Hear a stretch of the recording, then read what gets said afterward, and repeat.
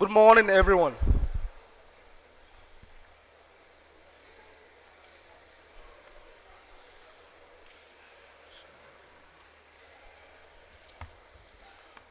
Please, can we have our seat, please? The program is about to start. Thank you. On behalf of the President of the Nigerian Bar Association, Mr. Yakubu Chonoko Mikel, OON, SAN, and the National Executive Committee members of the Nigerian Bar Association, we heartily welcome you to the Nigerian Bar Association Secretariat, otherwise known as the NBA House. You are welcome.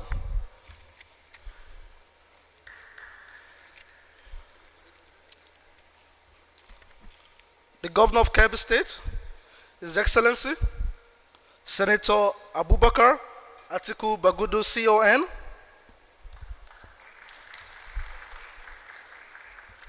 the representative of the Chief of Defense Staff, Rear Admiral Adesheye Ayobanjo,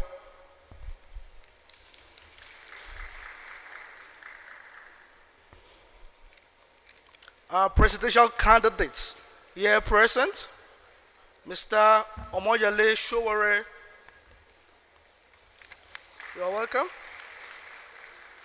of the Action Alliance Congress, of the African Action Congress, sorry, Mr. Nwanyawu Daniel Deberechuku of the Zenith Labour Party, you are welcome. Mr. or Pastor Ade Alabi, representing the Social Democratic Party presidential candidate, Prince Adewale Adebayo, you are welcome.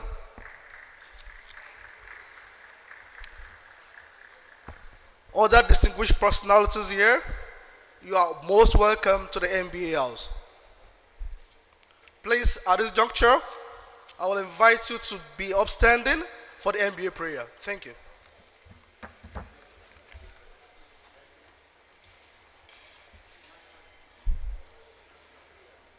The NBA prayer. Thank you.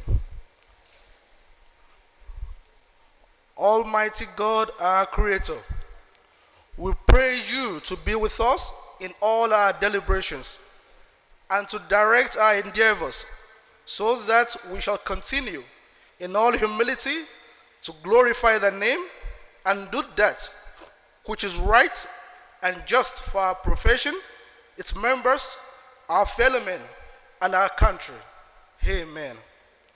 Please remain upstanding for the national anthem. Thank you.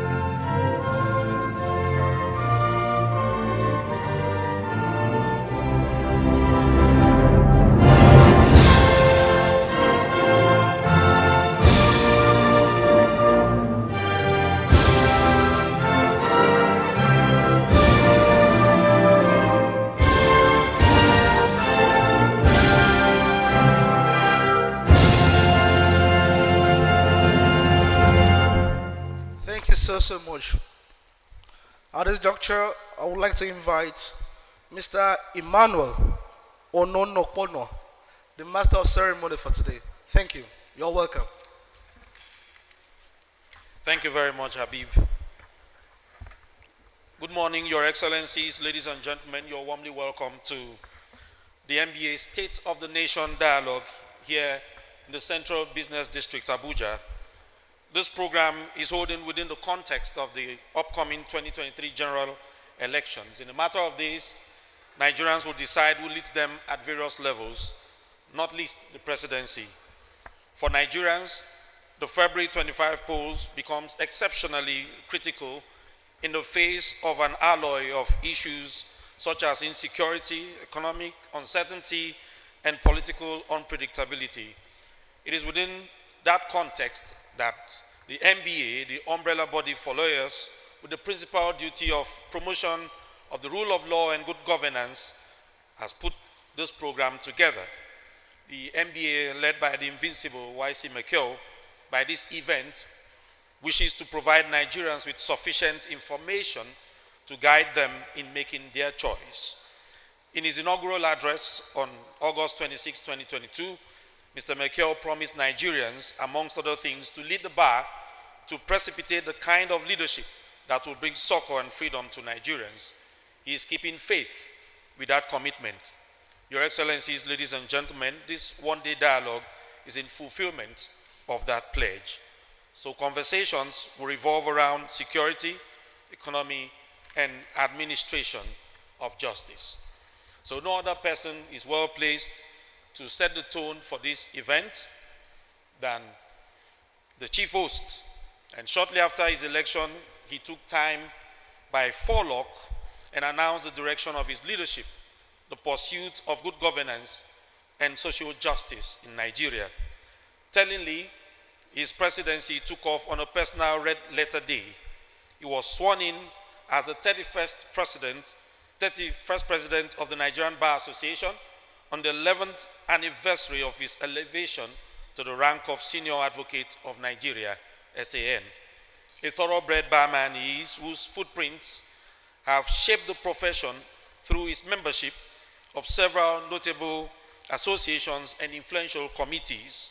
Worthy of mention is the Legal Profession Regulatory Committee. His giant strides in Nigeria's legal landscape attracted attention when he emerged a hero of the National Human Rights Investigation Commission, better known as the Okuta Panel. This happened only 9 years after his call to bar. The enduring impact of his contribution to the development of jurisprudence in Nigeria occurred when he set the Thames on fire in a case that has gone down as a locus classicus. He and his team successfully argued before their Lord Justices of the Supreme Court to allow the substitution of a deceased appellant in a criminal matter. Essentially, the estate of a deceased appellant may continue a criminal appeal on behalf of the deceased. This outcome bet a welcome paradigm in the country's legal ecosystem. His matchless thirst for knowledge led him to the Chartered Institute of Arbitrators in London, where he bagged a diploma in international commercial arbitration and subsequently becoming a fellow of that institute. This gentleman is also a fellow of the Institute of Chartered Mediators and Conciliators. His unflinching reverence for his humble upbringing flows from his community development and welfare service, sponsoring several free medical outreaches that have benefited hundreds of persons, not least his establishment of the Purpose Global Academy, a mentoring platform for the incoming generation. This legal titan is also a first-rate theologian, having graduated from the prestigious Rhema Bible Training Center. Not a few people in and out of the profession look up to this towering personality as he remains the tallest member of the inner bar, if not the entire NBA. Please join me to welcome the president of the largest bar association in Africa, Mr. YC McKell, SAN FCIA OON.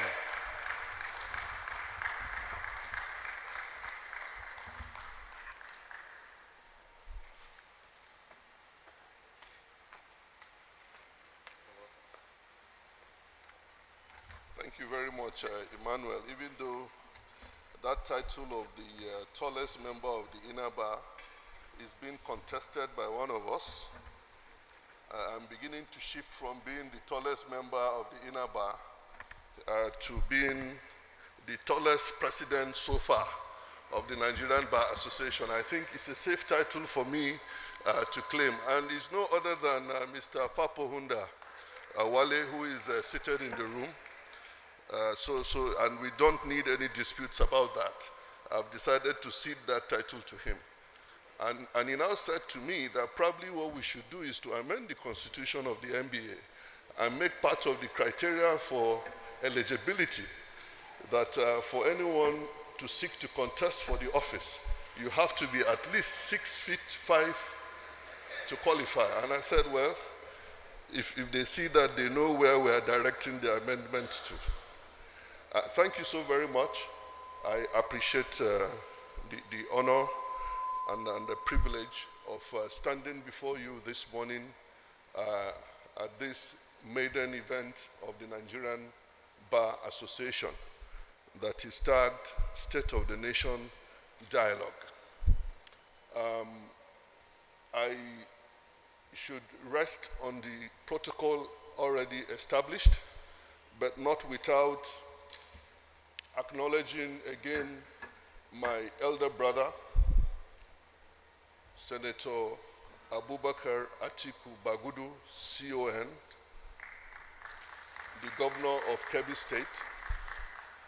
And when the mention was made about the national honor that I got, making reference to the medical outreach in Kebbi, that was only made possible because of the support that we got from His Excellency Abubakar Atiku Bagudu.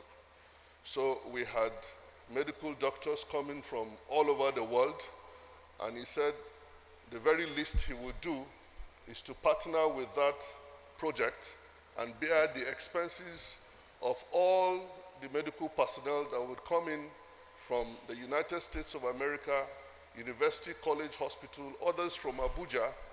All the local expenses were borne by His Excellency Senator Abubakar Atiku Bagudu. And when he also, just to show the simplicity and the humility of this gentleman, my brother, he decided to nominate me for the award of national honor when he himself had not gotten one. It was after he nominated me that he was also considered, and we were all given national honors the same day. Thank you so very much for being that big brother that I thought I never had. I bless the day God allowed our paths to cross. I thank you for that fellowship that God has allowed us to have. I can go on, and I know that this embarrasses you, but since I'm here and I'm in charge of the microphone, permit me to say what I've just said. And maybe when we go home, I can receive all the scolding, but I would say, well, big brother, I've said it, I'm sorry, I apologize. And again, I have my senior pastor, Pastor Andy Osakwe, and his dear wife, Pastor Ndidi Osakwe. And so I brought these two gentlemen, and of course the wife of my pastor, deliberately. We are holding everybody to account. And I said, well, you've given me the task of running this association until August next year. I am also telling you that I am accountable to you. So if you find me doing anything that I shouldn't do, you have people to go to, because I subject myself to them. I hold myself accountable to them. So you know where to go to report to your president should you find him wanting. I would like to begin by appreciating our keynote speaker, no less a personality than Hajia Amina Mohammed, Deputy Secretary General of the United Nations, for graciously accepting to be the keynote speaker at this event. And may I also use this opportunity to congratulate Her Excellency for the award of the doctorate degree by Ahmadu Bello University. I was there 2 days ago. I was present when my big sister was honored. And you know, I call her big sister by virtue of everything, including her name. And those of you who read my story would know that the name Amina means a lot to me. In my inaugural address on 26th August 2022, I noted, amongst other things, that there has not been any time in this country when Nigerians have looked more to the bar, as they do now, for a way out of the rather bleak situation, and they are certainly looking in the right direction. We are the ones who, by the privilege of our training and expertise, positioned to ask the right questions, interrogate the system, and call those saddled with the responsibility of providing security for the lives and properties of Nigerians to account for their stewardship. Permit me to borrow from a biblical expression and to say that just as the entire world is eagerly waiting for the manifestation of the sons of God, so are Nigerians eagerly waiting for the discharge of the leadership responsibility and interventions of the members of the legal profession. We have what it takes to precipitate the leadership that will bring about the succor and freedom Nigerians deserve, and we cannot afford to shirk that responsibility. I went on to say that there is need to continuously engage government at all levels to, amongst other things, generate discussions that would provide Nigerians with sufficient information to guide them in making their choice of persons to occupy elective offices in the upcoming general elections. Nigerians must be satisfied, given the concrete realities of our nation, with the practical solutions that are being proposed by those seeking elective offices with the current security, economic, and political challenges. Consistent with our duty to the people, we cannot allow the nation to be misled. As Abraham Lincoln once said, "Let the people know the truth and the country will be safe." The motivation for these statements stems from my modest understanding of the natural trailblazing attributes of lawyers in bringing about national development. As professionals privileged to have been formally instructed on the subject of law, which is the instrument by which justice is dispensed to the people, we are naturally called to provide leadership. It is by justice that a people exist, and as ministers in the temple of justice, our primary call is to serve the cause of justice. It was Sheikh Usman Danfodio who said, and I quote, "A people can exist without religion, but they cannot exist without justice." That is to say, the existence of a people is directly connected with the presence or otherwise of justice. And if our primary call as ministers of the legal profession, as members of the legal profession, serving on the bench or at the bar, is to serve justice, it then follows that our responsibility is intricately connected with the existence of our nation, Nigeria. Righteousness, it is said, exalts a nation. Sin, or as I paraphrase it, one of which is injustice, is a reproach to any people. It is this leadership that we owe Nigerians. At the 2015 Annual General Conference, themed Lawyers and National Development, I had the privilege of delivering a paper titled Expanding the Frontiers of Pro Bono Work in Nigeria.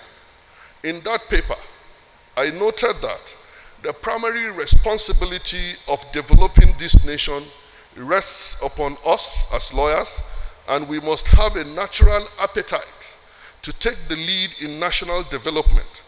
National development for a lawyer is therefore more than just a civic duty or responsibility. It is a natural tendency arising from our unique and peculiar professional calling. During the opening of the Accra Conference on Legal Education at the Ghana Law School on January 4, 1962, the late Kwame Nkrumah was reported to have said, and I quote, "In a developing country, the first priority is not for lawyers trained to conduct litigation between wealthy individuals. The lawyers needed in a developing state are, in the first place, those trained to assist the ordinary men and women in their everyday legal problems, and particularly in the new problems likely to arise through industrialization. Secondly, and perhaps most important of all, we need lawyers in the service of the state to deal with treaties and commercial agreements and with questions of private and public international law. Similarly, President Kenneth Kaunda, in an address to the Law Society of Zambia, had this to say: "The lawyer in a developing society must be something more than a practicing professional man. He must be more even than the champion of the fundamental rights and freedoms of the individual. He must be, in the fullest sense, a part of the society in which he lives, and he must understand that society if he is to be able to participate in its development and the advancement of the economic and social well-being of its members. The lawyer must go out beyond the narrow limits of the law, because, as I have said, while the law is the instrument through which society is preserved in its shape and character, it is the reflection of the society." And Professor Goa, a jurist that we all know, also said, "Lawyers, they need commercial, corporation, and property lawyers if they are to achieve an economic takeoff. They need bilingual, international, comparative, and constitutional lawyers if they are to survive as states and to enter into large unions with Pan-Africa sentiment and economic development demand.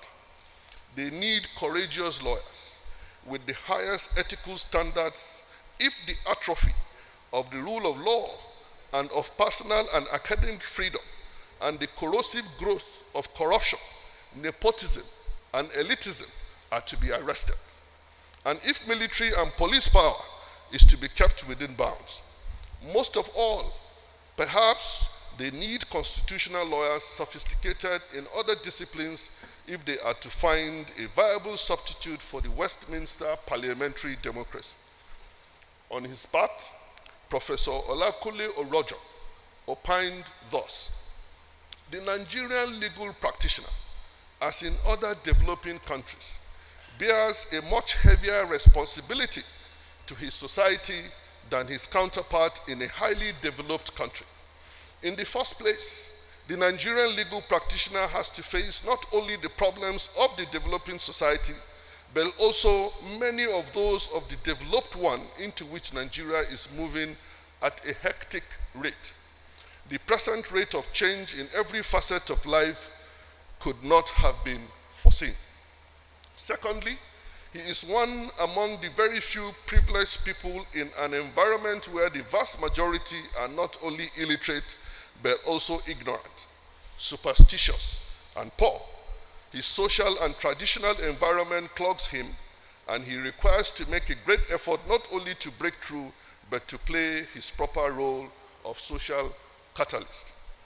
In the circumstances," Orojo said, "Nigerian legal practitioners must be able not only to perform their traditional functions of catering for the professional needs of the citizens, of administering justice and manning the various legal institutions of the state, but they must also be involved in social change.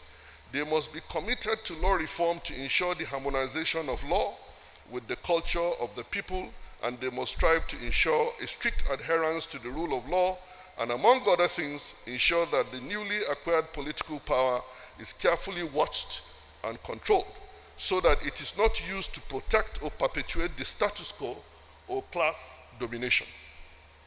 As the watchdog of the people, they must, through their independence and total commitment to social justice, provide the necessary support to sustain equally independent and fearless judiciary, the last hope of man for law and order, peace, and progress."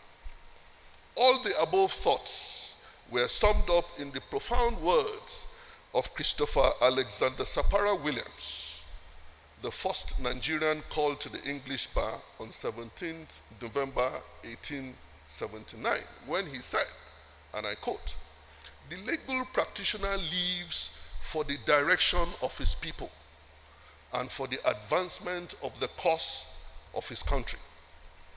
Achieving this requires, in the words of Professor Goa, courageous lawyers with the highest ethical standards if the atrophy of the law, the rule of law, and of the personal and academic freedom and the corrosive growth of corruption, nepotism, and elitism are to be arrested."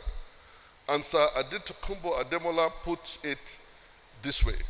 The respect in which the bar in any country is held is the best indicator of the freedom in that country. My lords, your excellencies, distinguished colleagues, ladies and gentlemen, these profound statements by no less personalities than I have stated above shaped my understanding of the role of the lawyer to the society, thus leading to this modest effort in the quest to provide direction to the people of this nation and make ourselves available for the advancement of the nation. I dare say, with utmost respect, that to a large extent, our experience today as a country is a direct consequence of the legal profession's abdication of the duty to provide direction and leadership to the people. I must therefore, as one who is privileged to lead the bar at this time, apologize to Nigerians for the abdication of our role. Today, as members of the bar, we are reputed more for how much fees we charge our clients as opposed to the discharge of our primary call to offer guidance and or offer ourselves for the advancement of the cause of our country. This apology is necessary because no other group of professionals is called to this privileged position as the lawyers, which also comes with corresponding responsibility to provide leadership. It is either the lawyers do it or the lawyers do it. There is no other alternative. And let me borrow from a biblical passage to say that if the members of the legal profession called to the bar as barristers and solicitors of the Supreme Court of Nigeria, serving on the bench and at the bar, will humble themselves and pray and seek to provide leadership to the people and commit to the advancement of the nation, then we, God helping us, can turn around the fortunes of this land and begin the recovery, reformation, and repositioning of our nation, Nigeria. This is my call on all members of the legal profession in Nigeria. Let me use this opportunity to pay tribute to Chief Chimeze Ikeazo, Senior Advocate of Nigeria of blessed memory. The poor man's lawyer, as he loved to be known and called. Chief Ikeazo in 1974 led a group of lawyers including Debo Akande, Solomon La, Gani Fawemi, Ume Izeke, Alabi Masha, Felix Ofia, David Akenzwa, Abdullahi Ibrahim of blessed memory, under the platform of the Nigerian Legal Aid Association to fight for the forgotten detainees in the Nigerian prisons.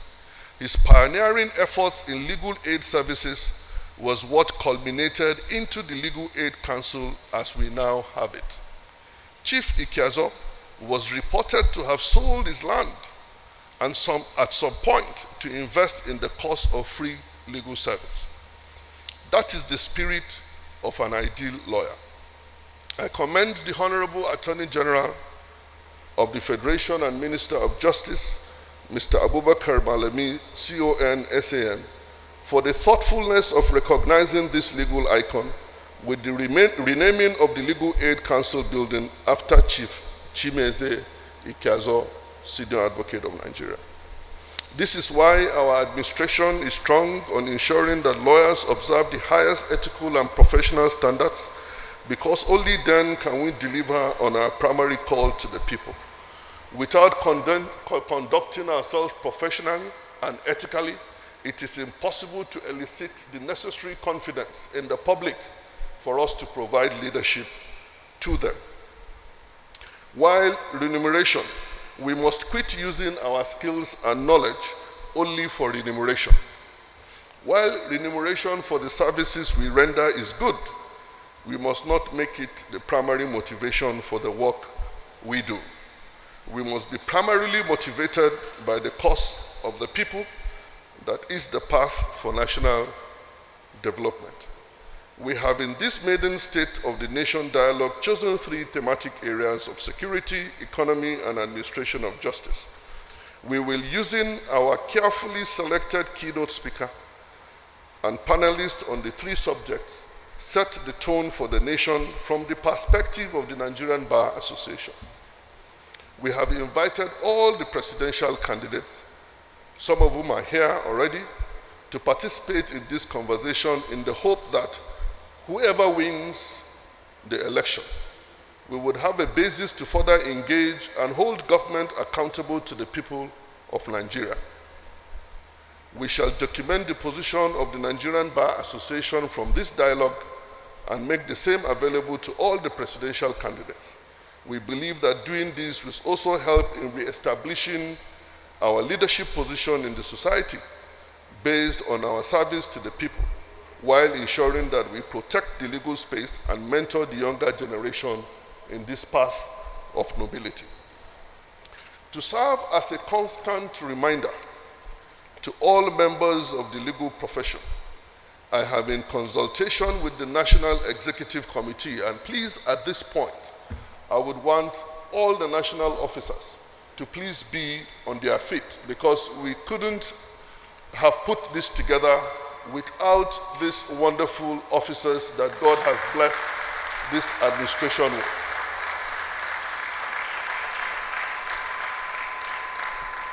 We have additional Adegbite.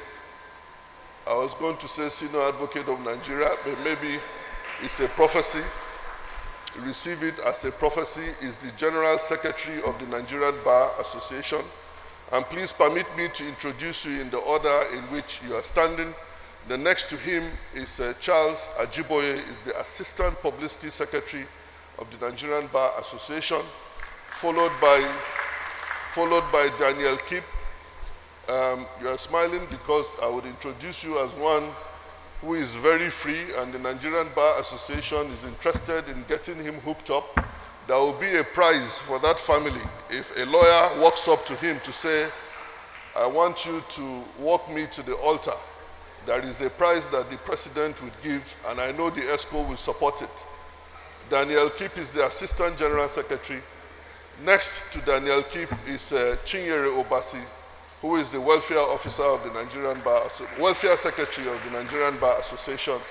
Next is our Treasurer Keeper, Caroline Anze Bishop. She's the Treasurer of the Nigerian Bar Association, and followed by Mandi Asaba, who is the third Vice President of the Nigerian Bar Association. The gentleman there with the beards is the Publicity Secretary, Habib Akorode, another Senior Advocate of Nigeria. We have the first Vice President who has undergone a procedure, and that is why she's not here. The second Vice President, Clement Chukwuemeka, is also not here. We were together. I'm sure it must be held up somewhere. Thank you so very much for all the support that you bring and for the services, selfless service that you render to the Nigerian Bar Association. Thank you. And with the support of the National Executive Committee, we decided to name the NBA House in Lagos, which is our first national secretariat, after the first lawyer in Nigeria, Sir Christopher Alexander Sapara Williams. The house will henceforth be known as Sir Christopher Alexander Sapara Williams House, with the inscription boldly written, "The legal practitioner lives for the direction of his people and the advancement of the cause of his country."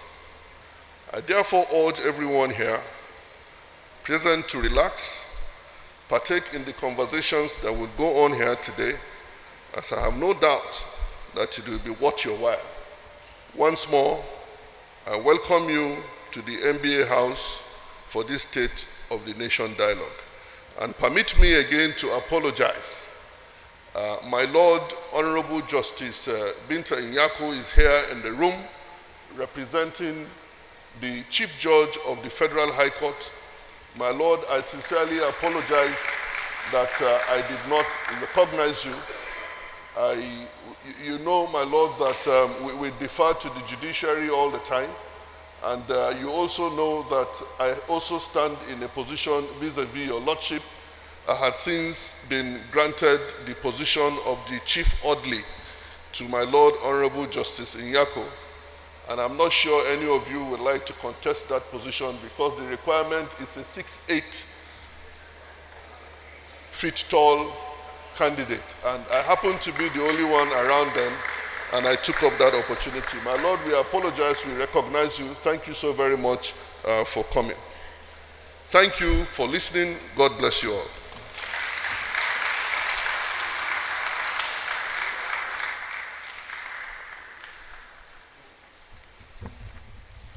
Thank you very much, sir. Your Excellencies, ladies and gentlemen, we shall receive the keynote address.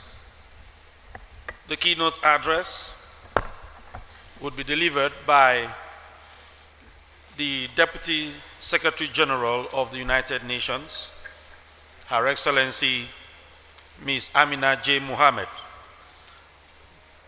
She is apart from being the Deputy Secretary General, she's the Chair of the United Nations Sustainable Development Group. Prior to her appointment, Ms. Mohammed served as the Minister of Environment of the Federal Republic of Nigeria, where she steered the country's efforts on climate action and efforts to protect the natural environment. Ms. Mohammed first joined the United Nations in 2012 as Special Advisor to the former Secretary General Ban Ki-moon with the responsibility for post-2015 development planning. She led the process that resulted in global agreement around the 2030 Agenda for Sustainable Development and creation of the Sustainable Development Goals. Ms. Mohammed began her career working on the design of schools and clinics in Nigeria. She served as an advocate focused on increasing access to education and other services before moving into the public sector, where she rose to the position of advisor to 4 successive presidents on poverty, public sector reforms, and sustainable development. Ms. Mohammed has been conferred several honorary doctorates, and she has served as an adjunct professor lecturing on international development. The recipient of various global awards, Ms. Mohammed has served on numerous international advisory boards and panels. She is a mother of 6 children and has 2 grandchildren. Your Excellencies, ladies and gentlemen, we shall receive this keynote address from Her Excellency, Ms. Amina J. Mohammed, virtually. Thank you.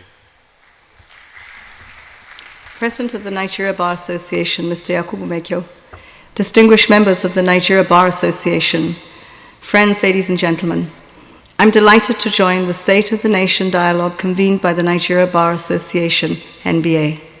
The upcoming election represents a critical moment for the nation, and I thank the NBA for inviting me to this event. Nigeria is at a critical juncture for statehood building.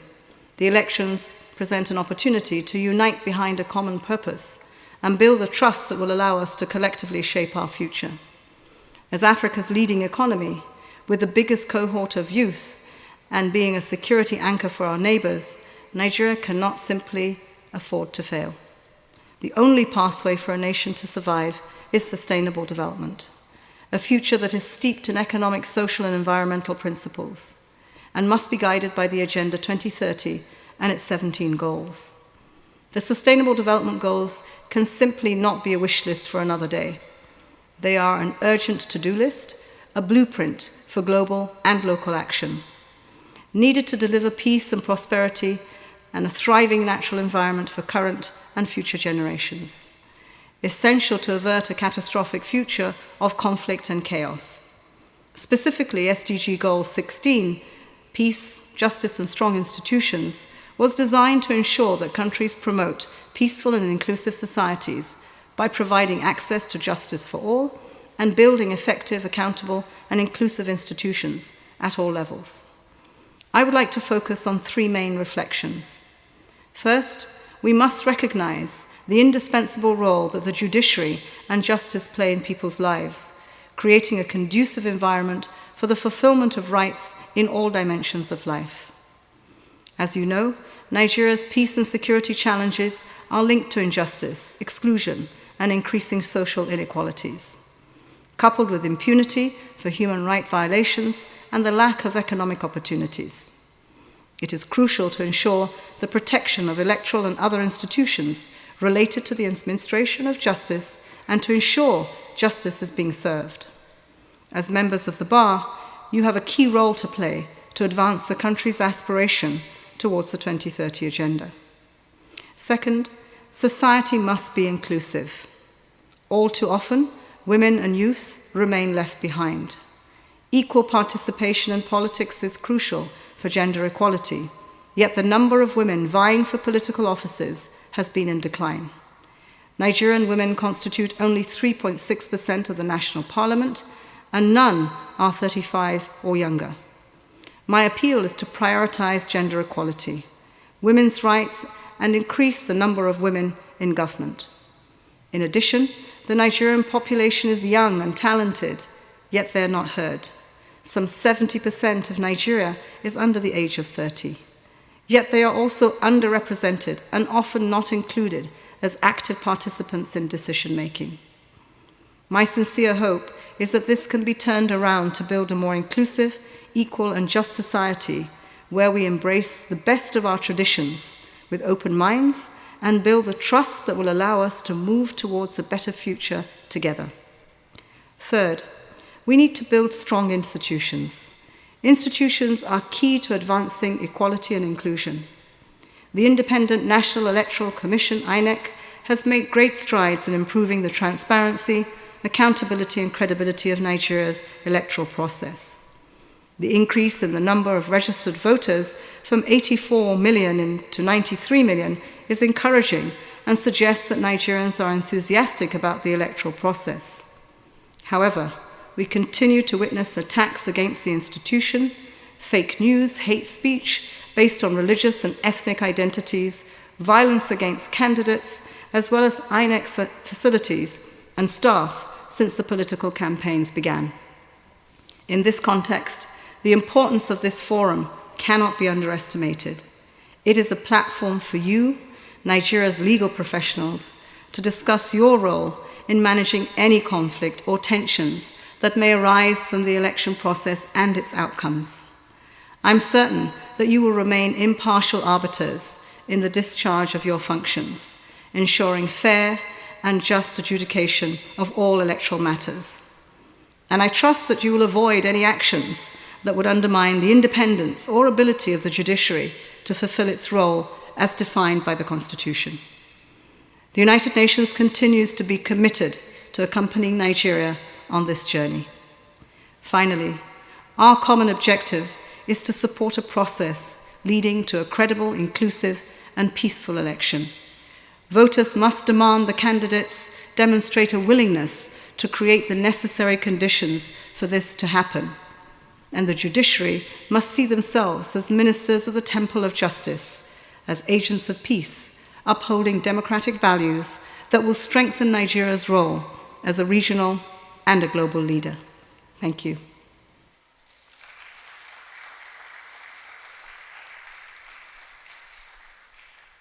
Thank you very much, ma'am. Your Excellencies, please permit me draw your attention to a few adjustments on your program. We shall take item 8 as the first, then item 7 as the second, then item 10. That's talking about the plenary, please, in that order. In the course of the program, some dignitaries stepped into the room. Permit me recognize the Honorable Justice Binta Yako, representing the Chief Judge of the Federal High Court. Also with us is the representative of the FCT Minister, Barrister Lawal Yusuf, with Senior Special Assistant to the Honorable Minister of the FCT. It's also here. We have also the presidential candidate of the All Progressives Grand Alliance, ABGA, Professor Peter Umadi is here. Then the senior pastors, Summit Bible Church, Dr. Andy and Mrs. Ndidi Osakwe, they're also here in the room with us. We also have Osaro Egobame, SAN, who's also here. Please pardon me, I have to wade through this, a lot of write-ups here. We have Mrs. Amina Agbaje, National President, FIDA. The presidential candidate of Action Alliance, our Mustafa Hamza. Sir. And Chairman, Employment Bureau, MBA, Sir Steve Adai, SAN. We have the presidential candidate of Action Democratic Party, Sani Zagbagi Yusuf. Please pardon me if I didn't get that. Then the presidential candidate of Young Progressive Party, Prince Malik Ado Ibrahim. Thank you very much. I have the pleasure of inviting, indeed the privilege of inviting the moderator for the plenary. You know her, you've seen her, but you might just be meeting her for the first time. In the blink of an eye, to be my pleasure to bring to you one of Nigeria's frontline broadcast journalists who has won several awards in the field, including the prestigious Nigerian Merit Award for the Best Newscaster in the year 1995.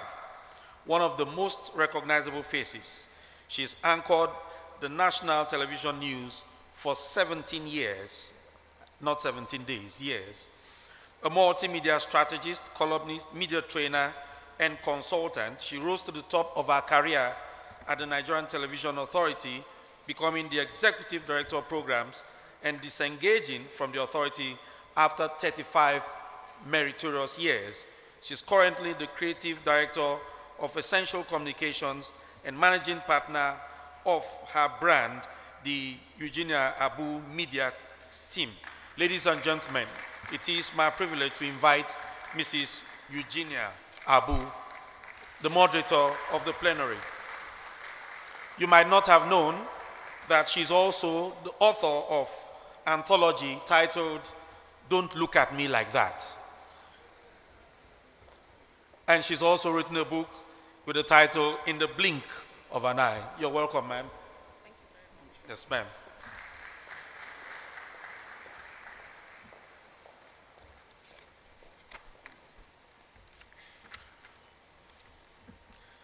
The discussant for the state of human and state security in Nigeria, is there a way out?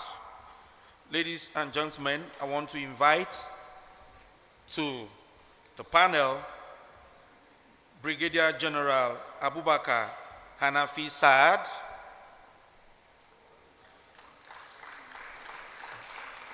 Group Captain Sadiq Garba Shehu,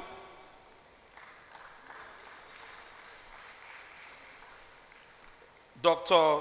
Solomon Arase, CFR, MPN, FDC, former Inspector General of Police. Please, may I kindly direct you to their profiles within the program. Thank you so much.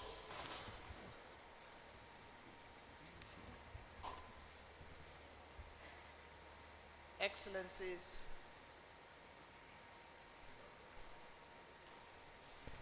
Excellencies, presidential candidates, the representative of the Chief of Defense Staff, our Chief Host President of the NBA, members of the NBA, very, very distinguished ladies and gentlemen. we have His Excellency, the Governor for the state of the President here.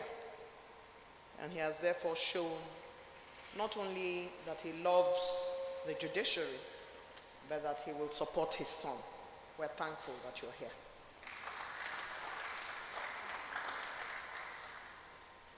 The Deputy UN Secretary General had made her very profound comments when she delivered her earlier in the day. The role of the judiciary is indispensable. And she has also charged that as the elections come, they must be impartial in the duties for which they have been given. The president of the NBA has described the judiciary as the last bastion of hope for the common man. These are very powerful comments that have been made today, and therefore they have set the tone for this all-important State of the Nation dialogue, albeit the maiden one, that has been propelled, guided, managed, and given birth to by the Nigerian Bar Association, for which we congratulate them for this really, really forward-looking opportunity for all of us to talk about our nation and speak to the issues that bother us. I'd like to say that already the various speeches that have been held today have welcomed you all, so I will just say that I wish to welcome you to session 1, the first panel, which deals with security. According to the respected former UN Secretary General Kofi Annan, all people share a desire to live free from the horrors of violence, famine, disease, torture, and discrimination. They believe that all individuals have the right to express themselves freely, to develop their talents, to pursue their own aspirations, and those of the community. These are rights to live in peace and to go about their lives peacefully. Peace is important for a democracy to thrive, and this then brings us to the issue this session seeks to address. Nigerians are ill at ease with the different forms of insecurity found in different parts of the country today. This has informed the comments from President Muhammadu Buhari, particularly on Democracy Day, where he says he lives daily with grief and worry for all those victims and prisoners of terrorism and kidnapping. He also added that he has been working with security agents for training, updating surveillance systems, and he concluded by saying that if we all put our hands on the table collectively, we can be victorious against the agents of terror. This session is on the state of human and state security in Nigeria. Once again, I welcome our distinguished panelists. Let me begin this session by asking you, gentlemen, to give an overview of your take on the security situation in the country. Please be mindful that as you speak to those issues, you are looking at what are the gaps, what are the milestones, what are the challenges, and what are the solutions. We have in the room the presidential candidates who are seeking elective office to become the incoming administration. And I would like to start with Dr. Arasi. We're hoping to point the way for this incoming government to understand what it takes to manage security. What is your overview? This one. Just leave it. They'll put it on. Let me thank the President and the Executive for the courtesy of inviting me to share my thoughts on this very topical issue. Let me quickly say two things. The security of life and property is, the responsibility of government. Starting from the social contract theory that we have said, which has not dovetailed into, Section 14 of the Constitution. Then secondly, there is no country in the world that is crime-free. So we should, in addressing these issues, we should avert our minds to that. I think the issues we have, in Nigeria, basically, is that the law enforcement agencies are structurally, operationally, ethically, administratively challenged. They have serious issues. In a country where people are arrested, you will expect that there must be consequences for crime. It is when there is consequences for crime, that is when there is the deterrent effect. If you look at the statistics from most parts of the world, the crime rate is not as Nigeria is not, astronomically high when we talk about the crime rates.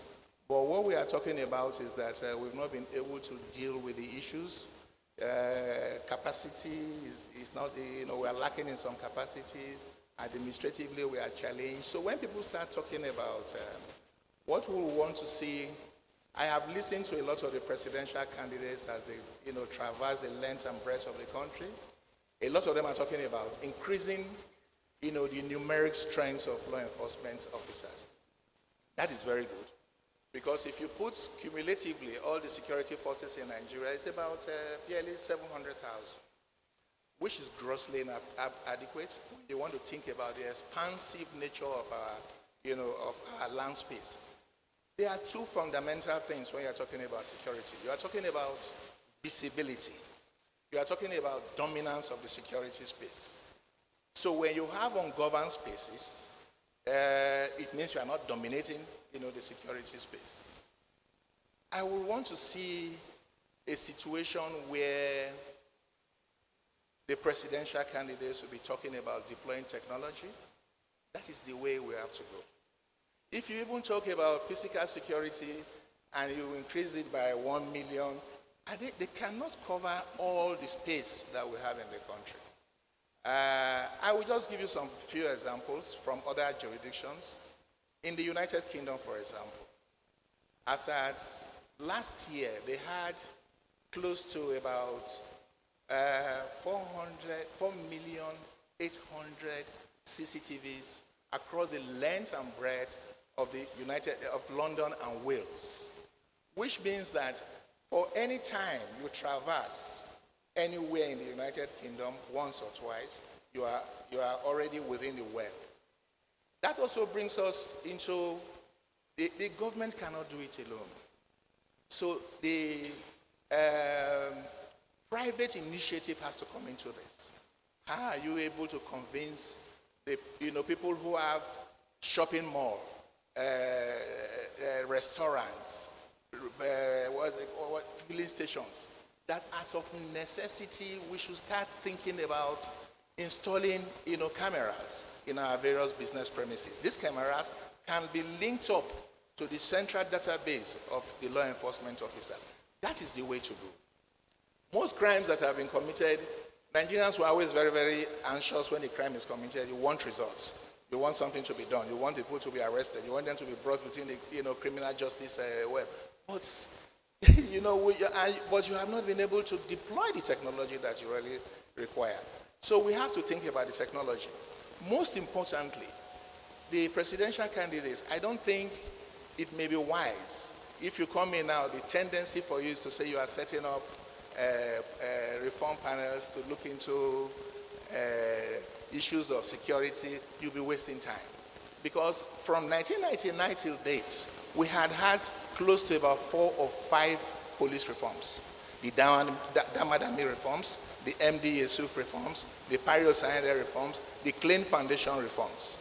All what we need to talk about when it comes to dealing with issues of security, structural, ethical, operational, they are all embodied in those things. The political will to implement this thing is what we should be looking at.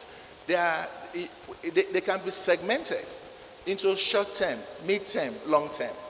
The mid term and the long term may involve some financial outlays. Can't we easily take the low hanging fruits from the immediate one and start restructuring when we are not talking about subnational groups coming up across the country? Amoteku, Arewa, Consultative, they are coming up because they are beginning to lose faith in the federal policing system. That is good in itself. Policing is local, and we have to encourage it in as far as we don't allow them to wear the toga of another law enforcement agencies. Because if we allow them to do that, then what we will be having in our hands is a state of anarchy where everybody has, firearms are everywhere and everybody has a force. So we have to continue to think about these things are very easy to do, but the most, critical aspects that the presidential candidates should think about is the political will to let these things happen. All these things we are going to talk today, they are already in the public domain. They are documented. We have said them over and over and over again. It is time for us to do something. Thank you. Let us not reinvent the wheel. There are enough documents on police reform that need to be looked at. Brigadier General Saad, you were Director of Military Intelligence. Give us an overview of where we are and where we should be going to, especially in the area of intelligence.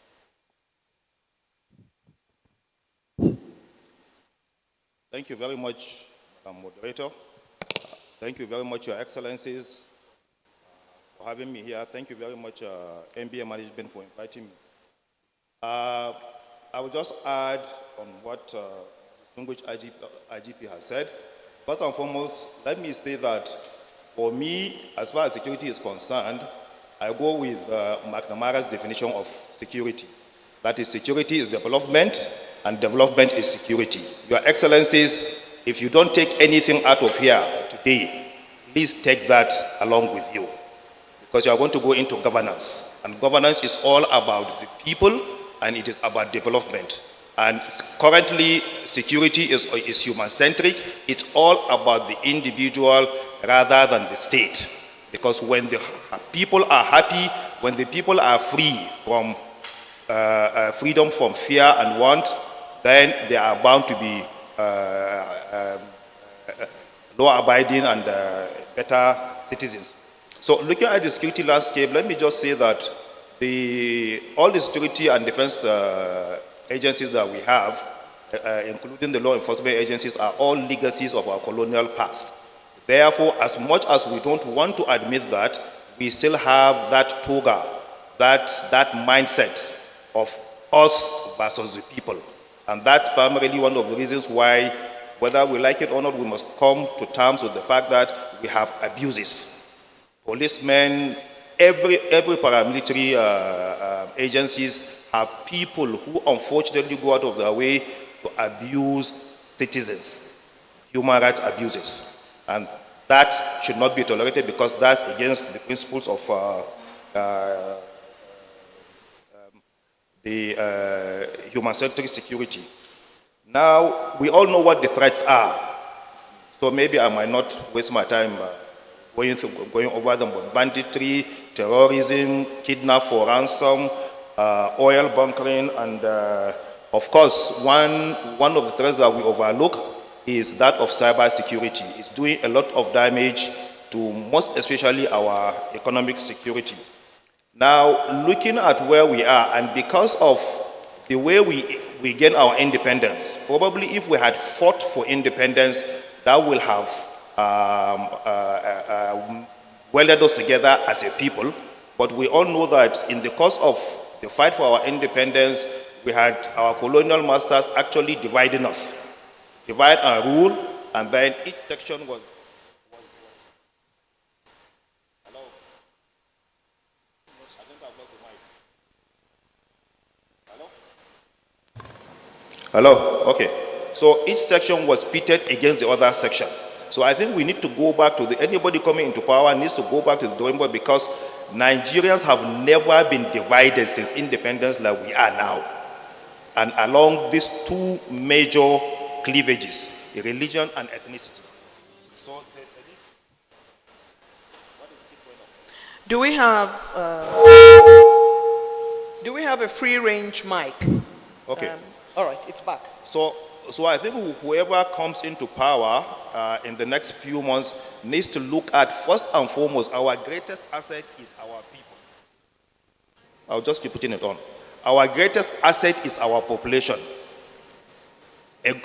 A large population is an element of national power, but I add that it has to be the right kind of population. If you don't develop your human capital into people who are contributing positively towards national development, if the people are more engaged in negativities than productivity, then yes, you have a population, but instead of it being an element of national power, it's actually an element of national destruction. So I think we need to go back to the drawing board. We need to look at what is our national purpose. We need to bring people together, let them understand why do we need to exist as a nation. And fortunately, I recall that not too long ago, there was a conversation in the Senate, and people were asked, our elected representatives were asked to come for anybody who wanted Nigeria to be divided to come forward. Unfortunately, not a single individual said they wanted Nigeria divided. So the fact of the matter is, we want to remain together, but how do we remain together? So I think if we are able to get that national purpose together, to reginger for social engineering, get that national purpose right, then work out comprehensive and incisive national interests, national objectives, and come out with a more comprehensive and robust national security policy, because that is, sorry, it keeps going off. That is the driving force. The national security policy is the driving force for all other national policies. The economic policy, the foreign policy, the financial policy, they are all derivatives of the national security policy. And it's from the national security policy that we will now derive, our national security strategy.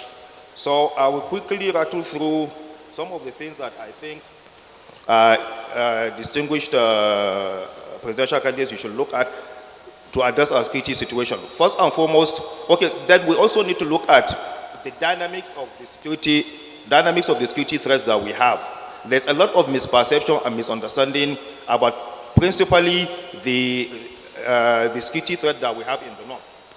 So we need to run away from this social profiling, ethnic profiling. Not all herders are Fulanis, because once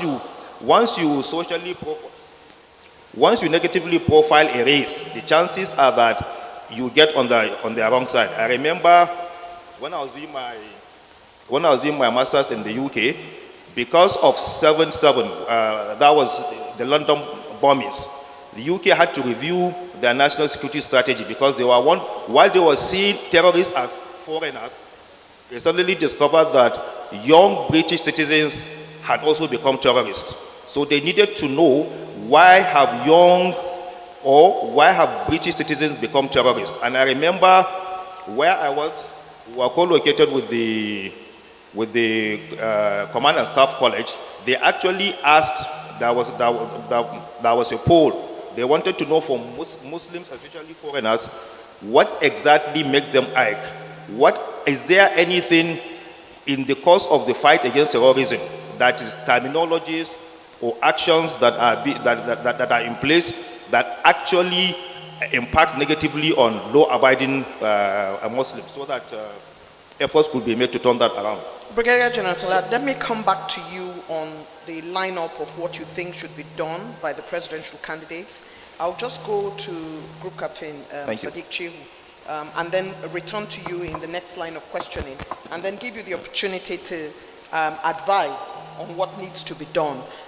Group Captain Sadiq, I would like you to give your own overview of what you think is forward-looking strategy for security, especially also looking at the antecedents and the many years we have had of trying to contain the various criminalities across the country. Talk us through what you think is an overview of the security situation in Nigeria. Thank you very much, distinguished invited guests, Your Excellency, ladies and gentlemen. Since we are discussing the state of human and state security, permit me to start to address the question, how does state security differ from human security? State security is usually the term we use to denote national security. And it is in the traditional sense, it concerns the protection of the country against external aggression. This is the traditional concept of security. So when we talk of national security, we are looking at where the state itself is the main beneficiary of national security.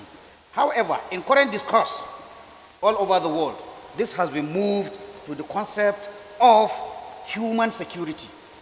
This is because human security is a larger concept that includes national security, but also as well security of citizens that are living within the country, not against external aggression, but also against their own government and instruments of the government of that state. So what we are seeing now is that countries and international organizations and development partners are talking of this concept of human security. And if we want to go ahead, that is also how our leaders in Nigeria should be looking at security. So concepts like when you hear people saying that when national security question is involved, issues of individual rights are trampled. This is becoming demodé. It's no longer the thinking. You are going to pursue national security objectives while at the same time ensuring that your citizens are not harmed. When we look at even the kind of conflicts we are going to fight, everybody will tell you the likelihood of country versus country warfare, especially in our own sub-region here, is very remote. What we are going to be seeing are threats that are emanating from inside the country. So again, that pushes away that concept of national security and brings in the, the concept of human security. What are the challenges that are facing Nigeria in terms of human security? Having made that distinction, we look at, I look at Nigerian security situations in 2 or 3 prisms. First, there is the Northeast counterinsurgency, which we know have been going for since 2010 or 2011 till date. Now, in some areas that are concerning security in Nigeria, there are visible improvements. But at the same time also, there are areas that will continue to pose challenge, and the incoming leaders will have to inherit these problems. When you look at the, in the insurgency in the Northeast, there is no doubt, looking at objective assessment, that when you look at all the normal indices where you can say an operation is succeeding, things like the amount of ground that is held either by insurgents or our own forces, there is an improvement there. We started with saying 17 out of 27 local governments have Boko Haram. We moved to 15, we moved to 7. Now from all actors, we are talking of 2 local governments, Guzamala and 1 other local government. So again, when you look at the number of surrenders, there is an improvement. When you look at the number of people killed in this Northeast constituency, also the numbers are reducing. When you look at the number of our own personnel that are killed, the number is also dropping.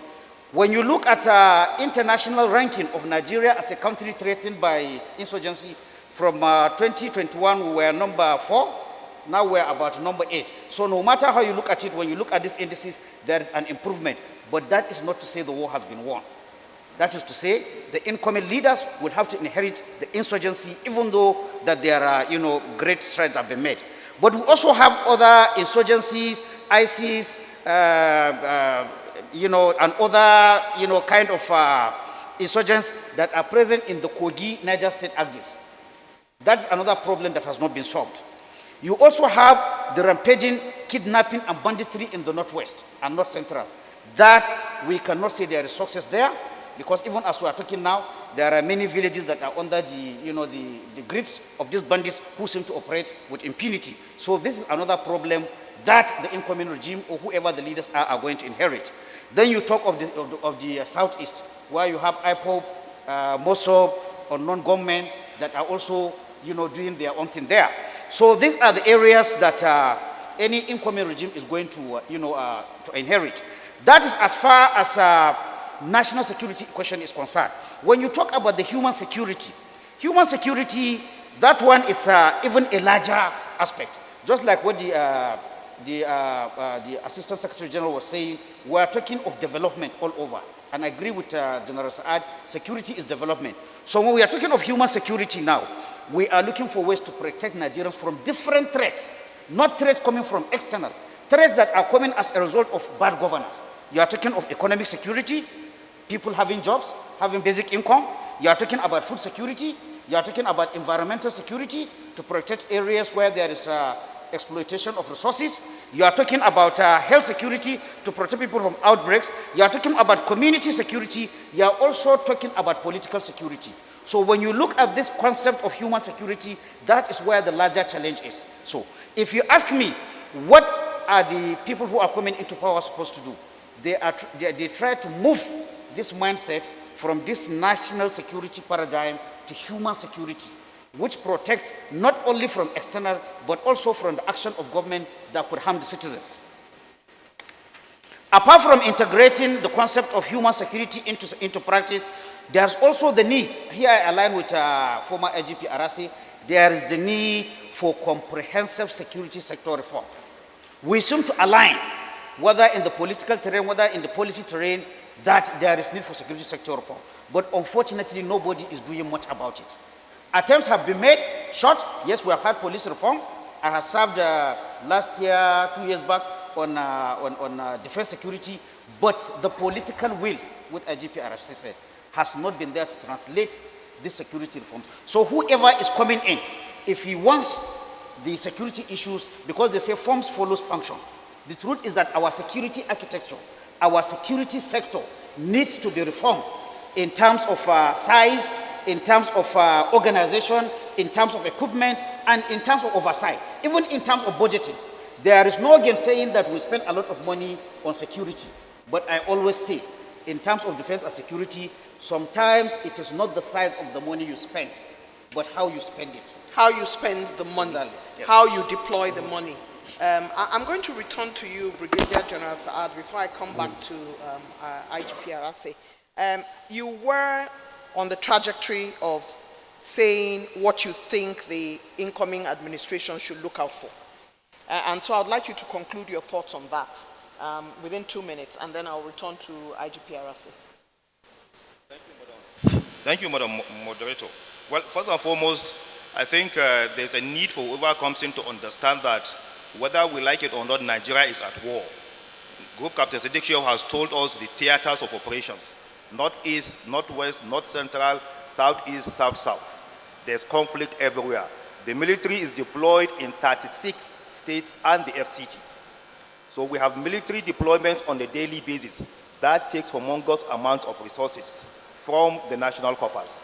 So you need to understand that Nigeria is at war, and therefore the economy needs to be tailored towards a war footing so as to support the war effort. From the onset, whoever comes in must have a sincere political objective to address security issues. And we need to understand that we should not and we must not politicize security issues. Because just like money, it has no religion, it has no ethnicity, it has no bias. It doesn't matter who you are, it's going to bite you.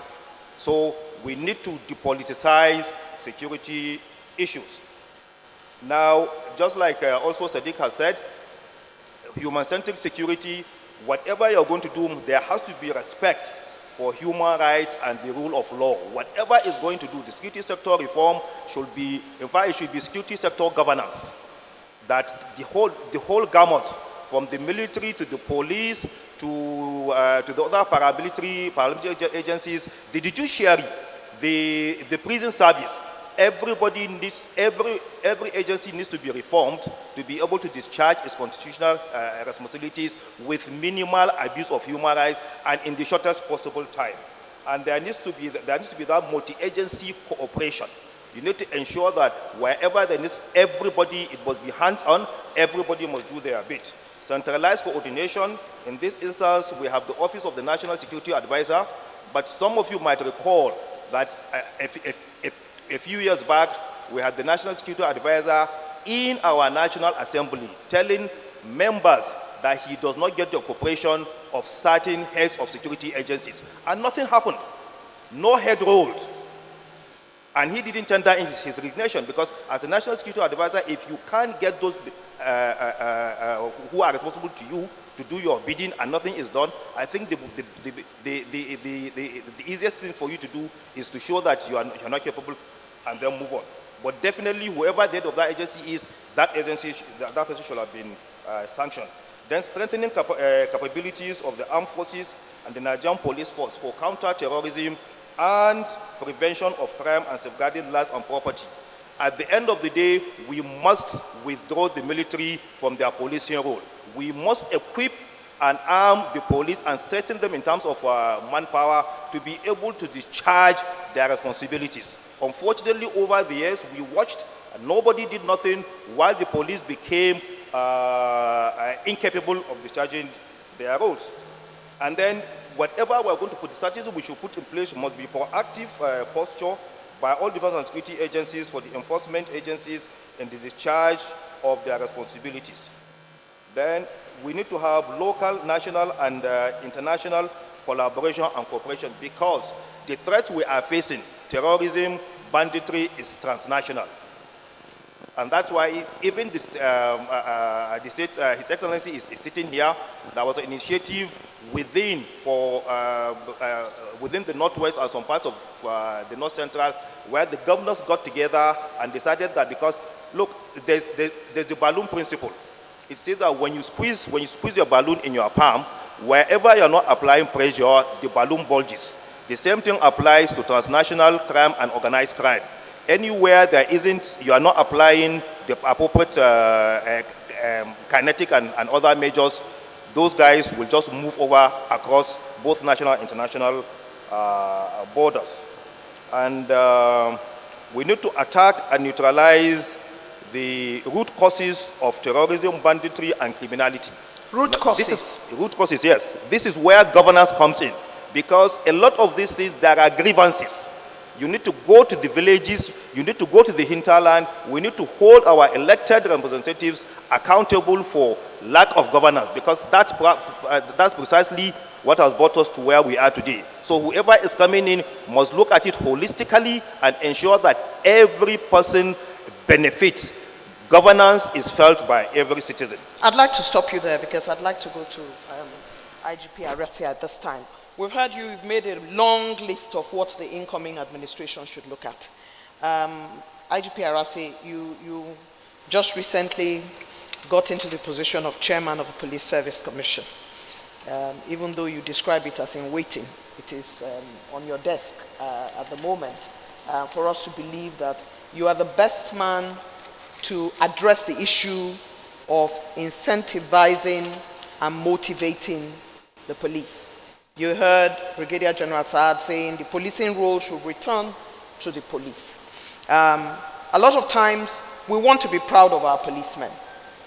What do you have to say to the incoming government in this role? And while you are preparing to do that, I'd like to welcome the Secretary to the Government of the Federation. His Excellency, you're welcome. And I'd like to salute Honorable Justice Bintan Yako, who is my sister. IGP, it will be good for us to hear. You have been in the forefront of reforms in the police. You know where the shoe pinches. You understand policing from when you joined very young. What is it that they need to know about really getting to the police to where we want them to be? Thank you very much. Let me quickly say that security sector reform is not a sprint, it's a marathon. We have to have a policy of sustainability. You know, when you have certain reforms that are, in place, and you start suffering reverses, through maybe strategic leadership vacuum, those are the issues that we're talking about. Well, what Brigadier Said was saying is that a lot of people, a lot of scholars have always accused the military of deliberately, incapacitating, the police and virtually taking over, most of their functions, starting from the long interregnum of their military role. But that does not suggest that the police within itself cannot reinvent the wheel. They've really had time to do that. Police accountability is one. You see, when a force suffers public trust, there is a deficit of public trust. And when you suffer that public trust, then you start talking about community policing partnership in internal security management. Then you see that there's a disconnect somewhere.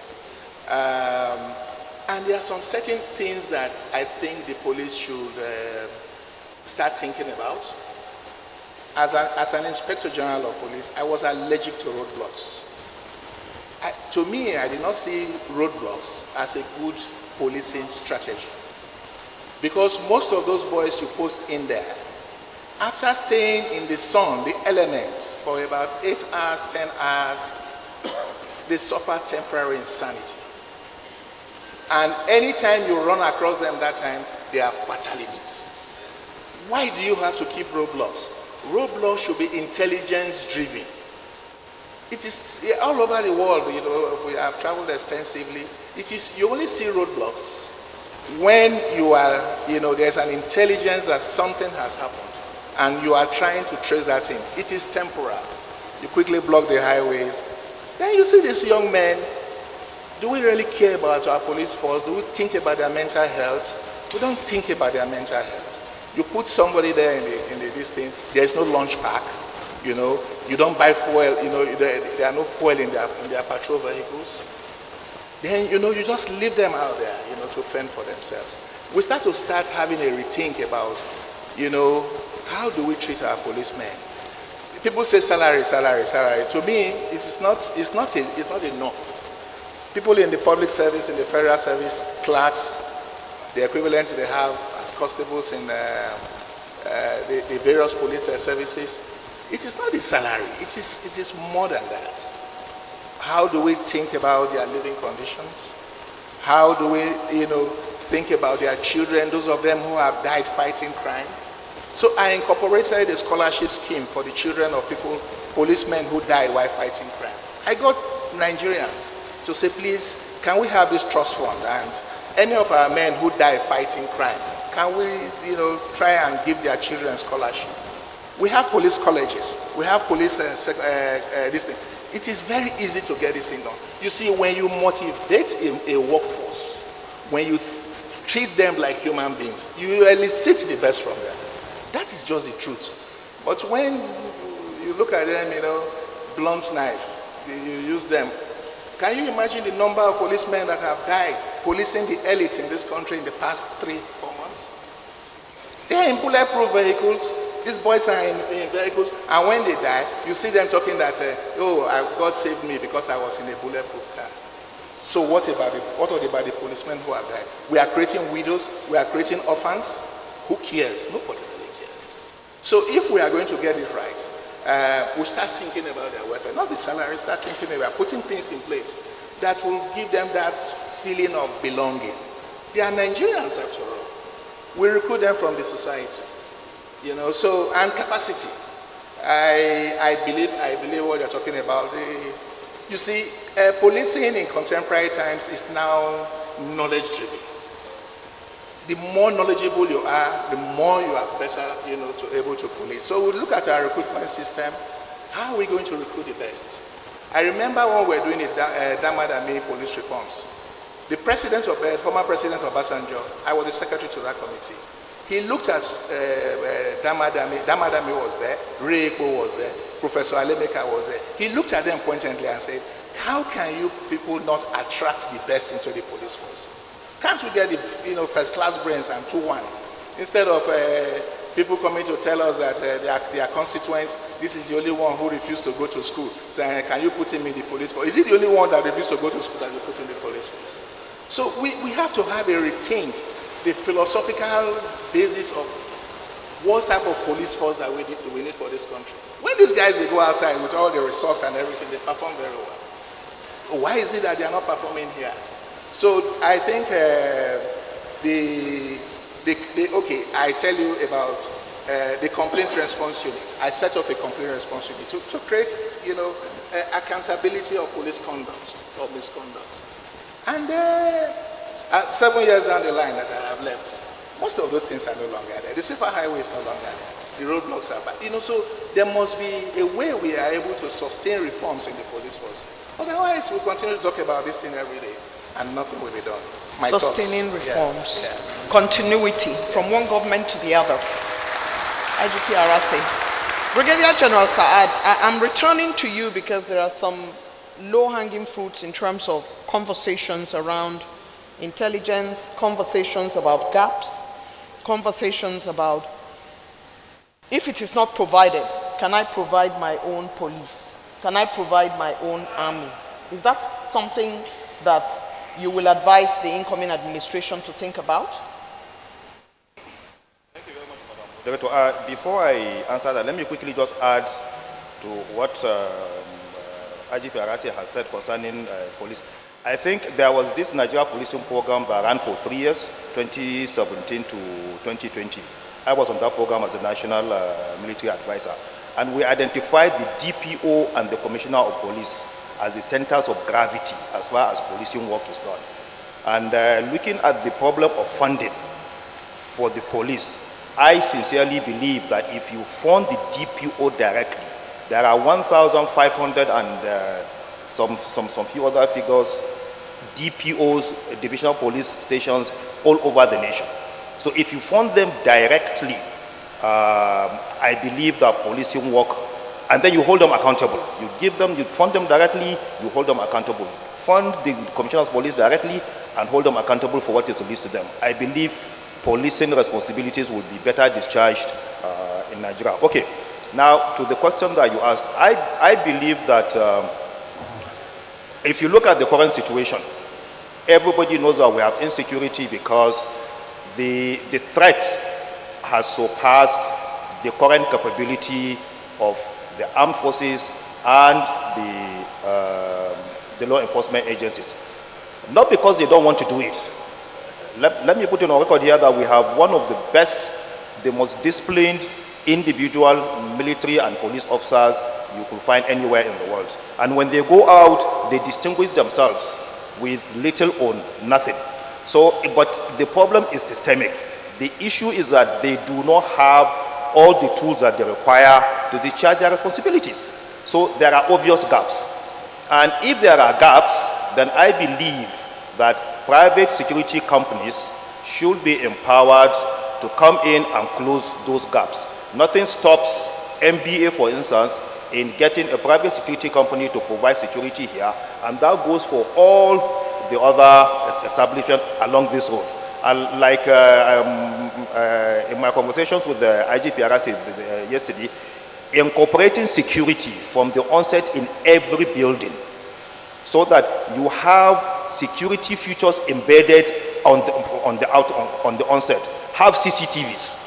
If all the buildings here have CCTV cameras, just like he said, I was privileged to visit the Metropolitan Police when I was doing my MSc Global Security in London. London, like he said, is the most policed state in the world. CCTV camera, you can't be out of the CCTV camera coverage if you are walking on the road for 2 minutes.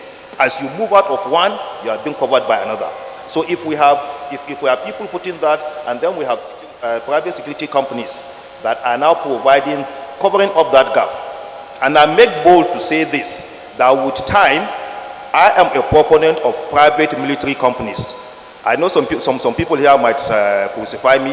Yes, they haven't worked in some places. There are issues. But if we need to do that, if we need to do that, then we should work out appropriate strategies and stringent guidelines that will regulate their operations. But I think somewhere along the line, if we don't equip a man and arm our armed forces and the police like we ought to, then we'll have no choice but to introduce private military companies to be able to secure some of the ungovernable spaces. Thank you.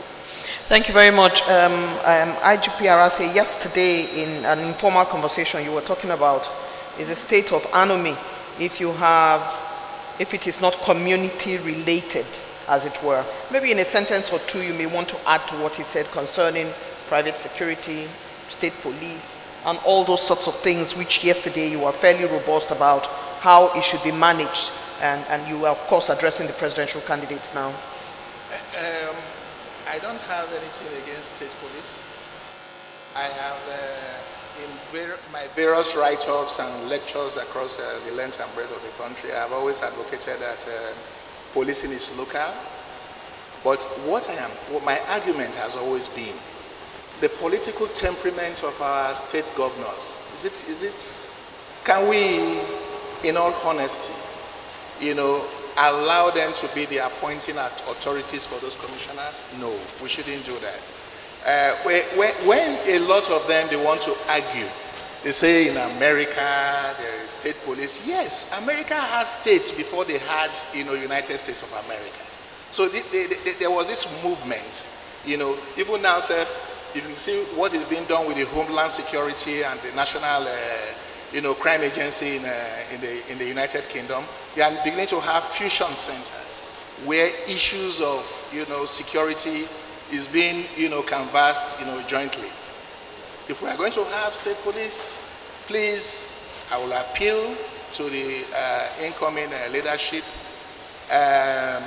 The appointing authority should be representative of the NBA in the states, the traditional rulers, Nigerian Union of Journalists. They should be, even in America, it is not the state governors that, appoint police commissioners. It is the mayor's office. And there are people who do that. If we are not careful, people are stopping people now for putting billboards. They are preventing people from having political space. They are powerful. It is intrinsic in our, in the African gene. Whenever you have power, you are territorial. Thank you. Thank you very much. Dr. Arase has spoken. I would like to go to you, Group Captain Sadiq Chehu. If you were in an advisory position for the incoming presidential candidate on security, what are the things you would be telling this person who has won the election? So it will be good for you to address presidential candidates from a security point of view. What would be your advisory to them on how to manage security going forward?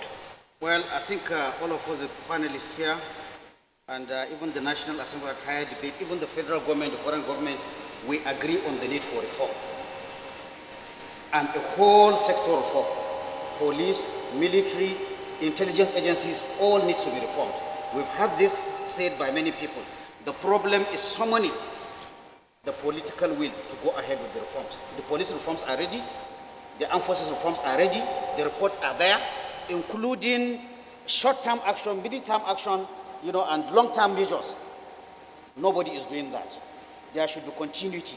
When the next regime comes, they don't need to do these reforms again. Maybe probably just get a small committee of people to implement. That is one. Secondly, I've heard almost all the presidential candidates saying that I want to increase the number. Yes, definitely looking at our size, looking at the overstretch, we did numbers. But I never heard one of them saying, this is the number we have, and this is the number we are going. So there is no, there's no granular information as what is going. Again, this is the issue. With due respect and without being indiscreet, I have spoken with a member of National Assembly who is serving on one of the oversight committees of the security agencies. I wouldn't name the security agency, and he has served 2 terms. I asked him, sir, do you know the number of officers and men in the agency oversighting? He told me he doesn't know. Why don't you know? He said when they ask, they will be told it is a national security question. Now, if you don't know the number of the agency that you are oversighting, and you are doing budget on personnel costs, the question raises, on what are you basing your personnel costs? So you see the problem also is not only of the executive.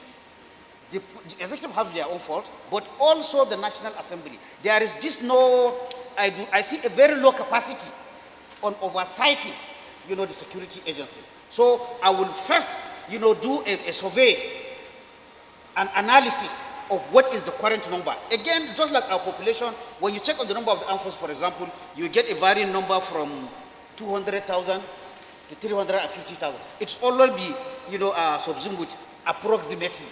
We are not counting bananas. We are counting people. We should know the number, and I don't see how knowing the number of personnel we have infringes on national security. It is a planning tool. We need to know it. Now, when you do the analysis, you know where you are going to do. Using other countries are comparatives. Of course, the size of your military will depend on the size of the country, will depend on the economy, will also depend on the role you want to play in the sub-region or internationally. After getting for, the personnel, there's also equipment. Here I can talk, for example, simply because of military, because I'm a ex-military man. For the military, when you say this is a battalion, in our concept of operation, you know how many officers are supposed to be in a battalion. You know how many generals are supposed to be in the battalion. You know how many sergeants are supposed to be in the battalion. And again, you know if it is an infantry battalion, you know the number of equipment that is supposed to be. So if you don't do that, you end up, opening units there, opening units there, but then before you can get one battalion, you have to march 3 battalions. This is what we do in peacekeeping. That is the honesty. Because all these battalions are what we call hollow battalions. Who is checking? The legislator who goes there, with due respect, I don't think there's any legislator that will tell you in a battalion this is the number of officers we have. But they go on oversight. So they need to raise their games. There's need for, for honesty. There is need for patriotism, because when you don't do that, you are also part of security problem. In fact, you are as guilty as a bandit when you continue throwing national resources without following through, without knowing what you are going. Again, how much are we spending on this? We have to do these things because all over the world, security consumes a large proportion of the budget. 2023, we are doing 13.4. 13.4 of the budget is going for security. You need to follow every naira. You need to ensure, if not, like I said earlier on, it is not how much you spend, it is how it is spent. If you don't put the money at the sharp end of the war machine, and then you put it in other, programs, ceremonies, you are not going to have an efficient and effective security architecture. The presidential candidates are listening. Group Captain Sadiq Shehu, I'd like to stay with you just for 1 minute on the informal conversation we had yesterday concerning security is everybody's business. Can you, in 1 minute, expatiate on that? Security is everybody's business. Sometimes citizens tend to think they don't have any business with security. Yes, it is trite to even mention that statement that security is everybody's business. Because, normally when you talk of security failure or success, you talk of the traditional security actors, the soldiers, the policemen, the intelligence agencies. But below them, you have oversight agencies. You have the National Assembly. Even within the executive branch, again, you have oversight. Because when you have Minister of Defense, you have Minister of Police Affairs, you have Minister of Interior, they are supposed also to exercise certain oversight over what they are, what they are supervising. But that does not stop the role of the National Assembly, which again, I see it as very weak or non-existent. And then you come to the community level. Even at the community level, you have a role to play. You have a role of gathering information, like this jingle that says, when you see something, say something. Passing information. But again, it's a chicken and egg problem. If you have a situation where somebody gives an information and then he's arrested, that sends a signal to the next village man. Oh boy, it is not your problem. Just leave them. So there has to be that issue of trust between the security agencies so that this information can pass. Even at the individual level. I did some work on school safety. I said, if it's an individual, as a parent, we have a role to play in security. For example, we pay a lot of money for private schools, for example. I think I have a right, if I can pay sometimes up to $1 million for my child per term, I have the right to ask Mr. Principal, if there is a shooting on this school compound, what plan do you have on the district? How many parents do that? If you do that, even if the man is not distant, so you see, at every level, state governments, just like somebody said that maybe in building premises there should be the requirement to put CCTV so that you can capture this. Maybe when we're giving permission for people to open schools, private schools, you say that, look, part of it is that I must know the safety and security measures we have. I'll also emphasize what I can't remember which one of the panelists said this thing. In Nigeria, we have the problem of thinking of security as an afterthought, as an addition. You can see this problem in our railway. You can see this problem in almost all what we do is after something has happened, then you start thinking of security. But security should be at the planning stage. Even if you are building a house, from where you choose your terrain, how high the walls should be in the design of your security.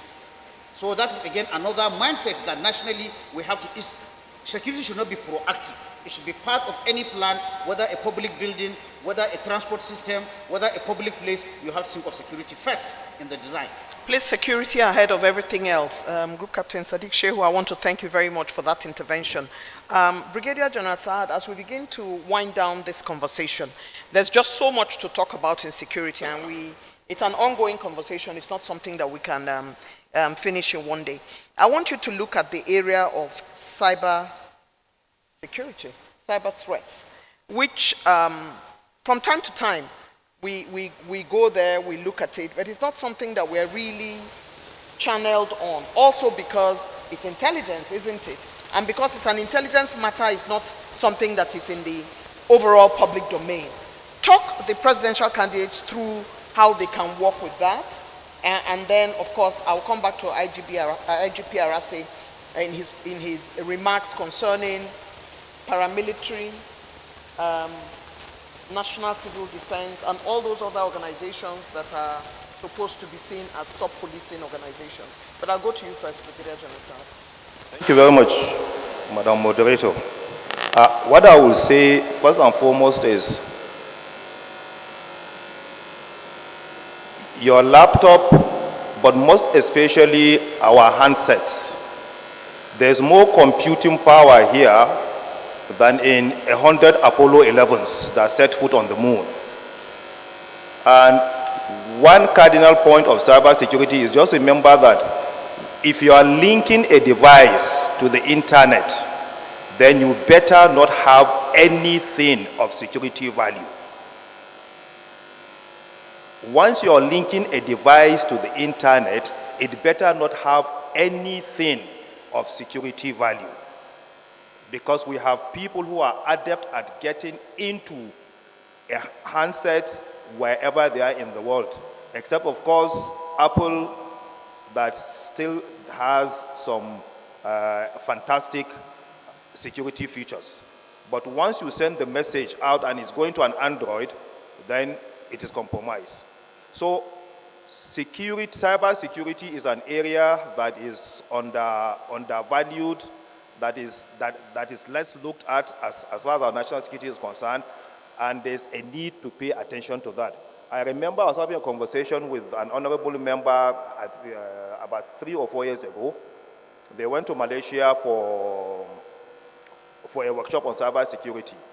And while they were having conversations with some hackers there, they were telling them how difficult it was to get into these advanced countries. And one of them just asked them, how about Nigeria? The 3 hackers that were there busted out laughing, and they told them, look, as far as any Nigerian system is concerned, it's a walk in the park. It's a walk in the park.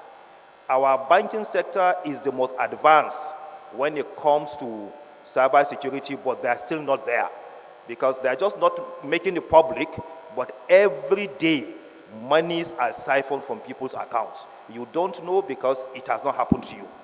So there's really the need for us to pay serious attention to cyber security, and the first thing Mr. President needs to do is to look at our, there's this cyber security, countering cyber security strategy that is in place. Is it robust enough? Are there gaps? Obviously there are. And then empower the relevant agencies, but most importantly, educate Nigerians. If you drive to any Francophone country, as soon as you cross the border, you see a difference in security awareness from everybody you meet on the road, different from the Nigerian perspective. So really there's a need for us to, at the national level, also come out with a policy that actually educates Nigerians, gives them some level of security education. And listen, we have DSS deployed to every local government. So what stops us from including some level of security studies up to the elementary level? So that, and then that way we can have people beginning to be more nationalistic, because when you are teaching them security, you are telling them why they need to be security conscious. So national security comes in. So I think cyber security is currently in the back burners, but it needs to be taken to the front burners. IGP Arase, you are having the last comment now concerning the various other organizations that have responsibility for security in the country. In a minute or so, I'd like you to talk us through what the incoming government needs to do with national civil defense, how they can be better improved, paramilitary, sub-policing organizations.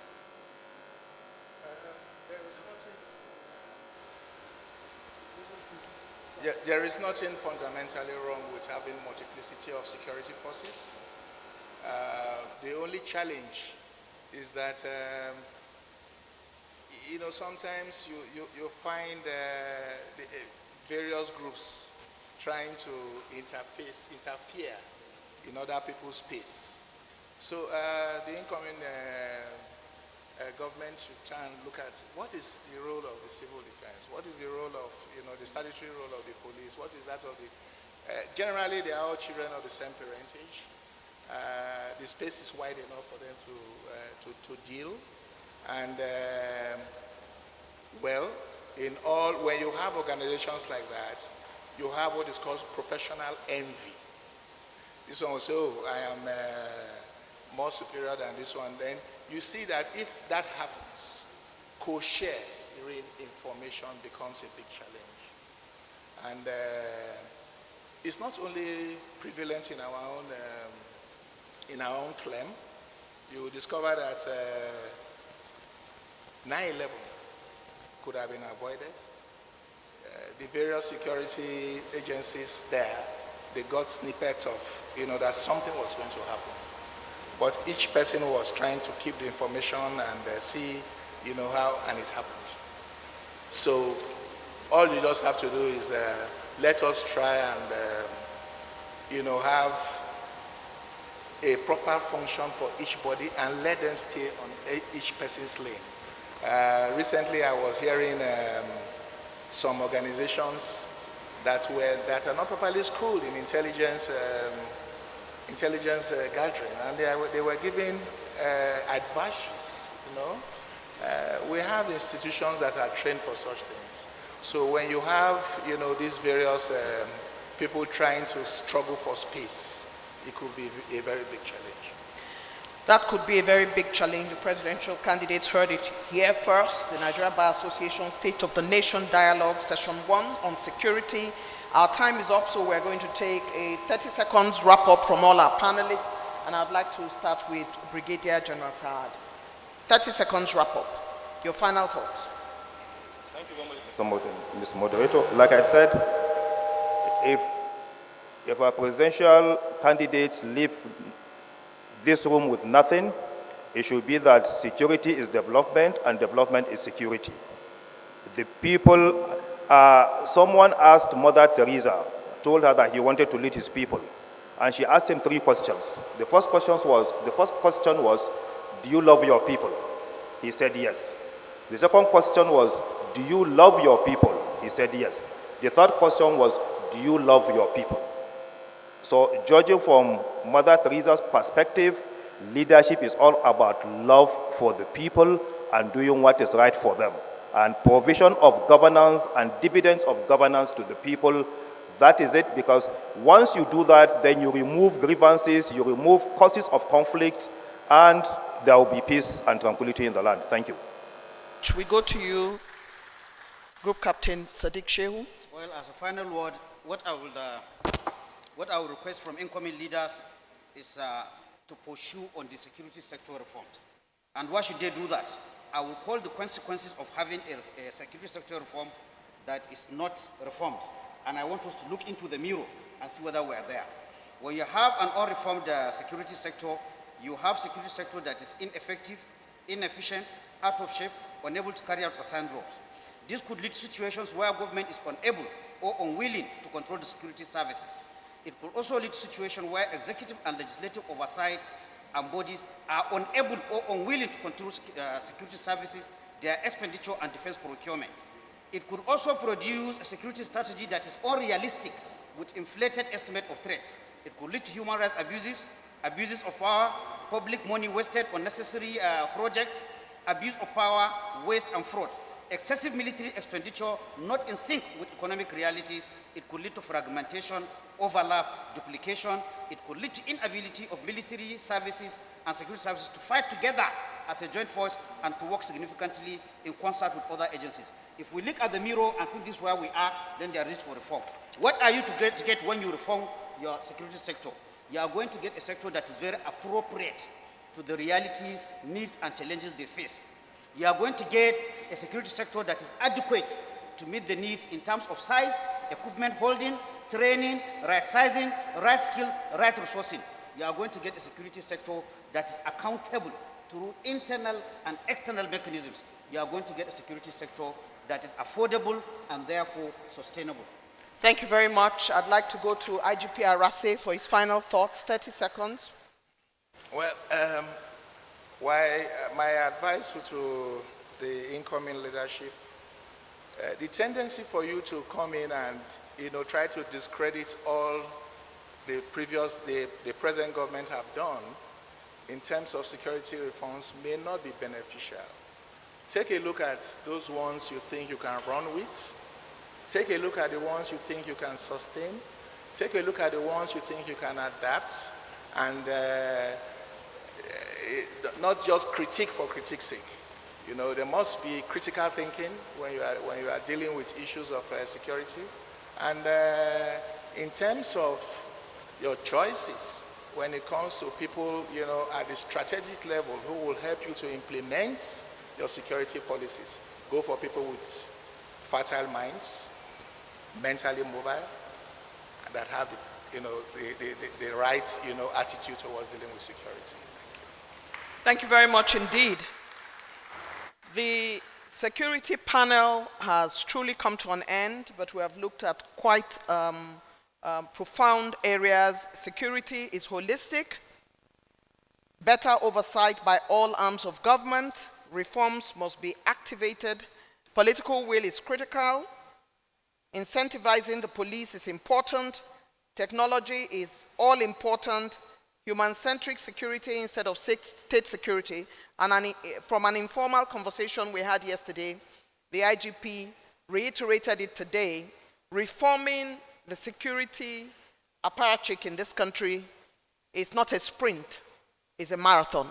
It will take time, but it is something that must be done. I'd like to thank you very much, Group Captain Sadiq Shehu, for coming on this panel. IGP Arase, we thank you for your insights. And Brigadier General Saad, we thank you so very much for joining us on this. Distinguished ladies and gentlemen, excellencies, please give a round of applause to this panel. They have been unbelievable. Thank you very much indeed. Thank you very much indeed. Panelists on security. Okay. This will have a group photograph, please. The panelists. Please, we'll invite the president, please, to join the panelists, please, for the group photograph. The president of the MBA, please.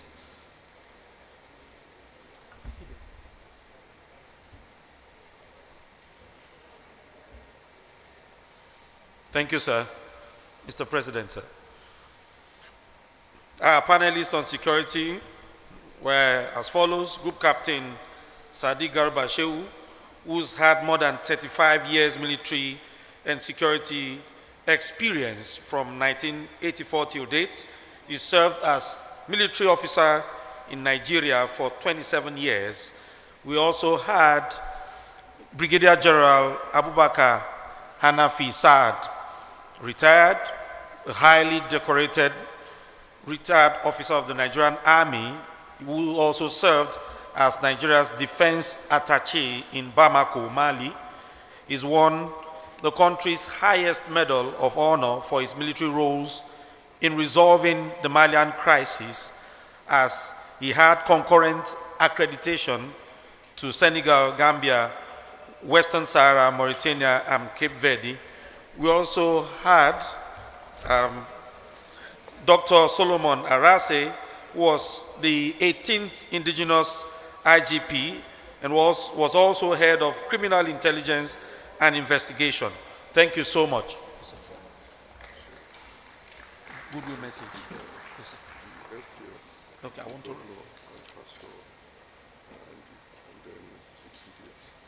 So are they leaving? Yes.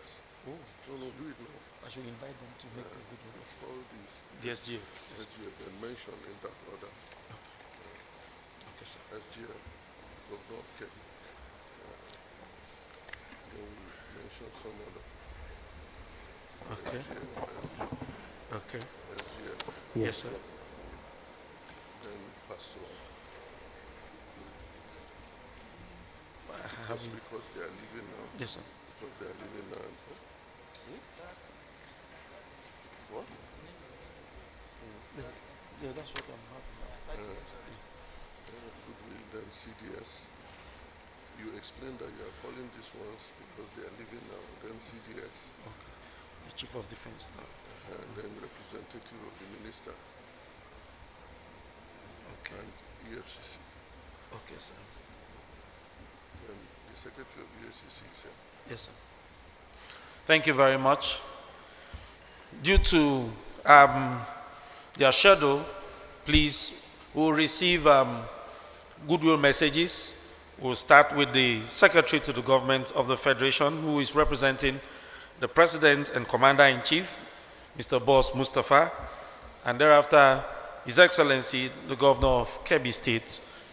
Please, ladies and gentlemen, can we put our hands together as we welcome the Secretary to the Government of the Federation, Mr. Boss Mustafa. You're welcome, sir.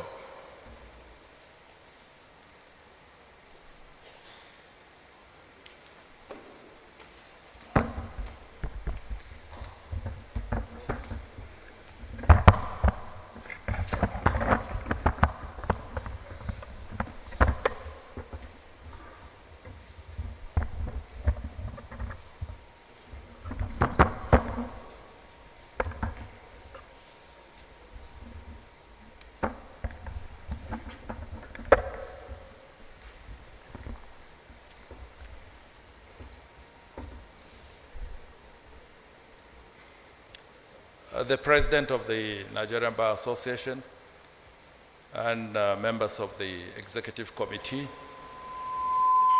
Your Excellency, the Governor of Kebbi, my Lord, Justices and Judges of Superior Courts here, members of the Nigerian Bar Association, our distinguished panelists, permit me to stand on the already established protocol. Let me start by commending our dear President of the Nigerian Bar Association for initiating this national dialogue on the state of the nation, and to say you are bringing back the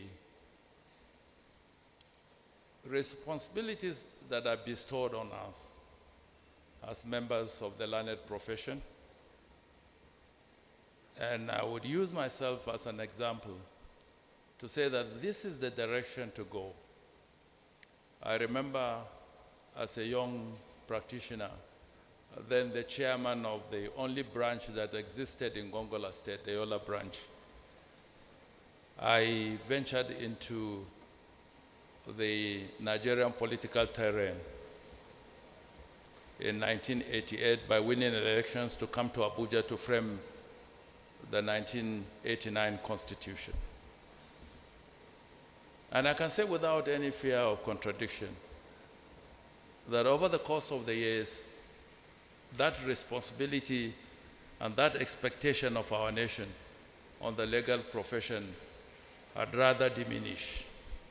And I want to thank you with your executive committee for restoring the hope of Nigerians and the belief that the bar would provide the necessary leadership. On behalf of President Muhammadu Buhari who is on a state visit to Kano this afternoon. I wish that in the course of the discussion, we would be able to bring out a playbook that would provide the guided processes for the new incoming regime. I would say no one government in this country will be able to solve the problems of Nigeria. But as we build on the precepts laid by successive governments, and like the former IGP rightly said, not discarding completely what has been put in place, we would, in the course of our desire to build a Nigeria of our dream, be able to pick one or two things on which we can concentrate and move. I wish you the best in the course of the deliberations, and as a government, probably the outcome of this dialogue can be transmitted to us so that whatever resolutions are reached, whatever recommendations you make, that will become part of the documents that will prepare as we transit and hand over to an incoming government. I wish you the best, and God bless the Federal Republic of Nigeria. Thank you.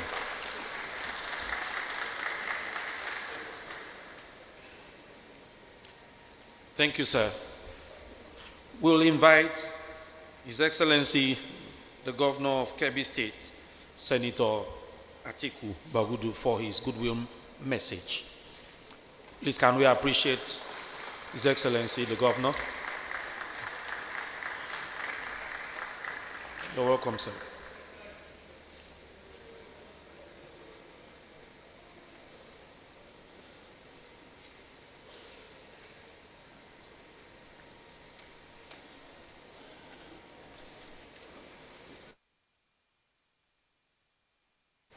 The representative of Mr. President and the Secretary to the Government of the Federation, Boss Mustafa, the representative of the Chief Judge of the Federal High Court, Justice Binta Inyaku, the representative of the Chief of Defense Staff, presidential candidates that are here, President of the MBA and members of the National Executive Council of the MBA, and indeed all members of the MPA that are here, Pastor Osakwe and his wife, Ndidi Osakwe, the moderator, very brilliant, as always, Eugenia Abu, the Secretary to the Economic and Financial Crimes Commission, distinguished ladies and gentlemen, a very good afternoon to all of you. Let me start by, and all the moderators that have just finished speaking. Let me start by congratulating my brother, Yakubu Maikyo, SAM President of the Nigerian Bar Association. Even before, and his team, even before he became the President of the Bar Association, we have had discussions where we discussed economy, anthropology, sociology, scientific literature.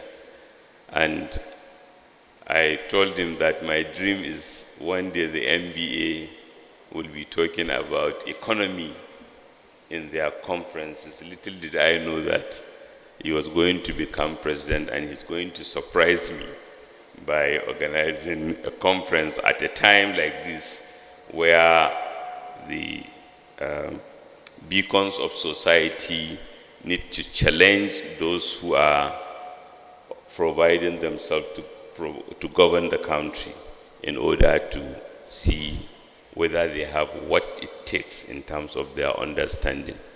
And that the MBS is doing this they are supporting their president to see this is, I think, a very, very big step in our polity, because quite often institutional groups, MBA, NMA, they all, most of the time, they tend to have teams in their conferences that appear to only relate to the profession. But here is a very audacious attempt by the National Nigerian Bar Association, and it's not surprising because I'm sure Yakubu Meko's experience, interest in medical outreaches and many others lend itself to this kind of thinking. Yesterday, I was reading the story of the Nigeria's first female psychiatrist, Professor Olayinka Omigbodun, who incidentally is also the provost of the College of Medicine at UCH. And she was talking about what took her to psychiatry, that psychiatry deal with the whole person, is a holistic field, unlike others which deal with different aspects of the body or different aspects of medicine. But in psychiatry, you are talking about the background of the person, desires, and many other things that bring the whole together. I believe in what the MBA is doing today in looking at the state of the nation, security, economy, and administration of justice in readiness for national election. It's no less an ambition similar to the emergence of her as the first female psychiatrist, because they are bringing it all together. And even in the panel discussion from Chairman Police Service Commission opening about the nature of social contract, that the fact that unlike the American states, we didn't start out as nations. To my very brilliant young brother, Brigadier Abubakar Hanafi Saad, who said, if we forget anything else, we should remember that security is development, development is security.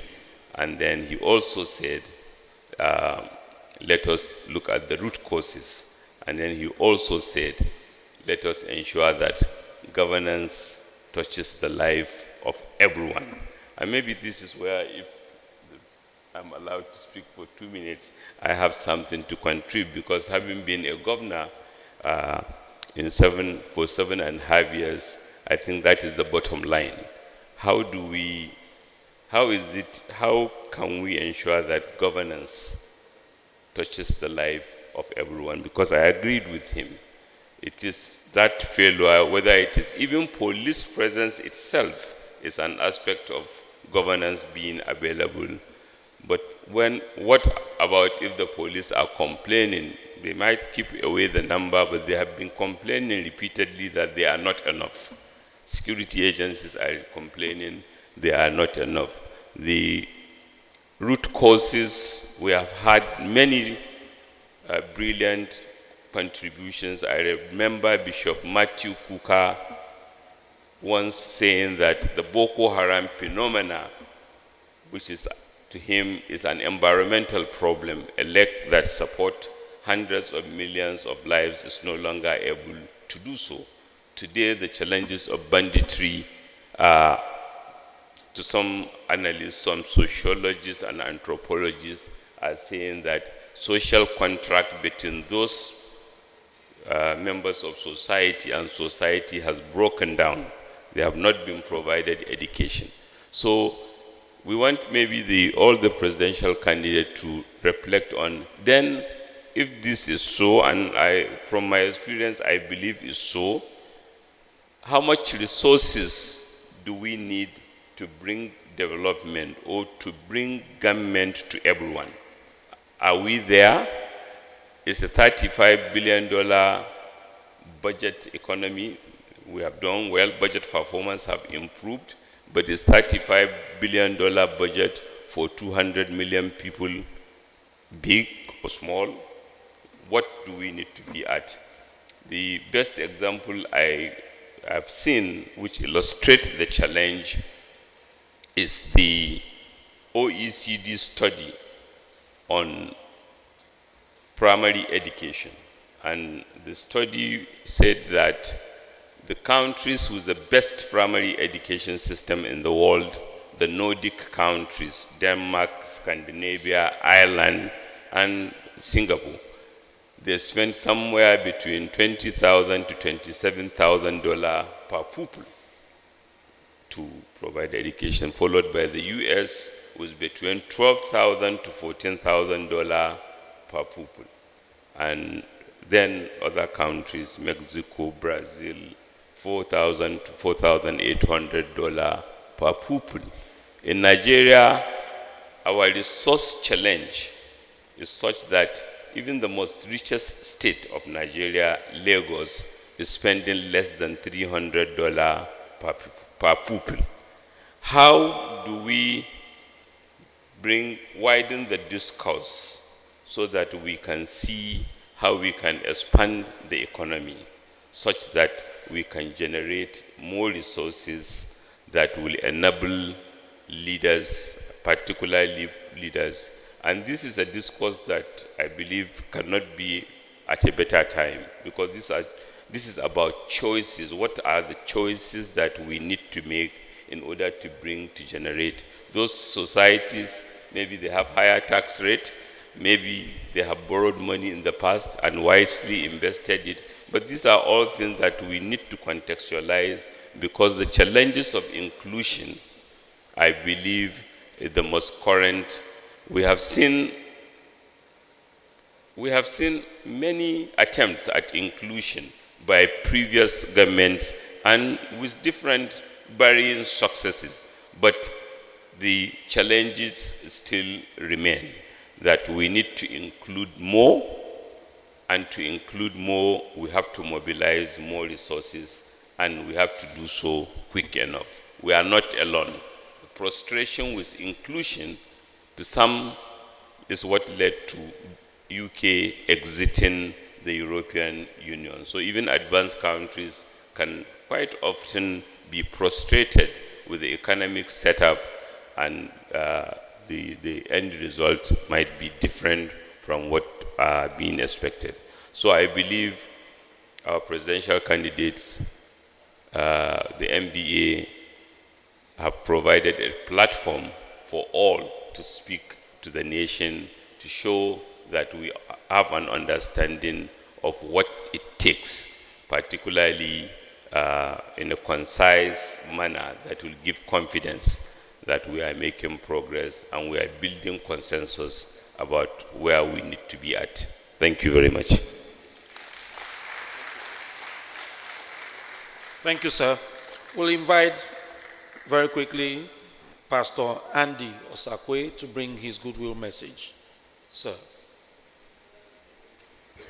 Please let's appreciate the pastor. You're welcome, sir.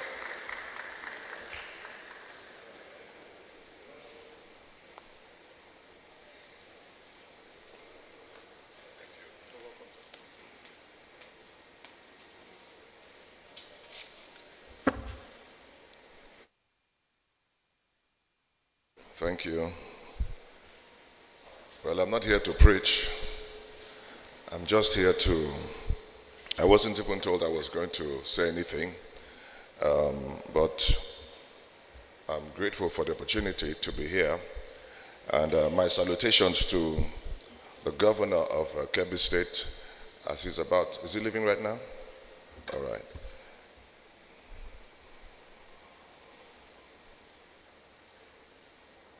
Please, let's appreciate them as they're living. Let's appreciate the governor of Kebbi State and the secretary to the federal government. My salutations also to all the presidential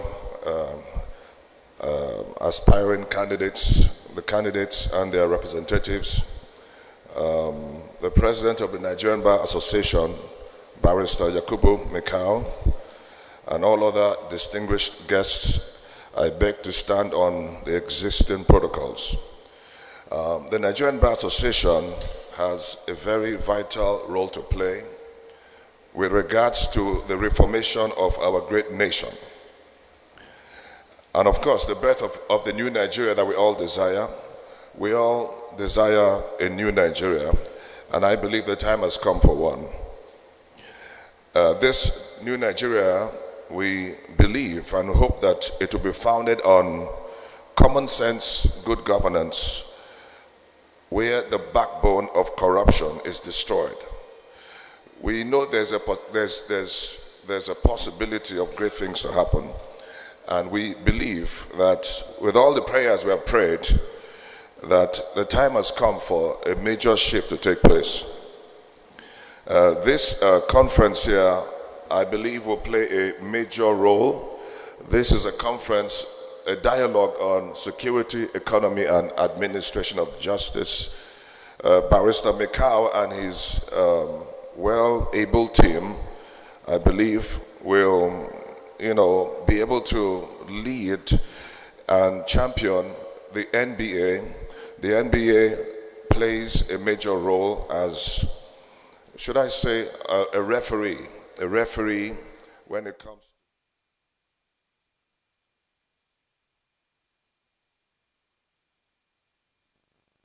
that, our prayers have been heard by God. And we pray that the discussions today will go a long way in helping the next president of our nation, of our federal republic, make decisions that will cause us to experience meaningful advancements as a nation. So we thank God for his mercies, and we thank God for a bright future for Nigeria. Amen. Thank you very much.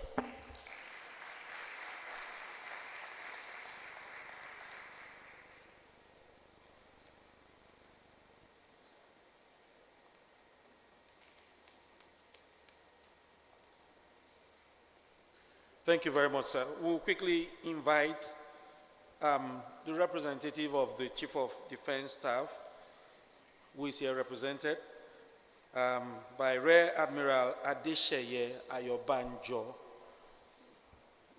You're welcome, sir. To bring his goodwill message on behalf of the CDS.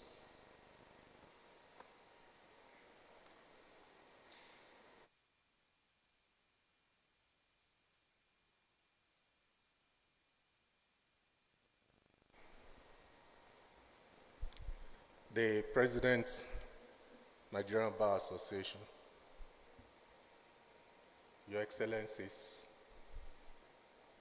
distinguished presidential candidates, former IGPRC, my distinguished superiors that are retired but not tired, all other protocols duly observed. I'm Rear Admiral Ayobanjo, the Chief of Defense Civil Military Relations at the Defense Headquarters. I'm honored to be representing the Chief of Defense Staff, General L.E.O. Irabo, CFR, at this all-important occasion. And the Chief of the Defense Staff would have loved to be here in person, but for other commitments that he has to attend to at this time. And so he has asked me to represent him. The program we have today, being organized by the NBA, is a very important program. And that's why the Chief of Defense Staff said I must represent him here, talking about the state of the nation, and particularly focusing on security, economy, and administration of justice. The Chief of Defense Staff, General Irabo, recognizes that organizing this dialogue at this time is so necessary, particularly as our country is preparing for the general elections just a few weeks from now. He recognizes that the issue of security is paramount when we talk about the forthcoming elections. He also recognizes the importance of being able to sensitize the populace about the assurance of security during the elections. And so he has made it, given the privilege for me to represent him here, so that I could convey even to the populace about the need for them to feel assured of security during the forthcoming elections.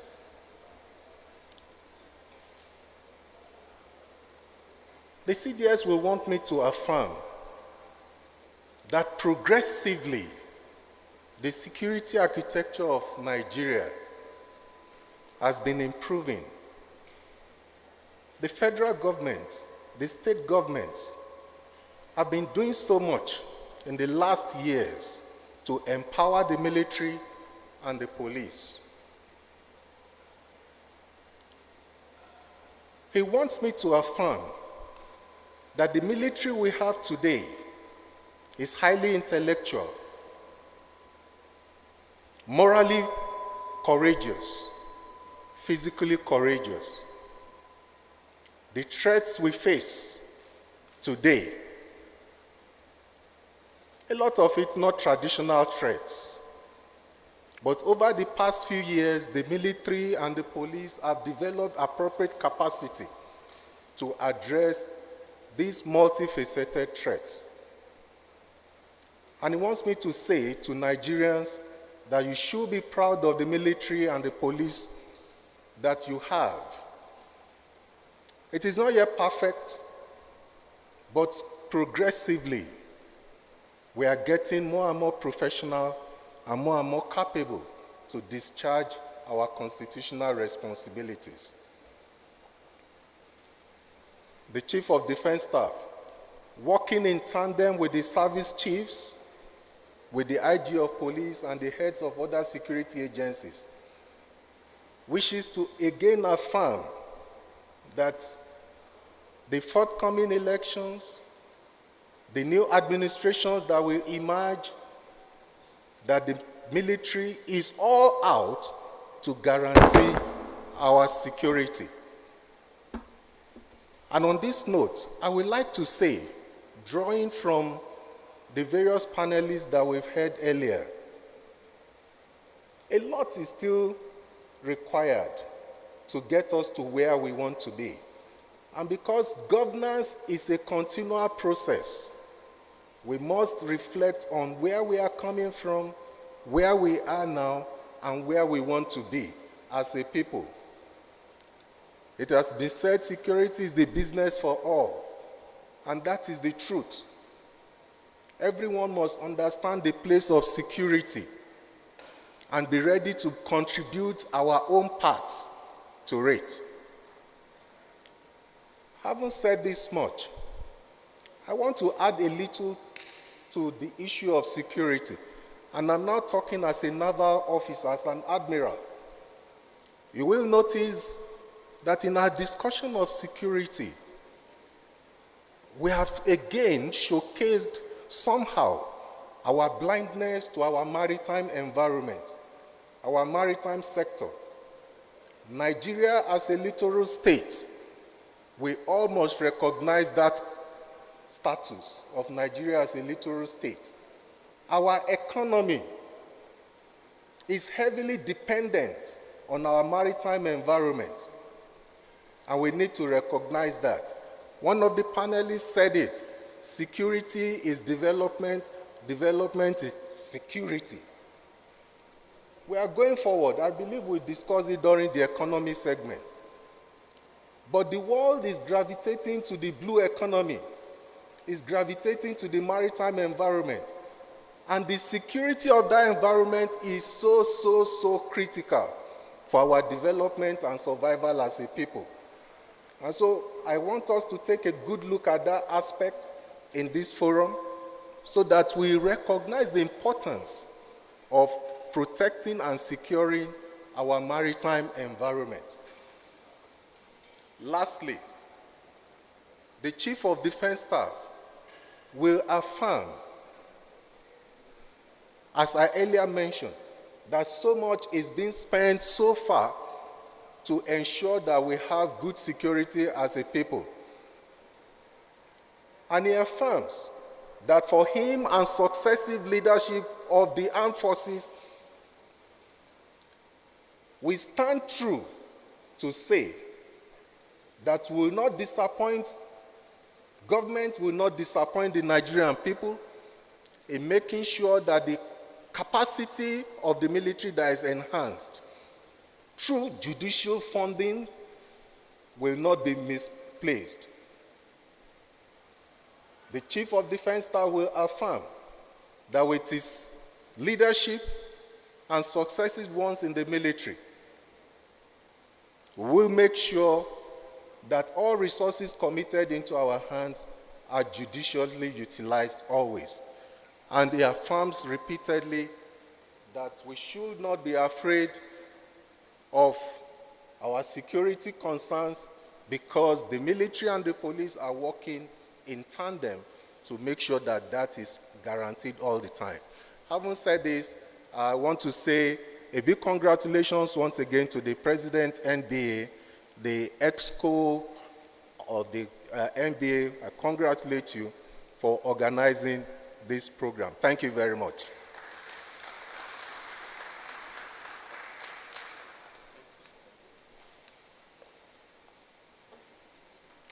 Thank you, Admiral.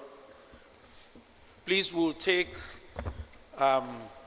continue with the goodwill messages after the plenary. It's my pleasure to re-invite the irrepressible broadcaster in the person of Mrs. Eugenia Abu to return to moderate this session. A review of the nation's economic journey in the last decade. Where do we go from here?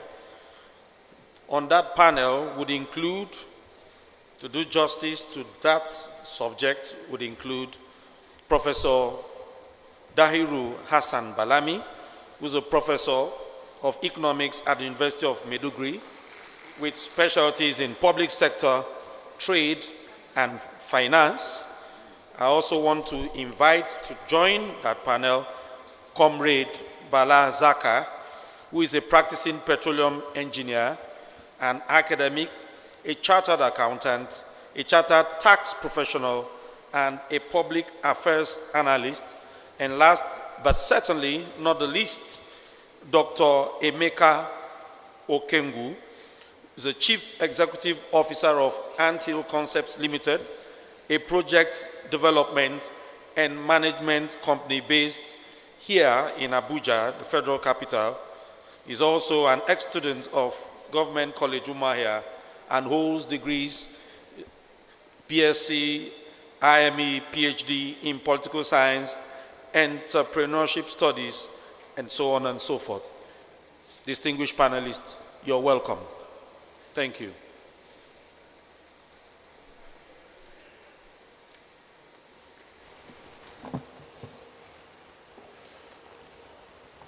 Thank you very much. We hear the representative of the Chief of Defense Staff, the good Rear Admiral. We know that there are lots of issues of security around the Gulf of Guinea and the Lake Chad region. We know that cabotage laws are very important for national sovereignty. We understand the very import of our waterways and the security and how piracy is creating a lot of problems along the way, and the work that the Navy is doing, we do not take it for granted. Now that you have put it on board, as we discuss the economy, we would find some time to throw that in the mix. All our security agencies are very important to the Nigerian Bar Association, and there was no intent to exclude the waterways and the Navy. We thank you very much for drawing our attention to that. I appreciate it. Thank you so much. Excellencies, distinguished ladies and gentlemen, we have come to that place where the economy is now very important to the work that we are going to do in this second session.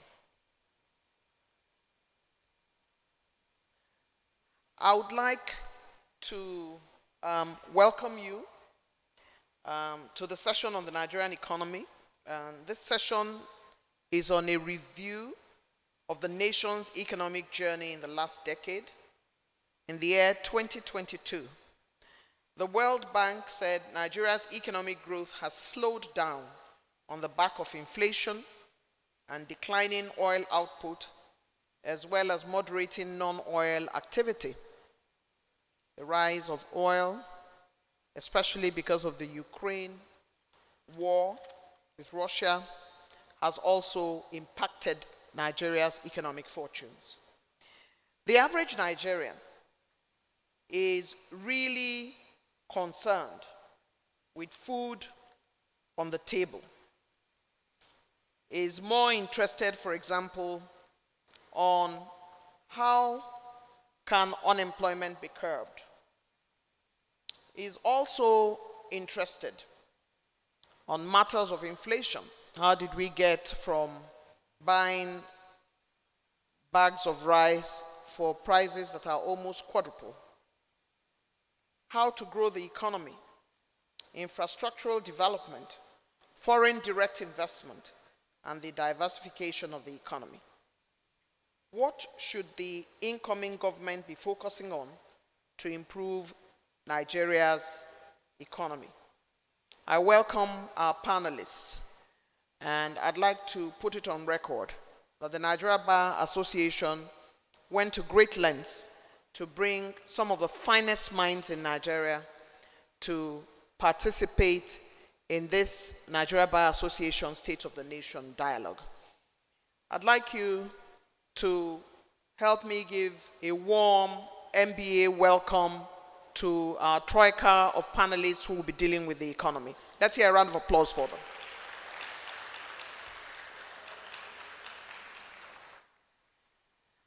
And as I did with the other panel, every panelist is going to have 3 minutes to explore the area of the economy, economic growth, the general conversation around the slowing of Nigeria's economy, diversification, our area and interest in oil and how well we have done, and general economic indices that indicate that there is just so much to be done that the presidential candidates need to be involved in as part of what they are going to tell Nigerians about what they will do when they get into those positions.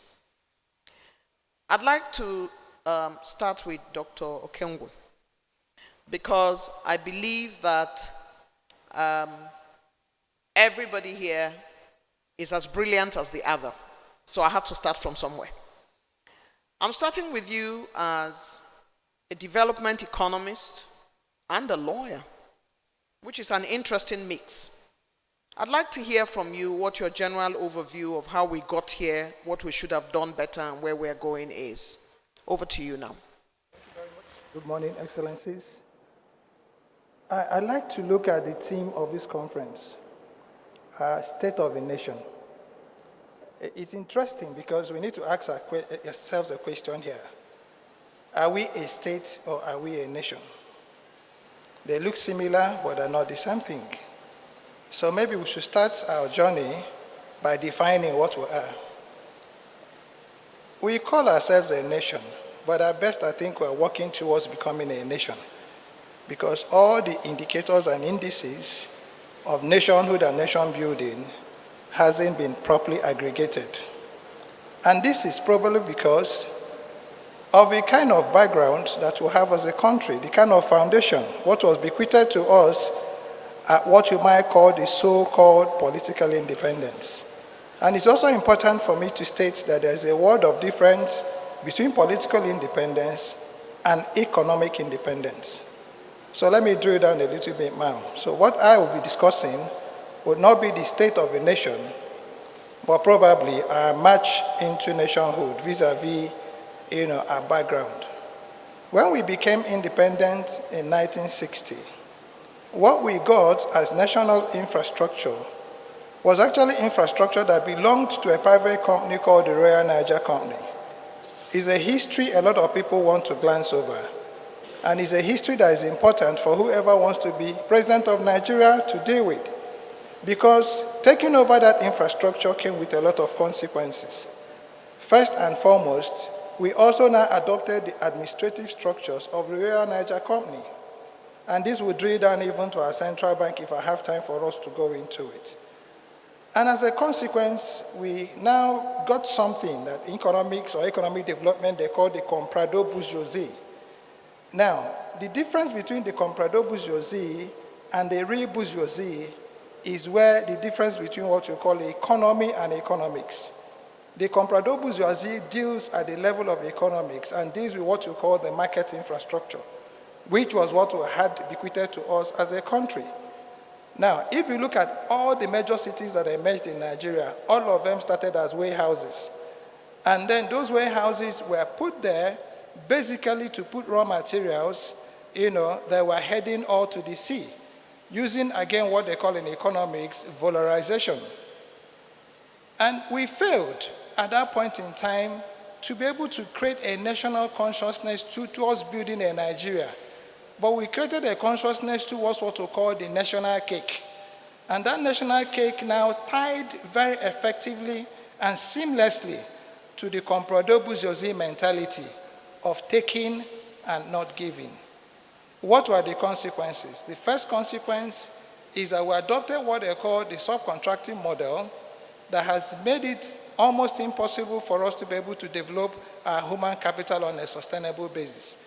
What we developed were administrative officers who got PhDs and ended up becoming, managers in these comprador bourgeoisie, systems. Now, for every other effort that came out of it, and I think this is where the presidential candidates must be very conscious, we have never been able to be able to build a production pattern that was sustainable and that could carry our rail sector.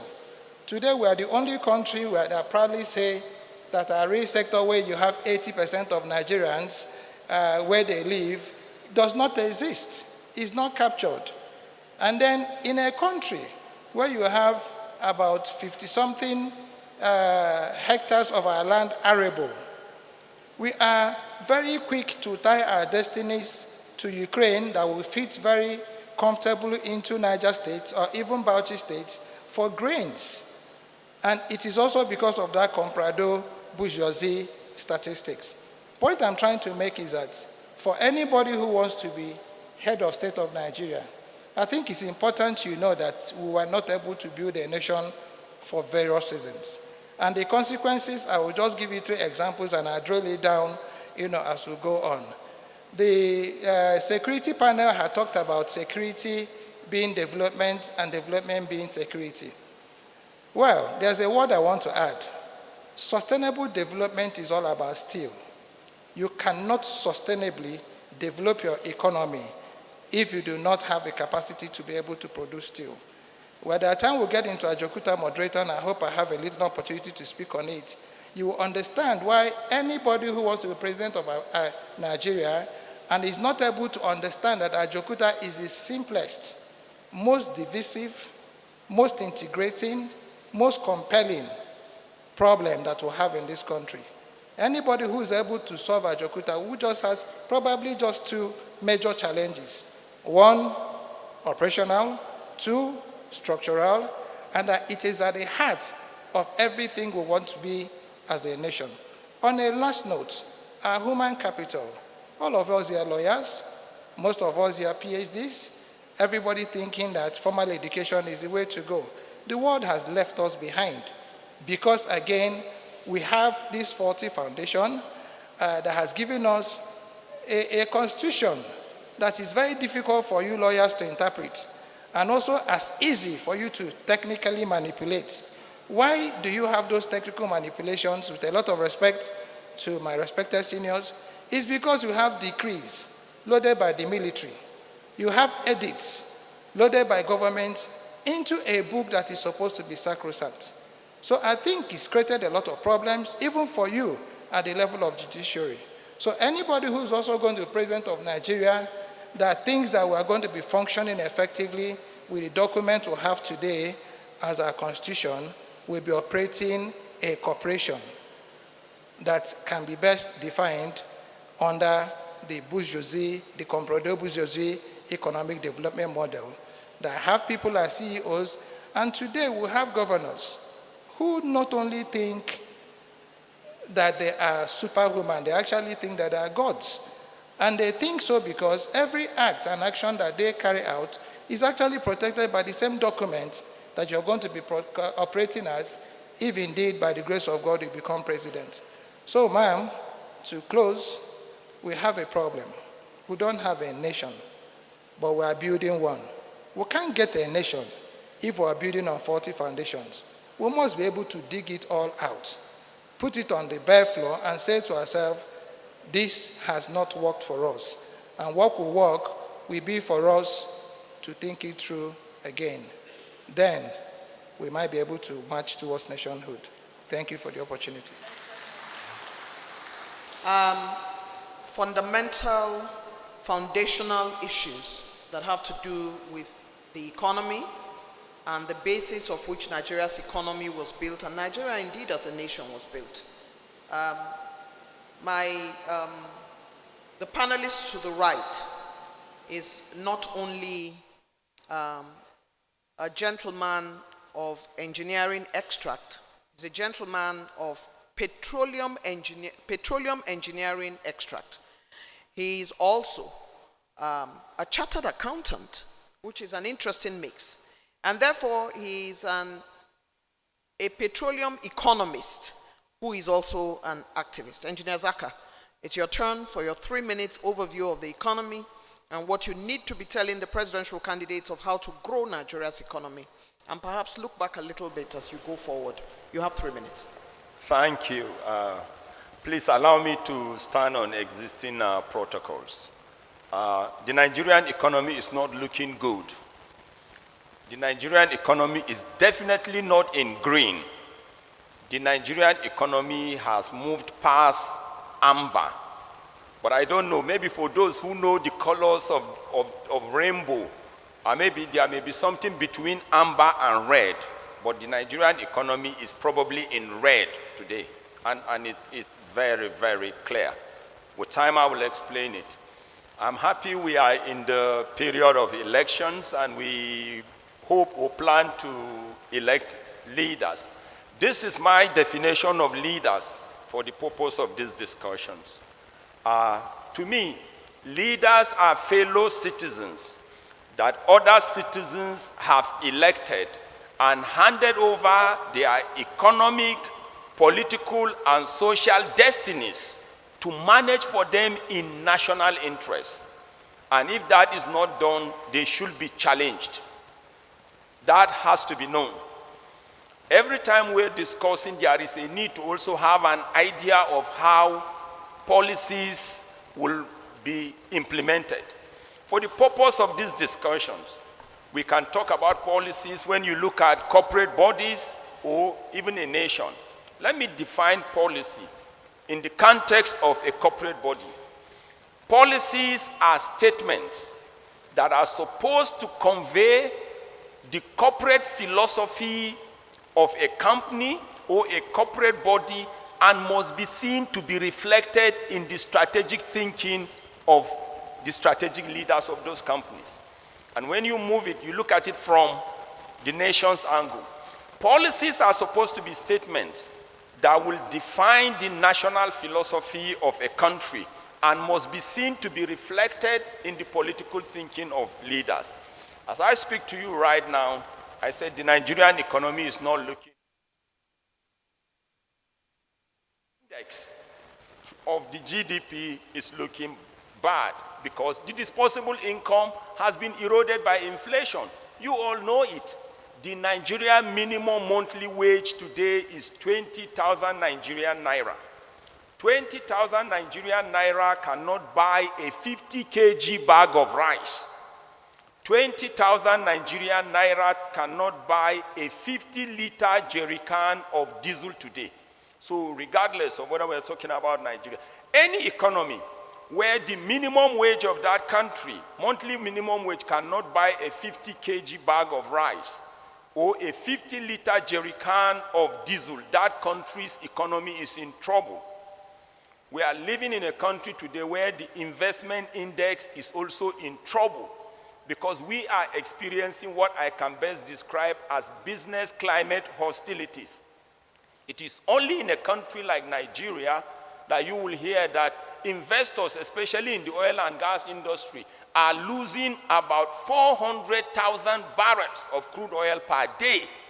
If you convert the barrels to gallons and gallons to liters, and you do the conversion, you will be shocked to discover that, or to find out that Nigeria is alleged to be losing 2,000 tankers of crude oil per day. Carry out the calculations and see that. To me, that tells you that it is a well-crafted and a well-syndicated criminality.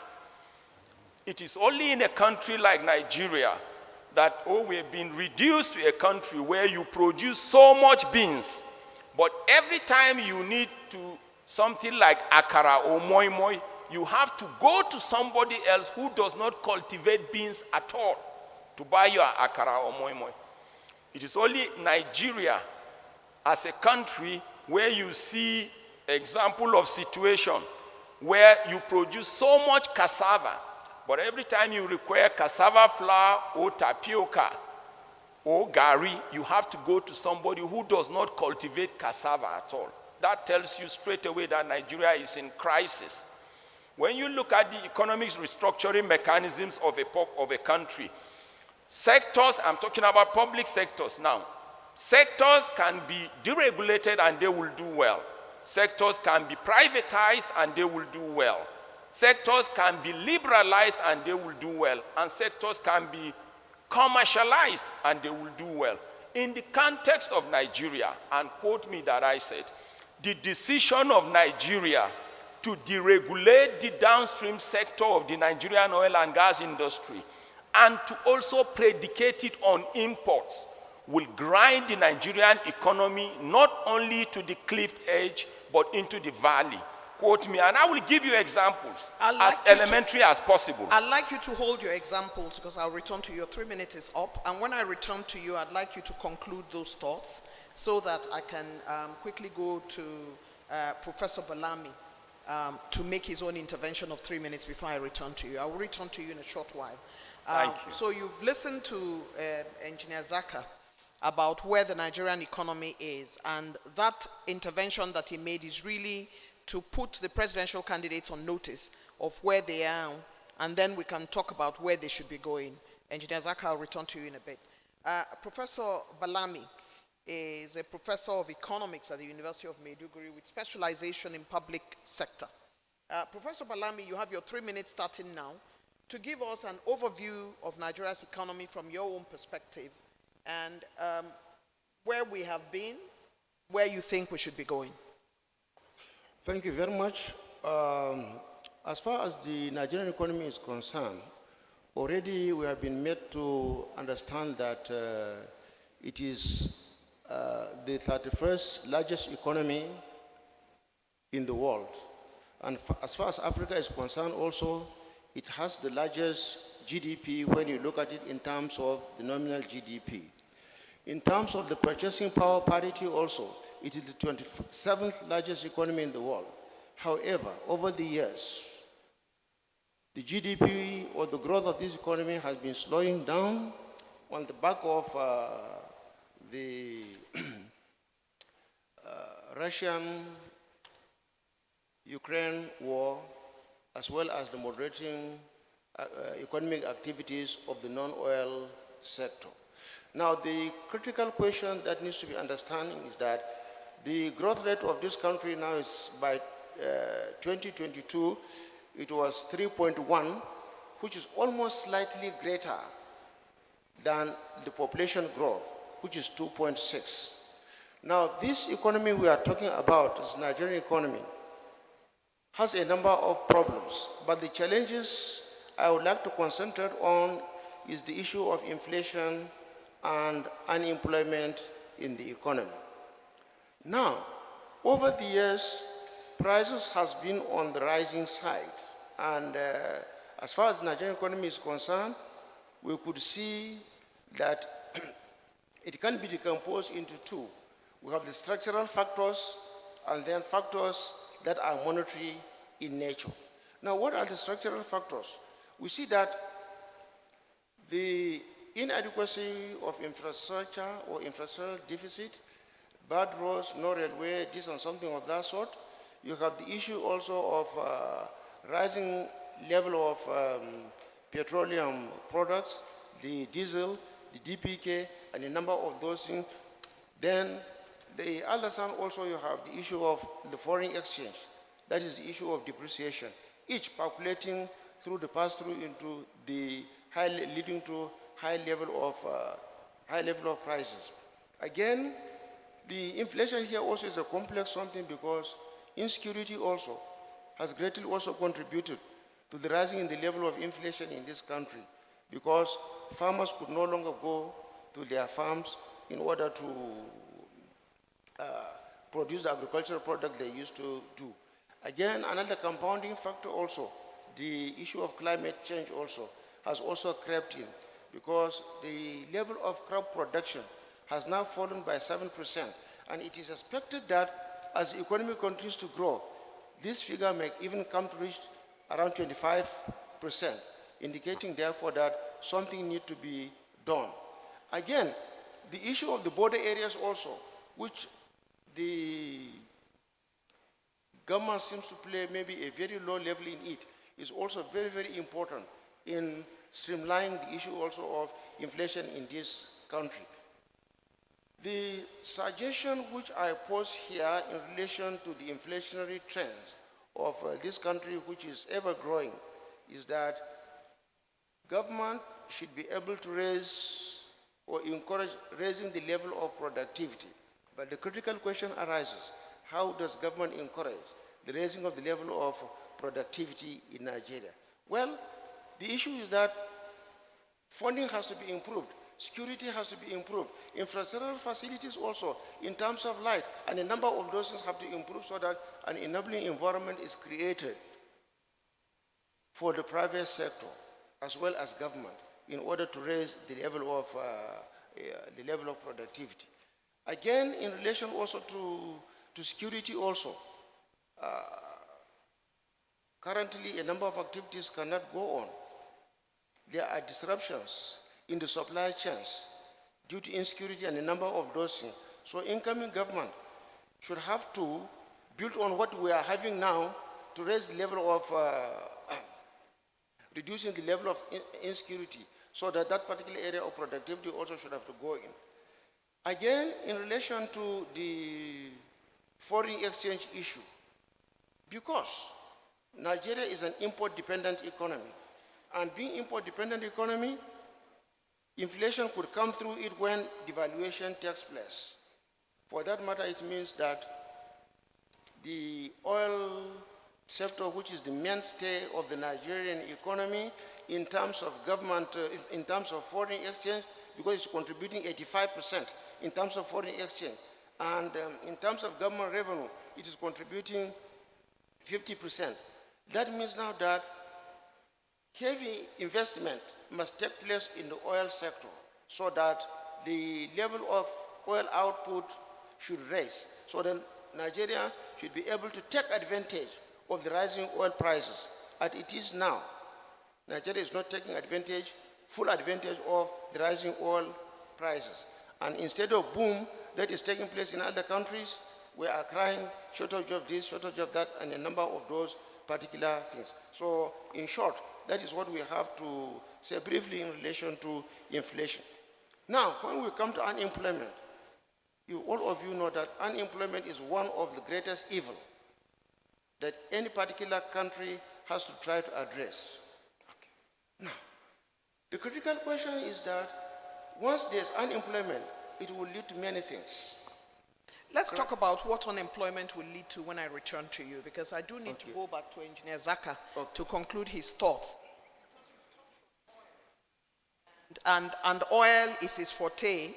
I'd like to quickly go to Engineer Zaka in 2 minutes, and I would come back to you on unemployment. And you recall that yesterday in an informal conversation, we also talked about foreign exchange. So I would come back to you on unemployment so that you can expand that. But in the meantime, Engineer Zaka, you are a petroleum engineer. You're a petroleum economist. And in all the informal conversations we've had, you have been very robust about how our oil production as an economic base needs to be rejigged, needs to be looked at again. In 2 minutes, can you go to that issue so that the presidential candidates can hear you loud and clear? Thank you very much. One thing I also found out is that no matter how visionary a leader is, if you don't have supportive and credible lieutenants, your economy and your leadership will crash. In the context of Nigeria, I discovered that now we are in a political dispensation, or in democracy, or so-called democracy. We are practicing the politics of vengeance, politics of emasculation, politics of exclusion, politics of extermination, and probably politics of asphyxiation. All this will collapse our economy. It's very strange, very, very strange that in a country like Nigeria, with all our endowments, we decided in our Petroleum Industry Act that the downstream sector of the Nigerian oil and gas industry will be deregulated. And we predicated that on imports. It's very, very surprising. As far as I'm concerned, quote me that I said, the biggest mistake Nigeria will make, or the incoming leaders, is to say they will remove subsidy on the only product that is now remaining. Because we've removed subsidy in the price of diesel. We've removed subsidy in the price of kerosene. We've removed subsidy in the price of aviation fuel. Apart from collapse of strategic industrial sectors, strategic domestic sectors, strategic commercial sectors, we've not experienced anything. If you go to the aviation sector, we've removed subsidy in the price of aviation fuel. The only thing you see there is mass sack, mass delay, and cancellation. The only reason why banks open at 9 o'clock today and close at 3 o'clock is because they cannot afford diesel. A lot of people don't want to see distillates today as an energy source. We're talking about a country of 200 million citizens and these strategic sectors, and you are relying on less than 10,000 megawatts of electricity. Do you need anybody to tell you that you are going to have energy crisis? You're talking about a country where the last time you constructed a refinery was around 1990 or 89. We're talking about 33 years. Meanwhile, strategic sectors are rising. Do you need anybody to tell you that if your leaders that inherited those refineries didn't maintain them and didn't find it necessary to construct new ones, that you are going to run into crisis? It's very surprising. And let me explain how subsidy works, because I'm surprised many people don't understand. To me, subsidy is a globally accepted or a universally accepted pain cushioning concept. It's a global concept. And that simply means if subsidy is not working in your climate or your country, that can never in any way invalidate, or as lawyers will say, vitiate the global relevance of subsidy. What you are supposed to do is to check the inefficiencies in your country and face it. And let me give you practical and elementary examples. As far as I'm concerned, it wasn't the Nigerian military that killed Shekau. It wasn't. So, because the Nigerian military have been diverting funds for aircraft, for uniforms and whatever, the only thing you will do is to say, let us scrap the military. What you are supposed to do is to check the inefficiencies. Supposing the health sector, the reason why we are having the military, the Navy, police, army, and whatever is because there is a need for government to provide subsidy in security. Even if government does not provide, some people can still provide their armored cars, or is it bulletproof cars? But how many will still remain in what we best describe as multi-dimensional poverty? The reason why we have teaching hospitals, medical centers, hospitals, and local hospitals is because there is a need to provide subsidy in health. So because the chief medical director, some doctors and nurses are stealing the money, they are diverting the scan machines, then you say everything public sector should be, public health should be scrapped. The only reason why you have public universities, colleges of education, wherever, primary school, and is because the government of that country must provide subsidy in education. So if vice chancellor, deans are abusing female students and diverting monies, then the next thing is to scrap it. Something that is a global concept. The subsidy is the same way. And the biggest mistake everybody is making again is this. It's a very simple and elementary question. If refining were not to be a good business, why does Nigeria go to other countries that don't even have crude oil and import from there? Are we saying the leaders of those countries are fools? The worst is even looking at Nigeria. As I speak to you now, Nigeria is a member of OPEC. Until some months ago, a Nigerian was the person presiding in OPEC, led Alhaji Sanusi Barkindo.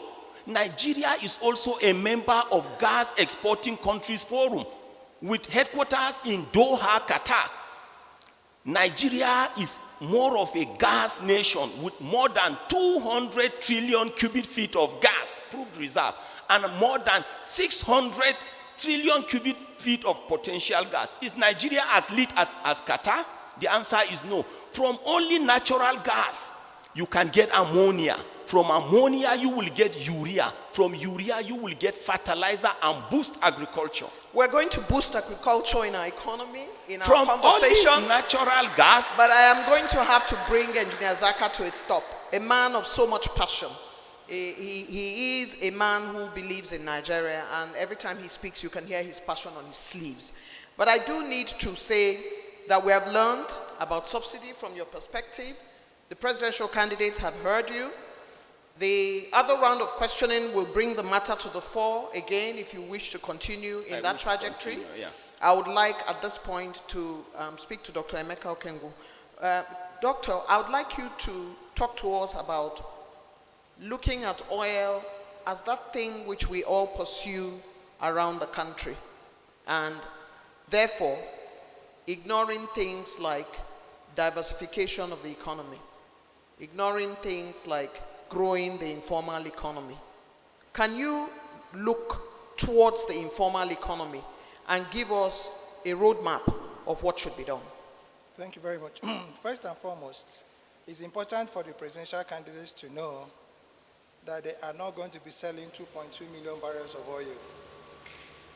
That out of whatever is produced, by the agreement we have, what is available to them is 400,000 barrels. And a lot of that 400,000 barrels, if not all of it, are tied already, to refining deals that if you need to break, you might need to break the central bank. Secondly, it's important for the presidential candidates to know that in other climes where subsidy has worked, it has worked as a production support instrument. And at the moment you put subsidy onto anything that is a finished product, it becomes price differential. And it's also important for us to know that the high cost of fuels is not because we remove subsidy.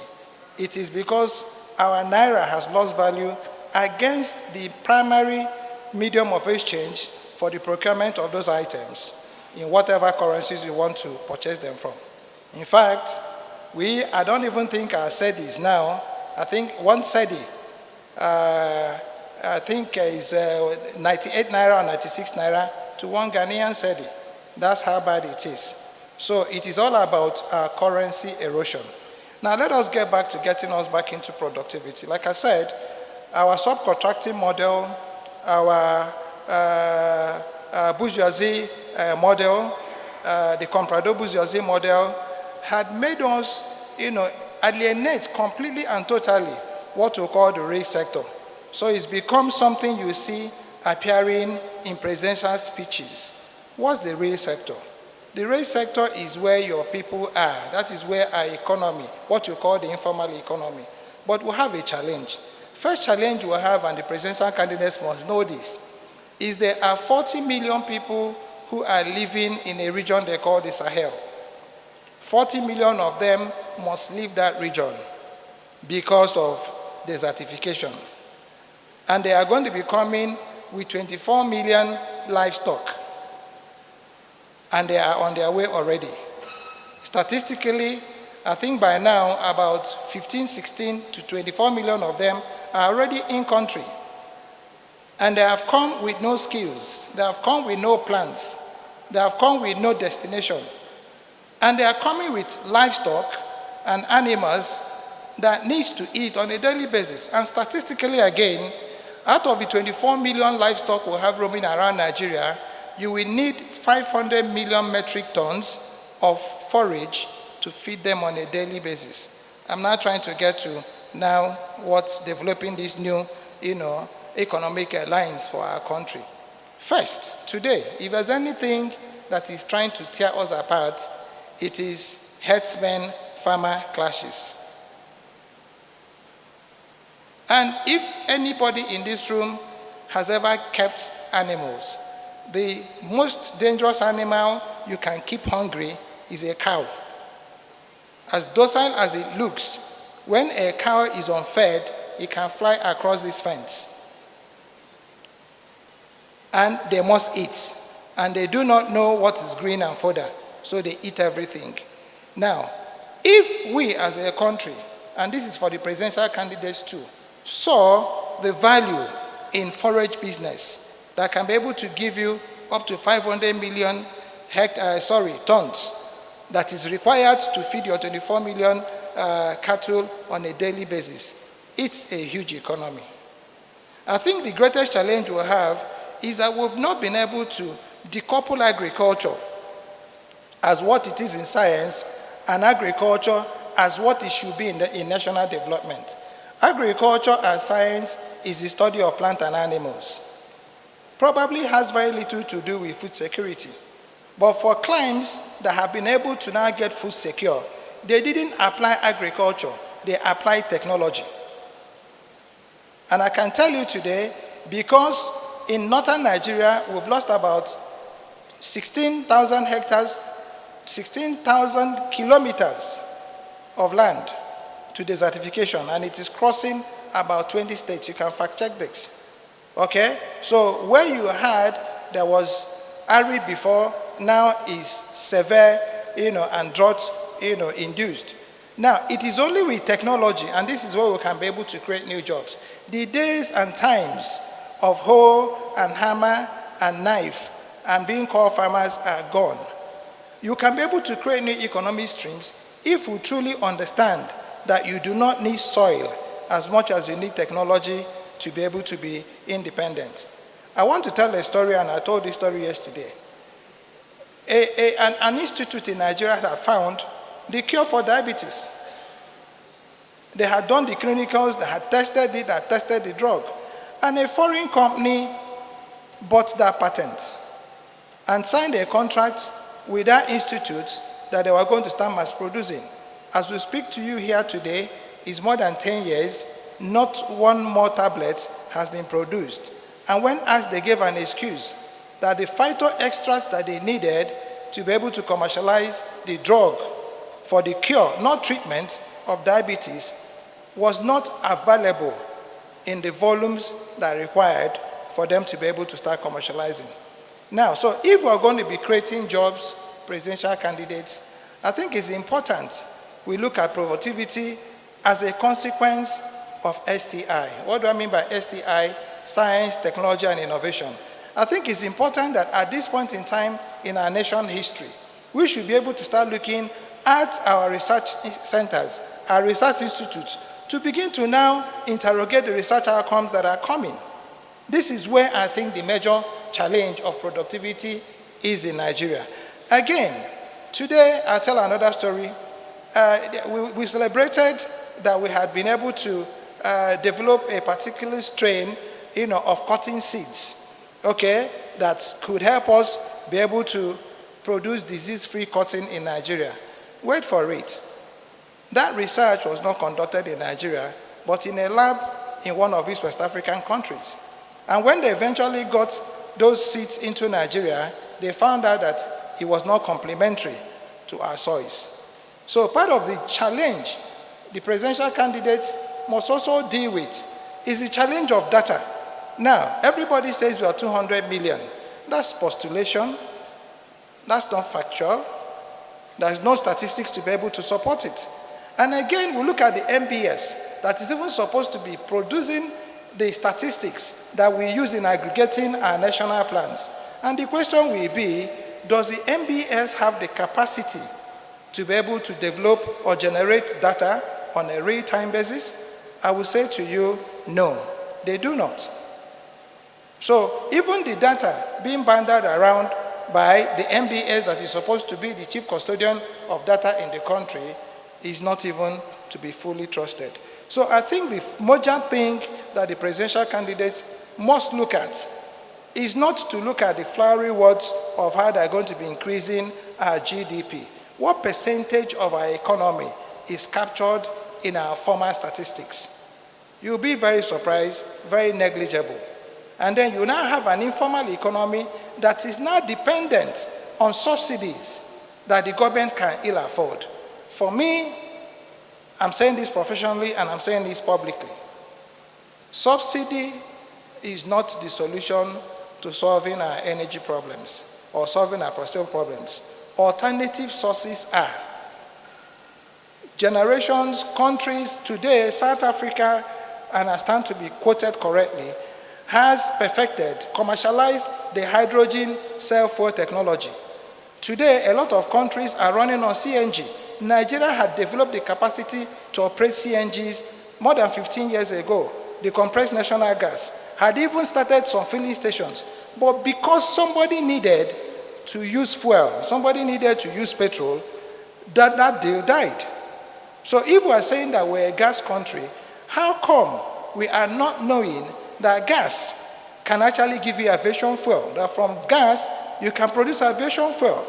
That from gas, you can produce all manners of gases that can actually run our vehicles.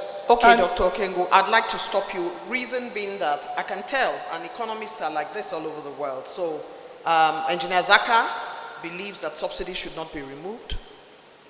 Dr. Okengo believes that subsidy should be something that we should not be thinking about, correct?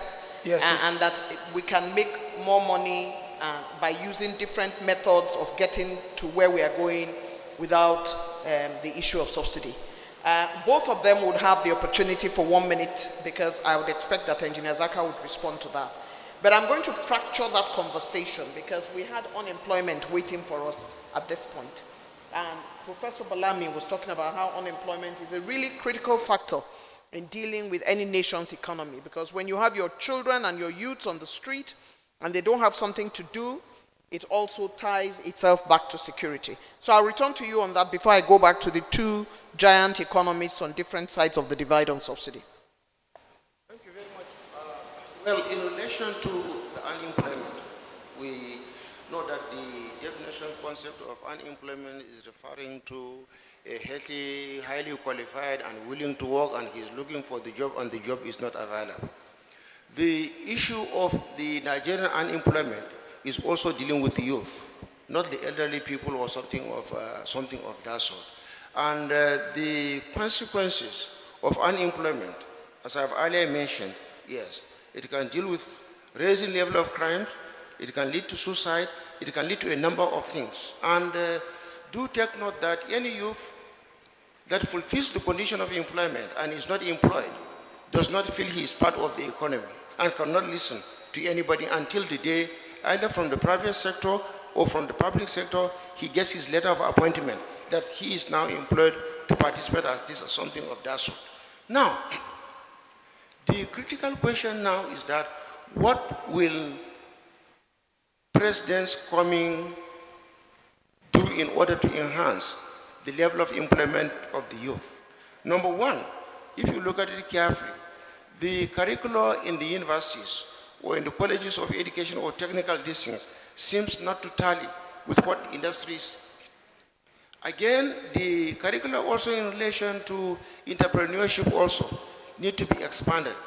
So the graduate of these polytechnics or graduate of higher institutions will be job creators rather than job seekers. And that will, however, how can they be job creators and job seekers? This has to be assisted with the assistance of funding. Whatever the funding may come, it may be from government or certain deliberate financial institutions can be created in order to assist those particular issues. Again, in relation also to this issue of unemployment also, is that the quality of institutions, yes, in terms of what is given to them also, must be also changed and enhanced so that people can create jobs either for themselves or for government or for the private sector. Now, when we come to the private sector, in terms of job creation, you see, the private sector that we have looked at as an efficient or more efficient than government, it is not so, because the private sector can only work when the enabling environment is there. They require roads, they require electricity, and like this electricity, or we may call it energy, is very, very critical. And I highlight the fact that anybody that's coming from a settlement that did not have electricity, and then fortunately enough they were able to have electricity, they could see that without any move, that electricity by itself will open that settlement. Barbing will start, cold drinks, welding will start, and a number of activities that will just come by themselves because of this particular opportunity that has been created as a result of the supply of energy and a number of those particular things. Again, to create this particular employment also by the private sector is that the other sources of energy, yes, in terms of solar, in terms of wind, and a number of those things also need to be expanded, because the level of technology in that area is extremely also very, very low. We have certain young people from time to time you see on the television who are able maybe to, through innovation, invent certain things. These people don't know where to go. If there are centers that are created that could listen to them, the centers are not willing to listen to them. It means that governments or presidents that are coming must create that particular conducive environment whereby anybody that can contribute, either in terms of job creation, either in terms of other operations, should have a listening ear to those young, to those young people. Again, you could see that this unemployment is leading to what? Low level also of productivity, which will rear its head in the output of goods and services that we need to send outside. Again, in relation also to this unemployment also, government must find a way of domesticating the production of most of the goods and services that we take in this country. Take, for example, the textile material. You see, if you look at it, all of us here are not naked. We are wearing textile material. But if all of us also check the nature of the textile material we are wearing, they are imported. Boosting other countries' economy, expanding their level of employment, their level of output, their level of income, and then what happens? The Kaduna textiles is dying. The Ashwani textile in Lagos is dying. That of Onitsha also is dying. And as they are dying, what happens? They are sacking the workers. And that raises also the pool of unemployment. And as they raises the level of unemployment, what will be the implication? Crime is on the increase. Suicide is on the increase. Low level of output also is on the increase, leading to low level of income. And when all those things combines together, you find that the gross domestic product of the economy will be sliding down.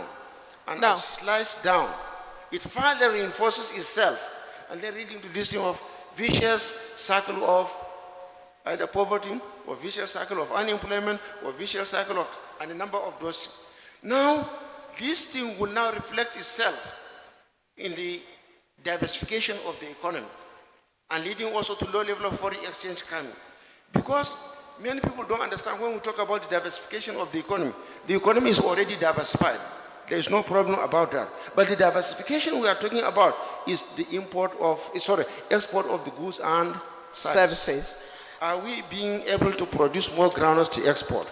Are we being able to produce more cotton to export? Are we being able to produce more cocoa to export? Are we being able to produce more palm oil to export? And a number of those. If that diversification occurs, then you would see that growth in the economy, raising also in terms of the foreign exchange, our reserve will rise, the naira will be strengthened, and as that thing happens, inflation will now subside down, and as inflation subsides down, that will now give what? Room for investors to borrow and invest. Foreign direct investment. Professor Balami, I'd like to stop you there because I can see the MC standing on the podium and we haven't even touched the surface. Economy is really an area that requires a whole day to talk about. But when I see him from the corner of my eyes, I know that my time is up. But we do have a few things to unpack before we cede the microphone to you. And these things that we need to unpack, and I will lay them out very quickly.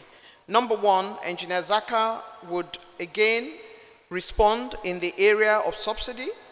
And then I would go to Dr. Emeka, who will talk to us about cryptocurrency. And then I would return to the very distinguished professor of economics to look at the blue economy. And everybody is going to be talking for 2 minutes, no longer. Once they are done, we're going to have 30 minutes of wrap-up, and that would be it. This is an ongoing conversation, and really we cannot finish it in the time that we have been given. And so I would quickly like to go to Engineer Zaka to conclude on his thoughts on those issues concerning subsidy. He did say yesterday that he has an interest in agriculture, but we do not have the time to go into that. So let's hear you, and then I'll go to Dr. Okengo. Thank you. Let me start using my time. I'm happy the representative of the CDS is here, and it's a naval personnel. As I speak to you right now, quote me that I said, in the whole of Nigeria, we do not have up to 15 active drilling rigs. This same country used to have more than 30 or 40. And if you don't have up to 15 active drilling rigs, just tell me, how do you even produce to meet up with your internal consumption? Not to talk of meeting up with the OPEC quota. I was in a discussion and I was surprised. You know, we've lied enough to ourselves. At a point we said we are in bad shape due to recession. Then we said it was due to smuggling. Now we went to coronavirus. Now Ukraine, Russia. What has that got to do with your agriculture? What has that got to do with farming in your place? And another dummy that shocks me is there was a time we were told that modular refineries will be the way. Quote me that I said modular refineries can never breach our petrol supplies concerns, because modular refineries in the first place do not produce petrol because they are not equipped with catalytic cracking units. But it is ingrained in the brains of Nigerians today that modular refineries produce petrol. You know, these are lies you cannot explain. The other day I was in an international discussion with some international creditors, and somebody said, well, even if your country decides to internally refine and domesticate, you may be saving like 10 naira per liter of petrol. I said, oh, so there is even a savings if we refine internally. Okay, we've been told that we import about 70 million liters of petrol per day. If we are refining internally, that means at least per liter we will save 10 naira, right? Multiply that 700 million liters by 10 naira. Multiply the savings by 1 week. Multiply the savings by 1 month. Multiply the savings by 1 year. That will tell you how much we are going to be saving. But the worst part of it is when we were told that when we go into when we remove subsidy, we were going to see investors. We were going to see this. Where are the investors after removing subsidy in the price of diesel? Let anybody show me. As I'm speaking to you right now, this hall, we are running on diesel. And at the rate you are running like this, you can never break even. The hotel where I stayed has like about 109 rooms. Do you know when you go to these hotels, even if they have 15 guests, they will still run diesel for 24 hours. How do you expect them to break even? See, these things are very elementary. And this thing, something that is very strange is this. Many people are looking at this subsidy from the point of just transport. We don't have electricity. Today, people are either relying on diesel generators or petrol generators. And if you remove that, what do you think will happen? As I speak to you right now, the price of sachet Nigerian water is about 20 Nigerian naira. If you remove subsidy, that will take it to probably 15 naira. And I hear some people say, remove the subsidy and give palliatives. Remove the subsidy and give palliatives. And I said, it's just like saying, create a wound, then look for drugs or medicine. What if the wound becomes cancerous? Okay, a cancer that will not even be benign but malignant. What will you do? It's too elementary for people, leaders not to understand. I want to thank you, Engineer Zaka. We need to move on, and I would like to go to Dr. Okengu. Dr. Okengu, you have two tranches. One, to quickly wrap, if you have anything to add or subtract or validate on the issues that are on the ground, as you have heard, and then to talk about cryptocurrency in a couple of minutes. You have 2.5 minutes, 3, because I know you have something to say. Thank you very much. First, please let it be on record that I said that subsidy is a production support instrument. But the moment you apply that production support instrument to a product that is finished, it begins to become what they call price differential, which is what we have in Nigeria. And the cost of petrol or diesel is not expensive because you remove subsidy. It is expensive because you're buying it in Forex. Simple. The day you reduce the cost and you are able to shore up your currency, it will come down. For any time we got into a recession, it was when we couldn't sell oil. Anytime we got out of recession was when we could sell oil. That's how elementary it is. For cryptos, which is more important, it's important that, like they say, stay safe. The cryptocurrency system is a technology that I don't think we have the capacity to fully appreciate. And for any presidential candidate to jump into crypto, you run the risk of losing very huge reserves of your money, because what happens to cryptos is that you actually use real money to be able to buy virtual money, buy coins you never get to see. But against those coins, you can begin to trade. Now, because this is blockchain technology, there is no way you can go to seek regress. There is nobody you can go to ask what happened. There is no bank that has your statistics. You can just wake up in the morning and you don't see your wallet anymore. Now, having said that, I'm not trying to negate the fact that cryptos are the new world. But the question will be, how many of us in this room, in this country, know any meaningful thing, any deep thing about artificial intelligence and robotics? What institutes have we been able to create to now shore up people's capacity to be able to participate in nanotechnology, ICT?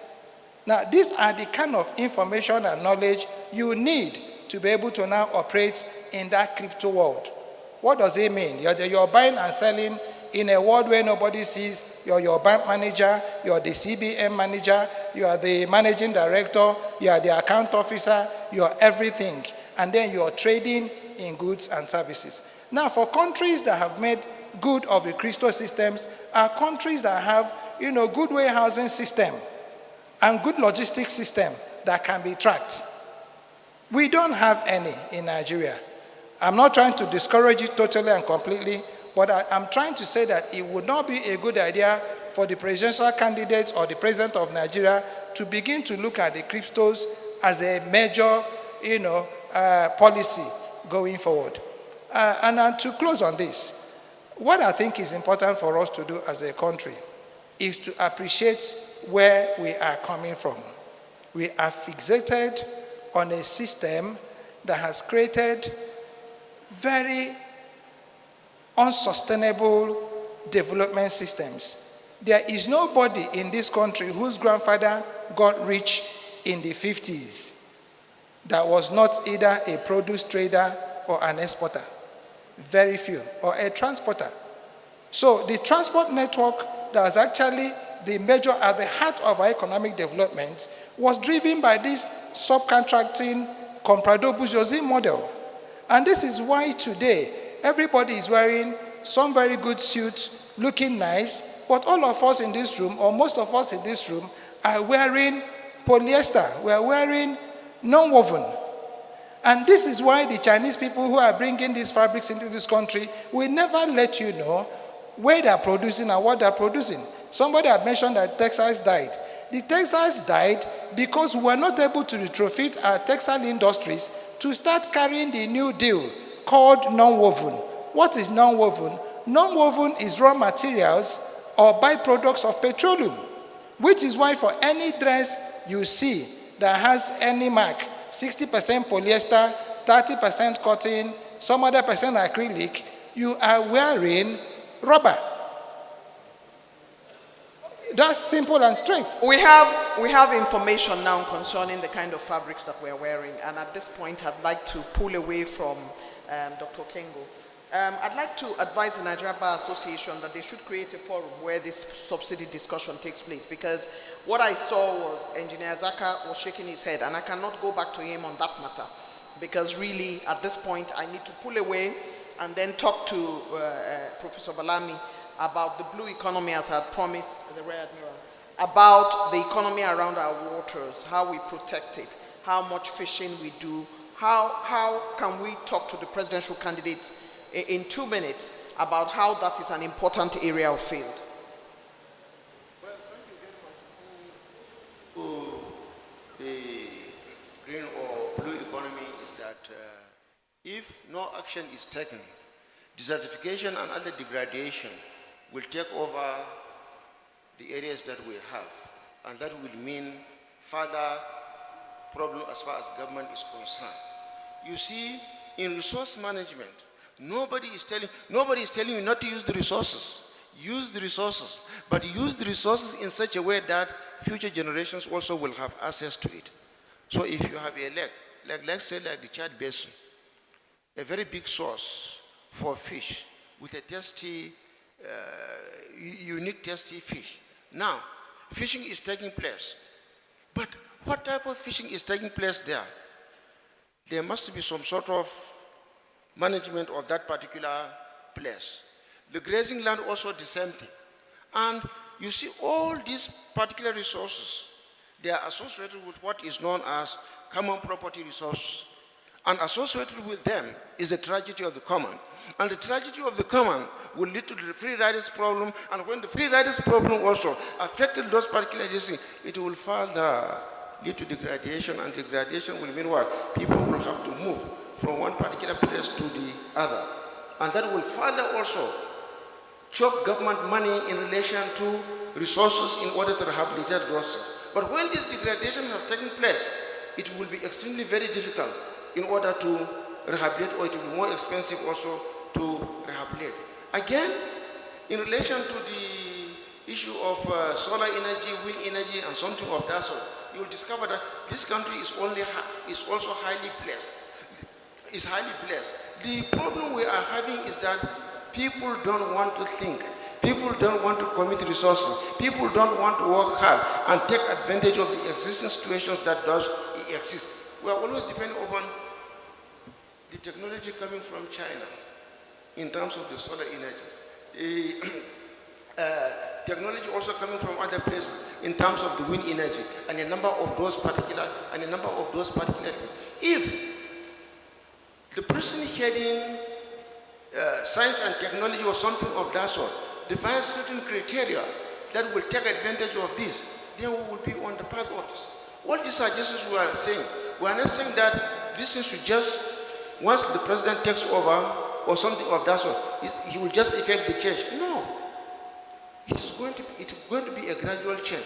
But we are on the process or on the progress of achieving something to make ourselves independent and a number of those particulars. Independent and self-reliant is where Professor Balami wants us to go. And at that point, I would like to ask all our panelists to speak for only 30 seconds, and I'll hold you accountable to close this conversation on the economy. As you know, we have not even touched corruption. We have not even touched some areas of field that are very germane in the economic field. But I'll give every panelist an opportunity to speak for 30 seconds. I'll start with Engineer Zaka, and then 30 seconds. I'm a broadcaster. 30 seconds. Thank you. Yes. The continent of Africa is looking up to Nigeria to lead in health, in science and tech, in education, in law, and the rest. But it's very clear that we are experiencing what I can best describe as leadership docility. I will still say something on subsidy. Let government go ahead and remove the subsidy, and I believe MBA will converge us again, and we will see who is right and who is wrong. I want to give this strong advice. People should stop seeing distillates, refined petroleum products as consumption today. They are energy sources. That guy with the barbing salon, with hairdressing salon, with computer center, it's that petrol you think is a consumption that they are using to catalyze their activities. So what do you think, if you think you are subsidizing consumption, to them you are providing them something that will catalyze their activities and make them productive. And if we don't look at it from that angle, knowing that we are a country of about 200 million citizens, relying on less than 10,000 megawatts of electricity that everybody knows cannot be used to industrialize this country, believe me, this economy will collapse into a bottomless pit, not even into a valley. Done. Dr. Okengo. Thank you very much. I'll take mine from the blue economy. And I want people listening to me to fact check thermal wave energy. You can get a minimum of 100,000 megawatts from the blue economy of energy. And until we move away from what has held us vice grip, we will not be able to move forward as a country. To the presidential candidates, the easiest facility in this country to fix, and it is at the heart of our national integration or disintegration, is the Ajokuta steel mill. You fix it and you get STI at the heart of what it is you're doing, you will have a country that is up on its way up again. Thank you very much. Thank you very much indeed. Professor Balami, your final 30-second thoughts. Well, thank you very much. I have just one thing to say to incoming president. If they are going to appoint ministers, anybody that they decide to appoint as ministers must come with a blueprint of the ministry that is going to head. Let him put the strategies. First of all, let him present how he understands that ministry. What are those gaps that does exist in that ministry? How is he going to push the ministry forward from this level to the next level? And at the same time also, let him put some indices or index that from time to time he will be assessed as to what extent he has been able to push that particular sector forward. The belief is on the basis that if the person in health is doing that, if the person in agri is doing that, if the person in infrastructure is doing that, if the person in industry is doing that, by the time everybody is putting his or her effort, the economy will move forward. I'm not saying it is going to be in a day, but in a situation where people come and they do not have this particular instrument with them in order to move the ministry, I feel it's going to affect the Nigerian economy as a whole. Thank you very much. Thank you very much, Professor Balami. Subsidy is for cushioning and should not be removed. Subsidy is leading to poor revenue generation. Inflation has to be managed. Growing the informal sector, domestic goods and services must be kept in view. Stay safe with crypto and not jump into it. Reduce unemployment to curb crime and to reduce poverty, and take a closer look at the blue economy. The economic session of this Nigeria Bar Association State of the Nation dialogue with some of the finest minds in Nigeria. We brought this panel to a close. We want to thank Dr. Okengo for making the time to join, Engineer Zachary for making the time to join, and Professor Balami for making the time to join. We thank you very much. Please, let's give them a resounding Abuja round of applause. Thank you very much, gentlemen. Thank you very much. Thank you very much indeed. We've had a robust and energetic conversation around the economy. So, Mr. President, sir, please kindly join the photo opportunity with our distinguished panelists. Permit me to recognize the representative of the executive chairman of the Economic and Financial Crimes Commission, Mr. George Epungu, who is also the secretary to the commission, is in the house, and the general secretary, Nigerian Guild of Editors, who is representing the president of the Nigerian Guild of Editors, Dr. Yobosa Uwagere. We also have in the house, in the room, the presidential candidate of SDP, Prince Adewale Adebayo, and his running mate, the vice presidential candidate of the party, Engineer Malam Yusuf Buhari. They are here. Permit me to also recognize Senator Ugochukwu Uba. You're warmly welcome to the State of the Nation dialogue. Thank you very much.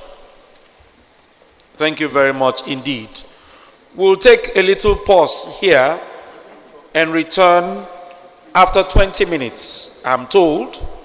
Just a little pause for a tea break. Never mind what time it is, it's tea break nonetheless. Thank you. So, Their Excellencies, the presidential candidates, please, to my right, you go to the green room to my right, then our distinguished panelists, please, you'll have your tea break to my left, the room to my left, please. Thank you very much. Thank you. We'll reconvene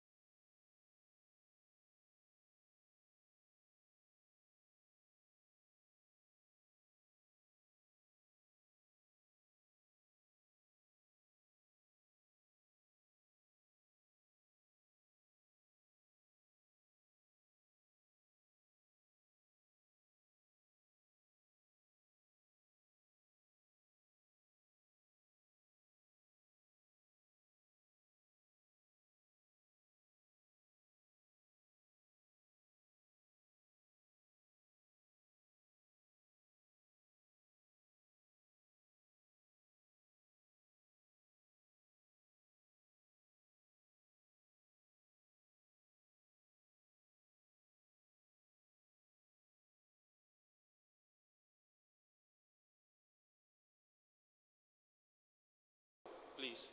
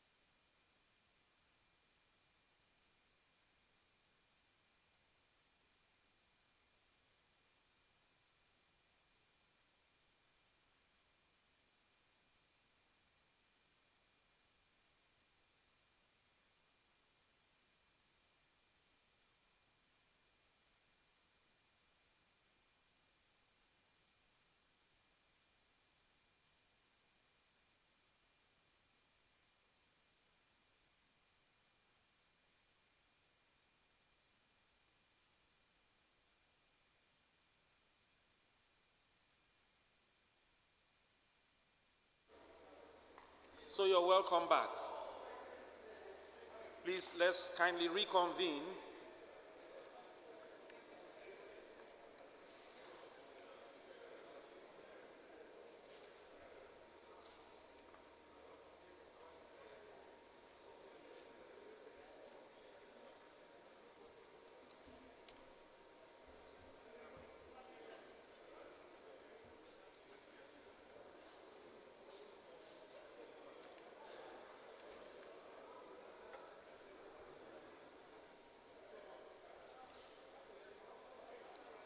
Permit me recognize the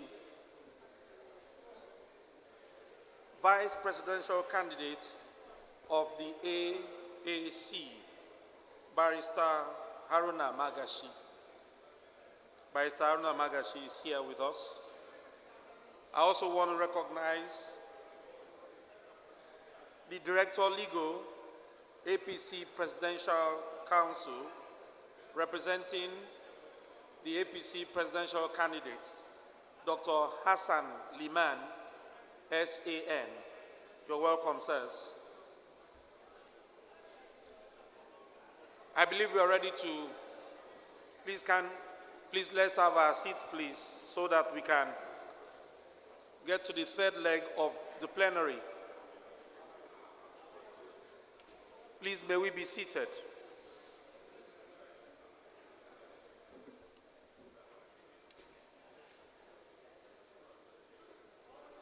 Your Excellencies, ladies and gentlemen, so far we've had very robust conversations around issues bordering on security and the economy. We'll take it home now. The next item would be administration of justice in Nigeria, problems, prospects, and possible solutions. Our panelists would include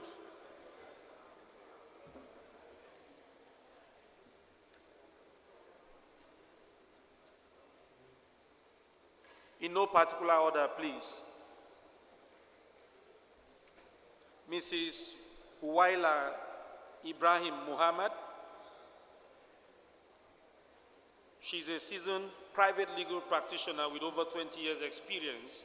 She's also a child protection expert and a gender development specialist. She holds an LLB, Masters in Business and Commercial Law, and Masters in Legislative Drafting. She's worked as a counsel in many firms and has eventually established her own law firm. Please kindly welcome Mrs. Muhammad. We also have on that panel Dr. Babatunde Ajibade, SAN. Dr. Ajibade is the managing partner of SPA Ajibade & Co., a leading corporate and commercial law firm with offices in Lagos, Ibadan, and Abuja. He is a dispute resolution specialist and has substantial expertise in various aspect of the law. Dr. Ajibade, you're welcome, sir. And the last but certainly by no means the least is Mr. Olawale Fakbunda, SAN. He is a managing partner, Legal Resources Consortium, served as two-term Attorney General and Commissioner for Justice in Ekiti State. His areas of expertise include criminal law, international human rights law and practice, public interest litigation, legal research, and legislative advocacy. Leonard Silk, sir, you're welcome. And of course, our moderator remains the indefatigable Mrs. Eugenia Abu. You're welcome, ma'am. Thank you so much. Thank you very much. I am truly honored that the MBA deemed it fit that I would be the moderator for all the panels today. And we're still having issues with the microphone. Are we good?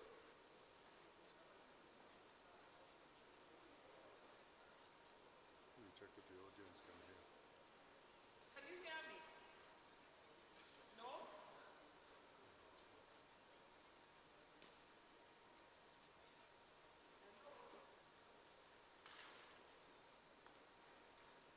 It's muted.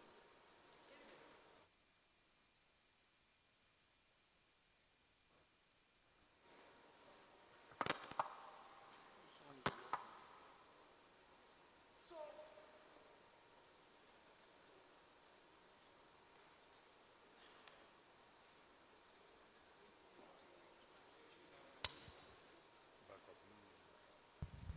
One, two.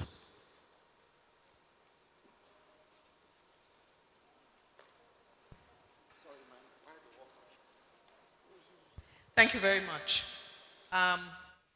So basically, I was just saying that it's such an honor for the Nigeria Bar Association to consider me the moderator of all moderators for all four panels on this inaugural State of the Nation dialogue. And I thought that to kick this off, we should have some light-hearted conversation around how the president of the NBA has been dealing with a name like Mekel, which in Hausa means the handsome one, the good-looking one. And that would be, because his name is Yakubu, so that's the name of his father. But I have always thought, over the years since I've known him, that it would be interesting to know how he met his wife. Because if you said to me that your name was the handsome one, I'm more likely to walk through the door in the opposite direction, because I'll consider it pretty self-entitling. But yesterday he spoke so warmly about his wife when we were talking about gaps in security, and he was saying, if there's something I can't provide in this house, if I don't make it known to my wife, then she doesn't know. And because she doesn't know, then she may not be able to provide it. So it will be, I'm a writer, and so I'm very imaginative. You know, I have a very huge sense of imagination. So I'm just going to hold my fire until we meet informally outside of here to ask him, what did you say to her with a name like Mekel that made her to accept? But that is a conversation for another day. I want to thank you for being such an excellent participating audience. I want to thank you because a lot of the things that we've talked about are things that are very dear to our hearts as Nigerians. I want to use this opportunity to salute the virtual audience that we have. We see you, we know you are there, and we thank you for participating. I want to also say that at the end of this panel, I will be taking 3 questions or comments. One here, one here, one here, and one from the virtual audience. So that would make it 4. And I'd advise that you keep it short. I may not be as kind to you as I have been to my panelists. Having said that, I also want to ensure that it is gender compliant, because if I pick one here, one here, one here, and they're all men, I will vacate it. I expect that I would see women raising their hands to be part of the conversation. I'd like to welcome you to panel 3 and the last panel in setting the tone. This panel is a panel on administration of justice. The need to reform the justice sector has permanently been a subject of national discourse since the return to democracy in 1999. Several high-level committees set up by successive administrations to review specific institutions within the justice sector have made several recommendations, from the police to the prison system, and also the judiciary have been subjected to multiple reviews. Then there are issues of delays in the administration of justice, cases that have been in court forever. As they say, justice delayed is justice denied. So how does the incoming government deal with the hydra-headed issues within the criminal justice system and indeed general administration of justice? I'd like to welcome you once again to the last but all-important panel, Administration of Justice in Nigeria, Problems, Prospects, and Possible Solutions. I welcome the panelists to this session. I thank you all for joining in. As it is traditional with the panels all day long, we're going to start with a 3-minute overview of the administration of justice in Nigeria in the last couple of years. We'd like to hear from you about what your thoughts are, and in a nutshell, within 3 minutes, tell us what you think some of the challenges are and where we are going.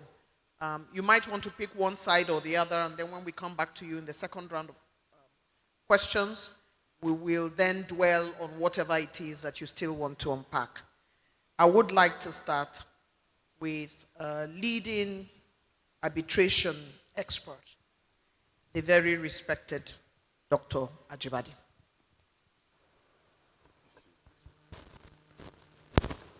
Hello, yes.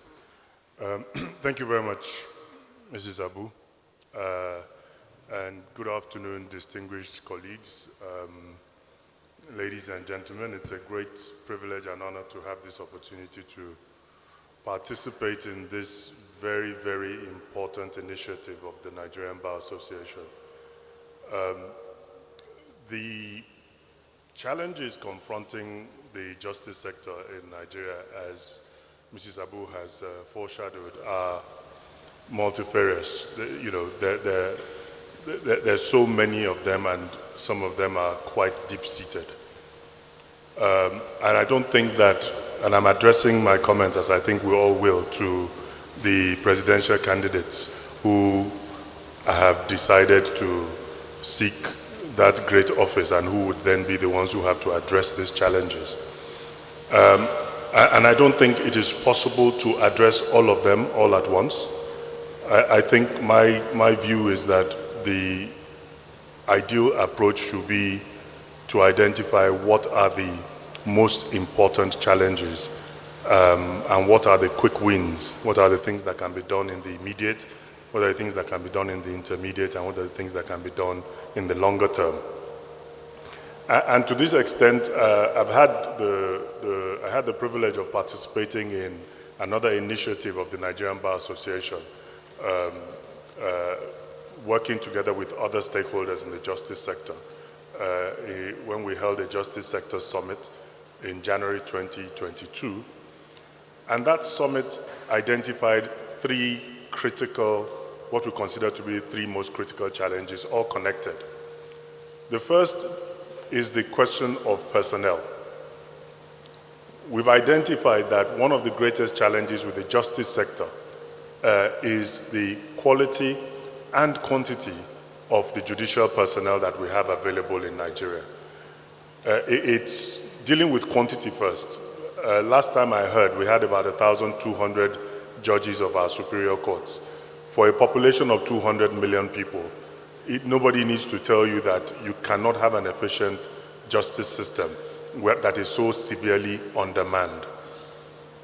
That is now coupled, or compounded by the successively degraded quality, and I say this with all due respect to our judicial officers, it's obviously a generalization.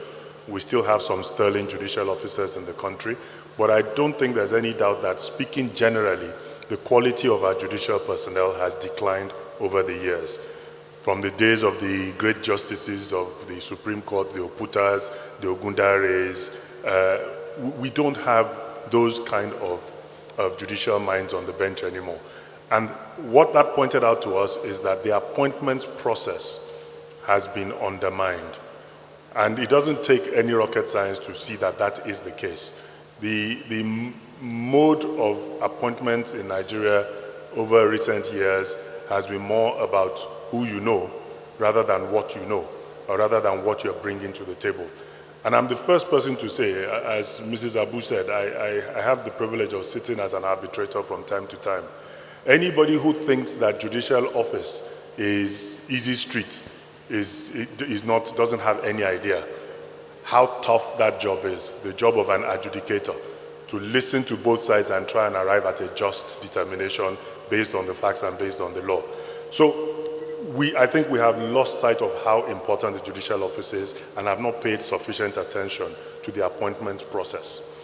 The second and connected thing that we identified was the administration and funding of the courts. Administration, funding, and accountability. Because we also say it, we say it casually, everybody knows that the Nigerian judiciary is underfunded. But the funding is just one side of the problem. Even the funding that is available, it is not, and I say this again with all sense of responsibility, there is no evidence that it is properly administered or properly accounted for. So you have courts in this country that have no roofs. You go to some courts and the judges will tell you that they're the ones buying the light bulbs to make the courts work. And then you have some judges who have 3 or 4 SUVs. And you wonder, so where exactly, who is allocating what? If we say that the funding for the judiciary is inadequate, how come some seem to have a surplus and some are right at the bottom of the pile? And of course, with funding and conditions of service of judicial officers being so poor, it connects to the first issue, which is the difficulty of attracting the right kind of personnel to go to the bench. And the third is the inefficiencies in the system. Clearly, with these two problems, inadequate quality and inadequate quantity, insufficient funding, insufficient accountability, and poor governance, even within the judiciary itself, it is no surprise that our judiciary is inefficient. And if you listen to what the first two panels have said, you're talking about security. Where there's no justice, there cannot be security. You're talking about the economy. How are we going to attract foreign direct investment? Investors have a choice. They can decide whether to come to Nigeria or to go to Rwanda or to go to Ghana. And investors, sensible investors, will ask, what is the judicial sector in that country like? And if they're told, or they ask a lawyer in Nigeria, oh, if I have a dispute with my potential business partner, how long will it take to resolve? Any honest lawyer will tell you, I can't tell you, I can't predict, because our justice sector is so inefficient. So those are the 3 problems we've identified. Of course, as time allows, because we also came up with suggestions and proposals to resolve these problems, I will address those as we go along. Thank you very much, Dr. Ajibade. You served in that Justice Committee, and therefore you have the information of the justice reform recommendations that you have made, and would like to hear about it going forward. But in the meantime, I'd like to cede the floor to a man whose interest is criminal law and international human rights law, who only recently removed his cap as Attorney General in Ekiti State. A gentleman who I believe has served in several committees over the years on justice, administration of justice reforms, from prison to police, and therefore stands in a good space to be able to speak to us about an overview of the administration of justice, especially as there are presidential candidates in the room who want to hear from the depth of your knowledge. Mr. Fakbonda.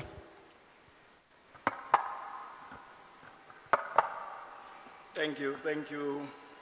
First, thank NBA for inviting me. I think I'm the only one that can intimidate the president, so I guess I got my invitation on that basis. I also thank the presidential candidates for honoring us with their presence here today, at least those that did. Now, to go straight to the point, there's nothing that needs to be said about admission of justice reform that has not been said since 1999. Nothing. Across board, admission of justice reform has been subject of multiple committees. So I beg you, do not start, whoever wins, don't start your tenure with this desire to set up a committee. I think the country has been over-committed.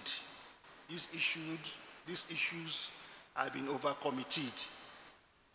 What we need to do now is to look at what is on ground. It's not also true that nothing has been done. I hear a lot of you, or some of you, not a lot of you, say that nothing has been done. It's not true that nothing has been done. Whether I talk about the federal or the state, progress has been made. Have we made sufficient progress to match our needs? No. But certainly some progress has been made. Now, if you look at specific areas of intervention, again, you have a 4-year mandate. And given my experience in government, the first year, you probably use celebrating and getting to get a hang of the job. Hopefully, year 2, you will settle down and begin to deliver the dividends of what we call democracy. The 3rd year, you get into campaign mode. And the 4th year, elections. So it is absolutely unrealistic to imagine or to expect that everything will be done, can be done within your 4-year tenure. So if you ask me, I will look at the critical issues. What do we need to do along specific justice institutions? Judiciary. We have failed the judiciary in one aspect, salaries and allowances. You should know that our judicial officers have been on the same salary structure for over a decade, more than 10 years and counting. It is unrealistic to expect high morale given this limitation that they have. My learned friend, my brother Silk, has spoken about how we even appoint them. Crucial issue. Then we move on to the police. Again, as AIG Arase said, there is nothing more to discuss about police. We need to begin the implementation process. Yes, President Buhari, in his wisdom, has improved. They've gotten some level of salary enhancements, but there are still other issues. The accommodation. Remember, many years ago, there was a lot of hue and cry over that Ikeja police barracks. And people thought, no, police cannot be possibly come out of this place and expect to serve this nation. How many years down the line, if you pass through that street going to the airport, the physical structure is still very much the same. We need to do, we cannot expect a first-class police force under a climate of, want. Prisons. Again, we have made progress. We have, and I'll close with this, we have made progress with the prison law. But with the prisons too, we are still struggling with the issue of congestion. So across board, my plea, my opening statement that we should not reinvent the wheel. There's no time.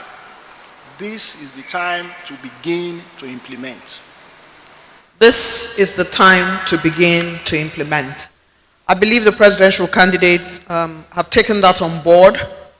There is no need reinventing the wheel, as all the other panels have espoused.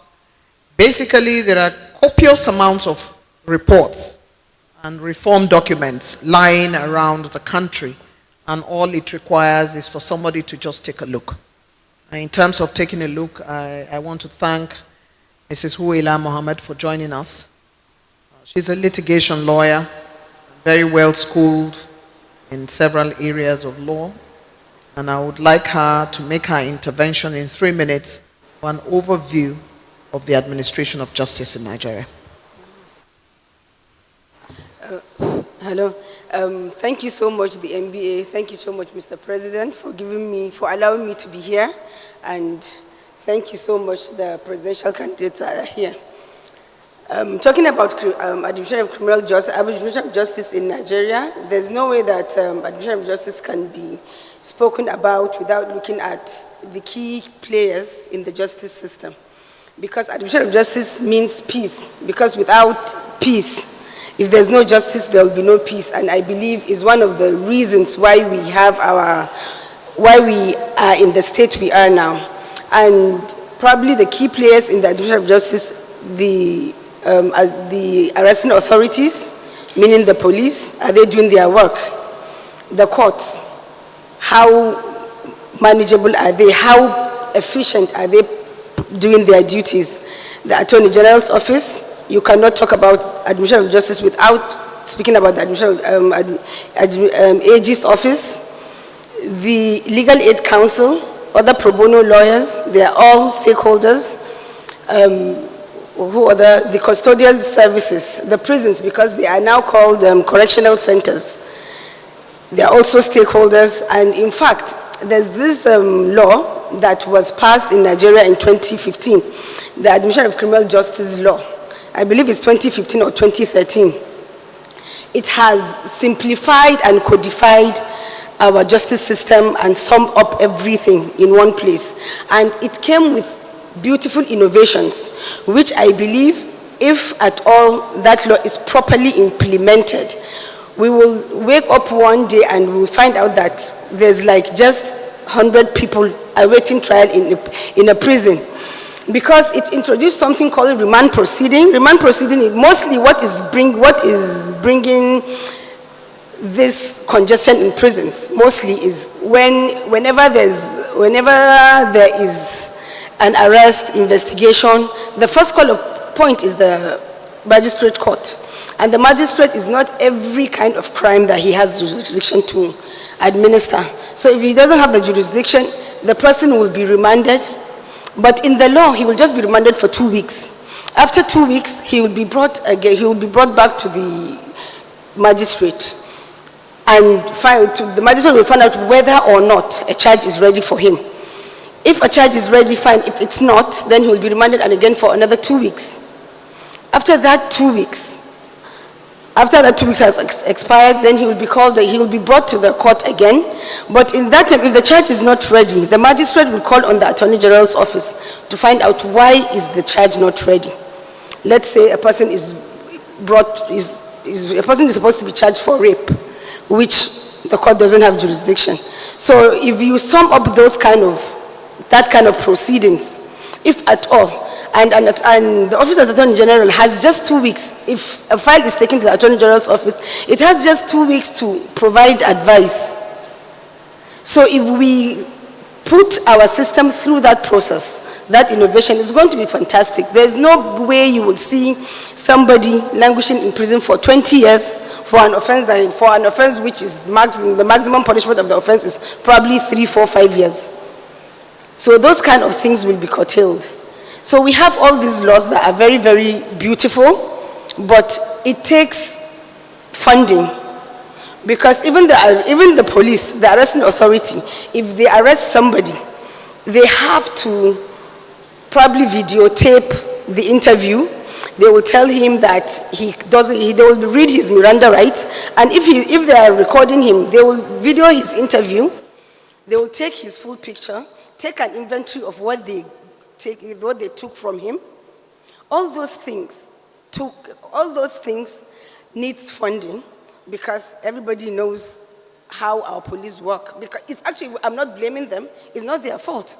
Because if you have a case at the station, you have to provide for fuel to go and visit a crime scene. It's not my job to do that, but I do that for my case to move. So those are the kind of things and hurdles that we are having in our system. We have these laws that are fantastic. They will work. Like the prison service, it's now called correctional centers. They are actually rehabilitating our defendants. I don't want to call them criminals.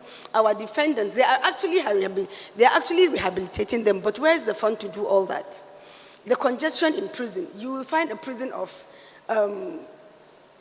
750 capacity, 700 manning. There was a time that I visited a prison. The capacity is like 700, but at that time that I went, it is manning 3,000 plus people.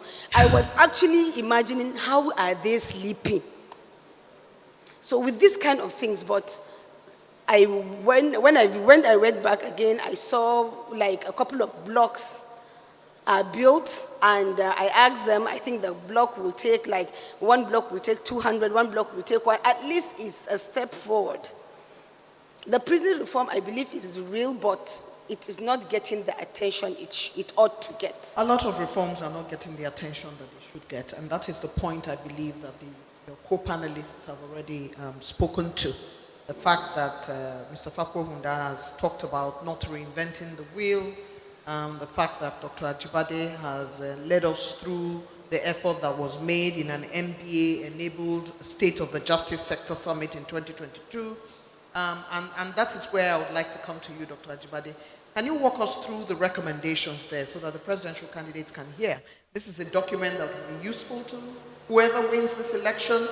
He needs to really double down and read. Talk to us about what is in there that we need to know. Thank you very much. So, as I said, we identified short-term, medium-term, and long-term actions that could be taken.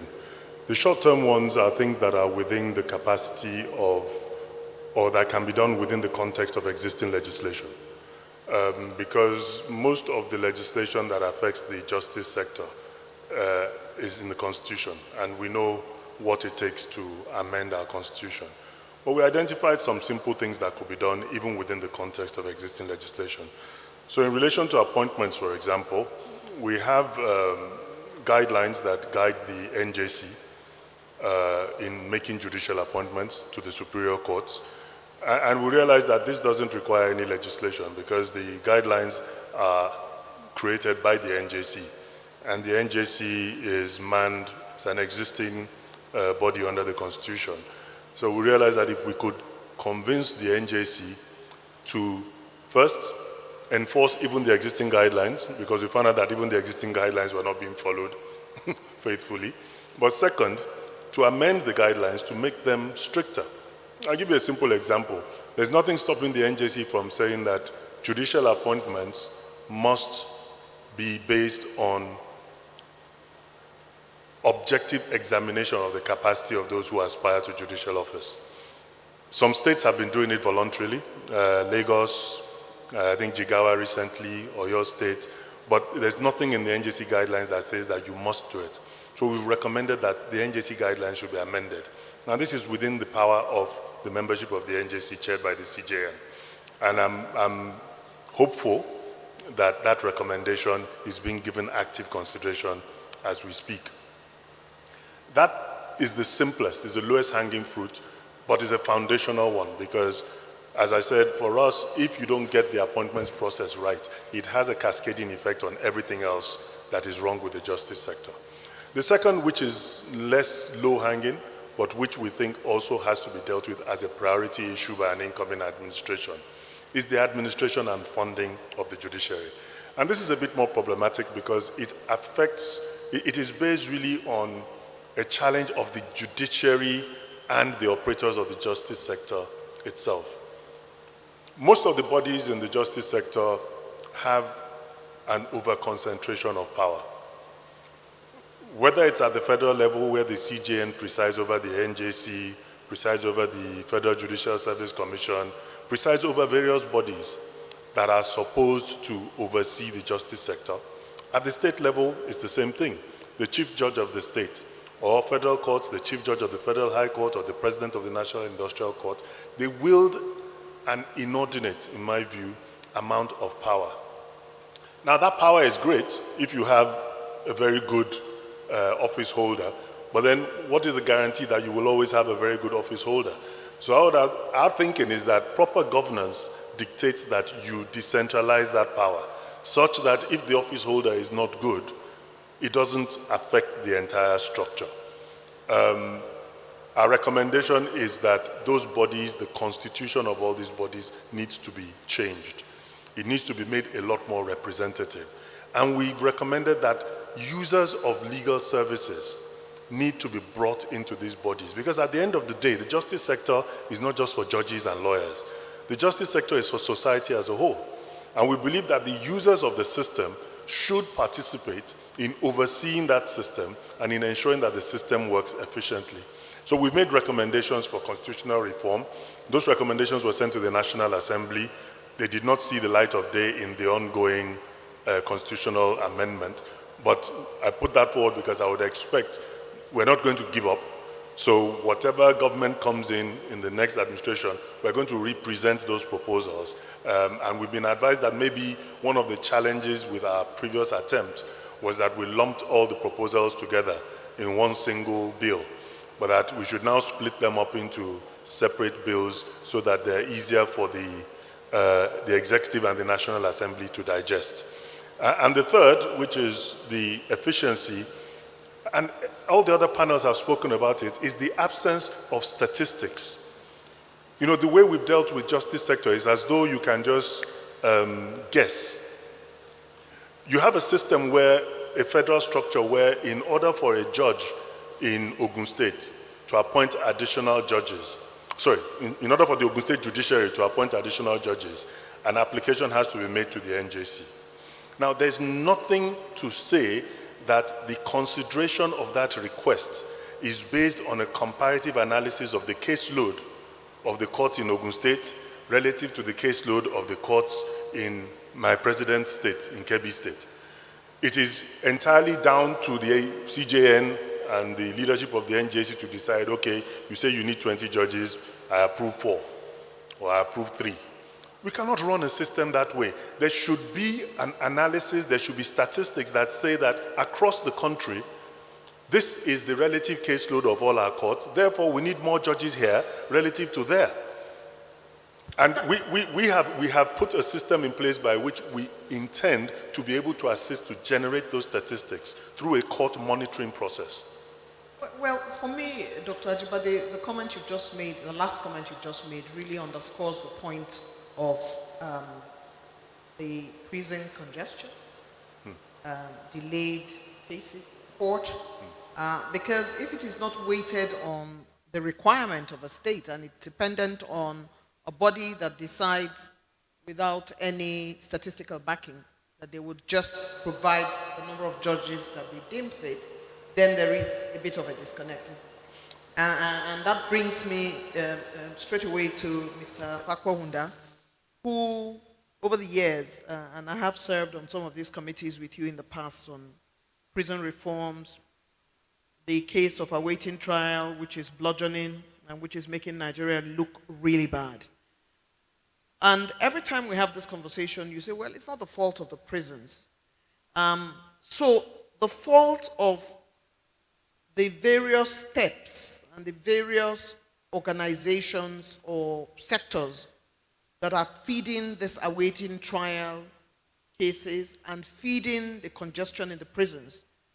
As you know, the situation can be pretty bad. You heard from the last but one panelist how a prison that is meant to take 700 people is taking 3,000. There is a section of that conversation that really leads us to dehumanization And I would just like to hear you say to the presidential candidates, what do we need to look at to get us out of the woods? You may have mentioned some of them, but I'd like you to expand that conversation.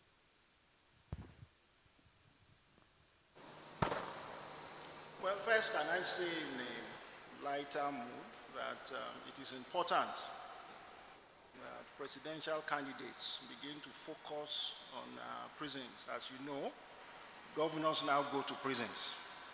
So the era of the prisons is only meant for poor people. It's gradually going, it's no longer there. So I would advise that the prison must certainly be one area you may need to focus on. And I'm not saying anything more than that on that. Now, I think the problem with the prison, apart from the institutional problems itself, also has something to do with how the prison is administered.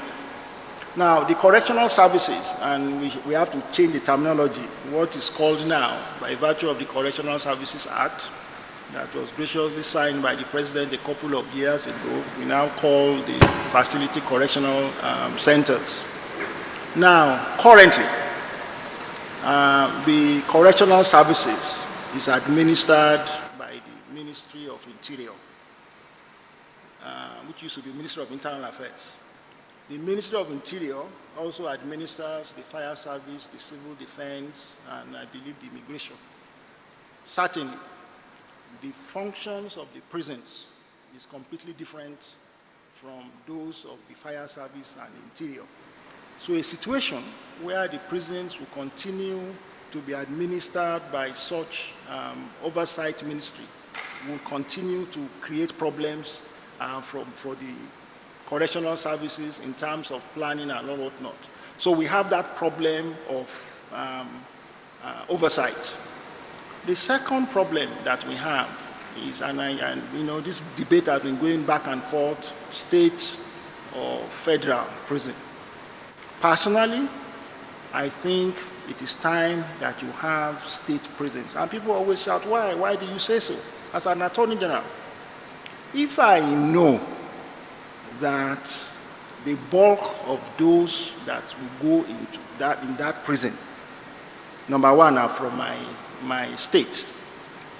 Secondly, that a large percentage of their funding, how they feed, you know, other issues, will be paid from the limited budget that my state has. And all the states are challenged fiscally. I will be more professional and more efficient in ensuring that only those that need to go in prison go into prison. So for me, it's not a political or debate. It's a practical debate.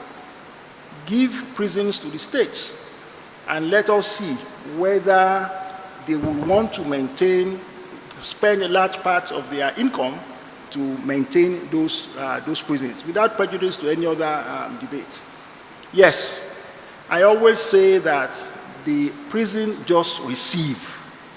So basically, what they do is you bring people there, police investigates, matter goes to the office of the Attorney General, DPP, go to court, persons are convicted or not, they are remanded in prison. So that is what they do. They keep persons in prison. The problem of congestion, and that goes across all our 224 odd prisons, is of such nature that you can't even do. The prisons now, today, cannot carry out its number one function, which is to ensure that those who go in there for whatever crime do not come out the same. Now, if you have that huge number of awaiting trial inmates, which is a common phenomenon in our penal system, we cannot focus on rehabilitation. Now, how they got there is a combination of multiple factors. Weakness of the judiciary. People always look at the high courts, but I tell you, the major vehicle to which people get into prisons is our lower courts, the magistrate courts. Unfortunately, again for us, magistrate courts in this country suffer some of the worst conditions of public service. We need to focus on magistrates. The first point of contact for majority of persons who come into conflict with the law is the magistrate courts. So we cannot focus on superior courts and hope that miracles will happen if we don't begin to look at those, the magistracy, the magistrate courts. So there is something that needs to be said about that. Of course, we can have a long conversation on police investigation. The weakness of the limitations that the police have to deal with on a daily basis has direct implications on how they investigate. We don't have paper, we don't have personnel, we don't have this. That has implications on persons who come before who they arrest. So it's a cocktail of issues. But I think what is important to stress to the presidential candidates now is that even prison reform is no longer simply a law and justice issue today. It's now a matter of national security. We can't even hold, as you must have, we all live in this country. You've seen that constantly. We are now having jailbreaks. Just flying through Muritala, not Muritala Airport. Those of us from Lagos call it Muritala, the Abuja International Airport or the Abuja Local Airport. If you're about to go into the entrance, there is a big poster of persons who have escaped from prison, who the correctional services are still looking for. So what do you think those ones will be doing outside? Out of them, we have terrorists, we have murderers, we have rapists. So it's important that we elevate prison within the broader conversation, because when we talk about justice sector reform, somehow we miss prisons. Prison just gets lost in that conversation. It is important that we elevate the discussion to include the role of the prisons, not only in achieving security, but also not only in achieving security now, but also our collective security. Thank you very much indeed. In a conversation with Dr. Ajibade yesterday, he had made the comment about how funding within the administration of justice is deployed. And when you make the point of it's a cocktail of how the prison became the way it has become today, leads us to legal aid for the poor. And I'll return to Dr. Ajibade on the matter of humanity, and indeed on the matter of the apology of the NBA president earlier in his speech today, concerning whether the administration of justice, and indeed particularly those in the judiciary, have looked at citizenry with humanitarian eyes from a humanity point of view, or have looked at the people and citizens from how much do we charge, who is at the other end of the spectrum. But I would like to go to Mrs. Mohammed and ask her, especially because she visits the prisons often, what is it that you see is the challenge of legal aid to the poor? There are people who cannot afford lawyers. There are people you find in prison and the only reason they are still there is because they did not know that they could get legal aid and that they are pro bono lawyers. There is a nexus between prison officers and how they manage the inmates and how the inmates get information about what can be done to get them out of there. There are people who have been there for wandering and they've been there forever. So I'd like you to just please illuminate the presidential candidates what you see and what you think should be done before I return to Dr. Ajibade on the other matter. Thank you very much. On this issue of prison visits and decongestion of prisons, regarding what you mentioned, even when I was a young lawyer, I know we go to prison and if you go to prison to see your client, the officers there are the people that will say, okay, there's so person. He doesn't have anyone, he needs help and what have you. But later on, as I keep going and going, then I later on realized that it's a kind of a syndicate, even among the officers, because they will tell you who they want you to help. After after all, there are others that are languishing that were there more than the ones they are presenting to pro bono lawyers most of the time, because you know how our system is. That's my own. I'm presuming, probably because maybe the ones they are presenting, you find out that they are the ones that they have family that are visiting them.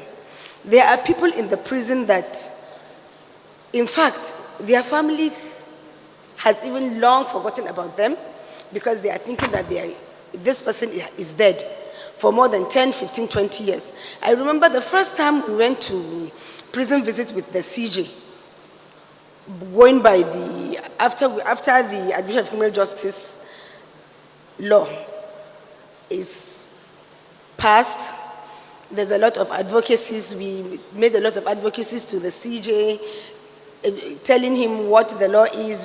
In fact, we had to simplify the law and gave him, he read it and what have you. And then he was convinced. We went to visit the prison. We were there before, we went there to interview people before we went with him. And when because this is a place that I have been going there for like 10 years or so, but I discovered that you will see people that are there for like 20 years awaiting trial. I will tell an officer, but why did you have never told, in fact, not me. There are legal aid people that, this person has never seen a lawyer. Why? Because the prison has actually he has been assimilated into the prison. It has become his home. There's a very, very sad story of someone that was in prison for no reason. For no reason. He doesn't even know why he was locked up. He was locked up for more than 45 years. And it's just like 5 years ago that he was heard of and he narrated what happened and he was out of it. When he was offered to go out of the prison, he started crying. He said he cannot leave because he lives inside Kanu, but he doesn't even know where he lives anymore. He doesn't know where his wife is. He doesn't know where his family is. He's just someone that people even think he is dead. And a lot of announcement has been, this social person, he was arrested during this time, but nobody came forward. So he has lost touch with the system, with his family, with everyone. And he doesn't even want to go out because if he is out, what does he know? He doesn't know anything. So we need to look at the correctional facilities and basically, as Mr. Fakwo Hunda has rightly observed, there are documents for correctional facility reform. They've been there. The prison decongestion reports over the years are there. And these are things that, they're not rocket science. You just need to pick them up, dust them up, and read them. And Dr. Ajibade, I return to you again. Is it the paucity of enough people in the legal system to help out with cases that you've just heard about? What do the presidential candidates need to know in terms of being able to fast track, aside from, of course, the State of the Justice Sector Summit report that you were talking about that they need to look at? The police, the correctional facilities, and people who have been languishing in jail for years. And when you throw that along with delayed cases, what do you have to say? Well, as I said at the beginning, Mrs. Abu, the challenges in the justice sector are multifarious and multifaceted. And I think that the presidential candidates need to be clear about what they want to achieve in this regard. And one other thing in relation to this is I think it should also be clear that the justice sector, as I said earlier, is not just about judges and lawyers. The social, listening to Mrs. Mohammed, it's clear that there's social impact, significant social impact arising from all these challenges. People in prisons for, years much longer than if they'd been convicted, etc. And going to what you said, what you mentioned and what the president of the NBA said about the role that the legal profession has played or not played, as the case may be, in addressing some of these concerns. I think that clearly there's a lot more that we could have done. and there's a lot more that we must do even now. But it requires support, it requires funding, and this is where the presidential candidates come in. When we were discussing yesterday, it was acknowledged that the Legal Aid Council is severely underfunded. Legal aid in other parts of the world, it's not optional. Everybody is entitled to a lawyer, and it is not dependent on those lawyers doing it voluntarily. We have all the NBA branches have human rights committees chaired by the vice chair of the branches. You have like the Duty Solicitors Network being driven by my good friend Bayo Akinlade. But these are all voluntary attempts to fill the gap. Or it's like trying to heal a gaping wound with a Band-Aid. It's not enough. I think that there has to be a structured effort to make legal aid a reality and to make it obligatory. I think the provisions in the police, I believe it's the Police Act, that says that every police station should have a lawyer. There should be lawyers, and we're churning them out. We're churning out more than 5,000 lawyers every year. So it's not because there's an inadequate number. But then those lawyers are not going to do this for free. They also have bills to pay. Even to go to the police station or to go to the prisons, it requires resources. So the NBA, I think, needs to activate the government to put resources behind this thing, because it's an essential social service that has to be rendered. It can't be left to voluntary efforts. And this is what I'd like the presidential candidates to take away. And Professor Balami said something earlier, and I'm not applying for a job. But I'm also aware that the constitutional amendments that have gone to the president now, I think one of those that has gone through is the proposal to split the office of Attorney General from that of Commissioner for Justice. I think that this is actually an ideal opportunity to put people in those offices who understand these issues. When we were speaking yesterday with my good friend, my former Attorney General, Mr. Fakbonda, he made the point about there not being enough developmental-minded lawyers in the system, and that most attorneys general, of course, present company excluded, are just litigators who see their job as just being the lawyer of the governor or the lawyer of the president. But you actually need somebody in that office who appreciates all these issues and who will use the powers of that office to address them, because these problems will not solve themselves. So if you now separate the office of Attorney General from office of either Minister or Commissioner for Justice, hopefully the ministers or commissioners for justice will be people who have the right orientation. So them in order to have those who really have the goods and who understand the dynamics of it to be in the position. Mr. Fakbohunda, I'd like to come to you now on the area of capacity building and corruption in the administration of justice. These two twin areas have been matters that have worried quite a number of citizens who may not even be members of the judiciary, but they keep recurring. And it would be good for the presidential candidates to look at it with new eyes, coming from somebody with experience who has done this, seen that, and understands the dynamics. Corruption within the justice system is real. Regrettably, while not holding brief for corrupt tendencies within the system, the present challenges that the system faces today are primarily responsible for the perception of corruption that we all seem to experience across the justice sector. Conditions of service across board. Somehow, we are fighting corruption without prioritizing administration of justice. Administration of justice reform. I'm not sure how that is going to work.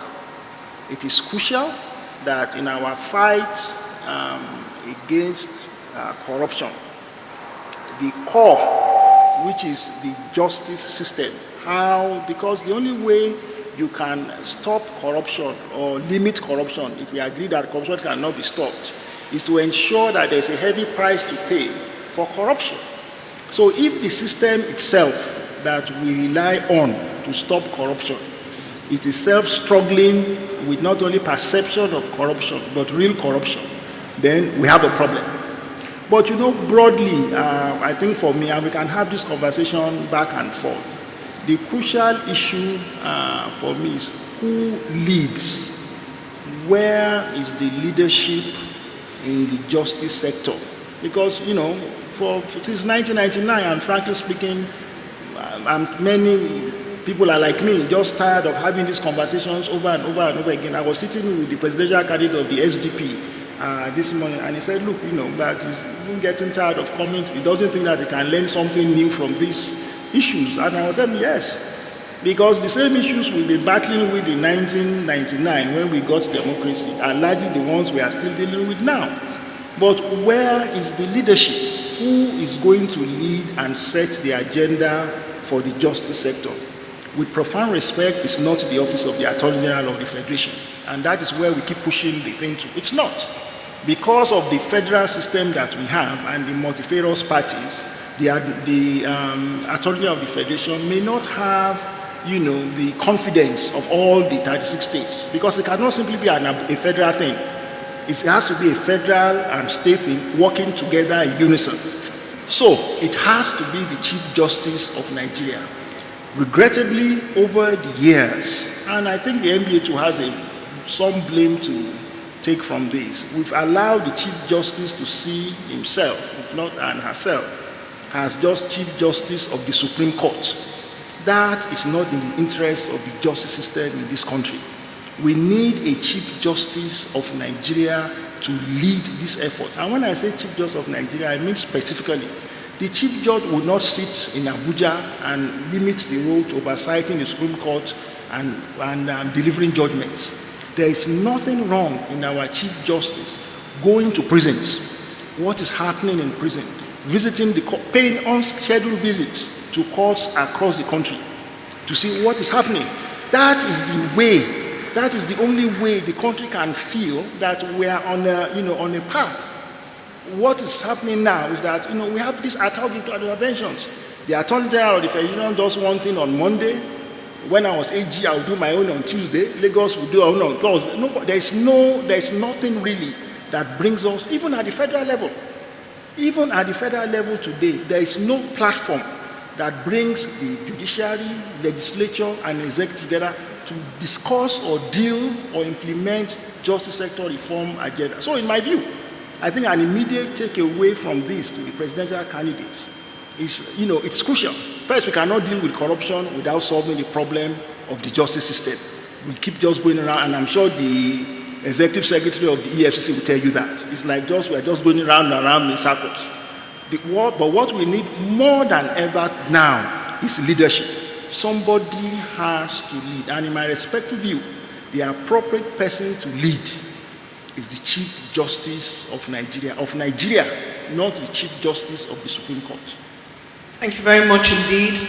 And I would like to go to Mrs. Mohammed for her last comment on the matter. When we started this conversation, you said it was important that all the key players, say, for example, to the presidential candidates, if they asked you, where should we start from in this business of reform? Because there are just so many sectors, so many different arms to the administration of justice. Should we start with the police? And you talked about remand process. Should we start with correctional facilities, or should we start with the judiciary? In my conversation with you, you were like, I was a bit shocked to find that the judges don't receive that much money. Their salary is so poor. And part of that really feeds into what Mr. Fakwahunda is talking about, conditions of service. If I was a presidential candidate and I asked you off the cuff at a cafe, where should I start from? What would be your answer? And that would be in 2 minutes because we're about to wrap up. Yeah, I would say start with the judiciary because it's the backbone of almost everything. Their work is intertwined because without synergy, without proper synergy between the actors in the justice sector, there will definitely be a gap, because the police has its work that it's doing. If it's lacking in its work, it will affect the judiciary, it will affect the correctional service. But the judiciary, I believe, is most important, because if the judiciary is independent, they are well taken care of, there wouldn't be any suppression, intimidation, and what have you. All the things we're seeing in their judgments will not be seen, so to say. And I believe the judiciary is key. Uela has spoken. She believes the judiciary is key as the primus inter pares. We should go forward with them before we begin to look at all the other factors, because it is from them that all the other things devolve, isn't it? Dr. Ajibade, your last thoughts. I agree. I agree that the judiciary is key. But I think we need to, for the benefit of the presidential candidates, I think we need to unpack that slightly. I think judiciary is key in many ways. Definitely we acknowledge the fact that judicial remuneration has not been and is not what it ought to be. But as I said, I think also accountability in the judiciary has also not been what it ought to be. And I think the two go hand in hand. I definitely wouldn't be clamoring for one without the other. I want better conditions of service. I want, if we want to pay our judges 10 million, 20 million naira a month, I don't think it's too much. But I think they also have to have their feet held to the fire to ensure that in exchange for what they get, they actually deliver the service that society requires. But over and above that, as I said earlier, I think there are structural challenges within the justice sector that we cannot leave the judiciary to fix by itself. We need other, because judiciary is just an arm of government, and justice sector belongs to the government as a whole. It's not just the judiciary's concern. The governance within the justice sector itself is within the judiciary itself is problematic. We cannot continue with a system where you have one person concentrating so much power and such that if that person is not of the right mindset, everybody suffers. We must find another way. And I think a president who understands the issues, and I know at least some of the presidential candidates are lawyers, who understands the issues, will be able to push for those necessary changes to be made. If I had my way, we should get rid of the turn-by-turn approach that we take to leadership within the judiciary. We should get rid of the turn-by-turn approach to progress within the judiciary. As I said, there are no statistics. You now find judges rising from the magistracy to the high court, and there's nothing to say that these magistrates who are becoming high court judges were the best magistrates available. It's just that they were the best connected. Ditto going from the high court to the court of appeal, ditto going from the court of appeal to the Supreme Court. We cannot run a system that will work that way. There has to be objective criteria, and there has to be better governance within the judiciary and within the justice sector as a whole. Better governance. Mr. Fakpohunda, your final thoughts.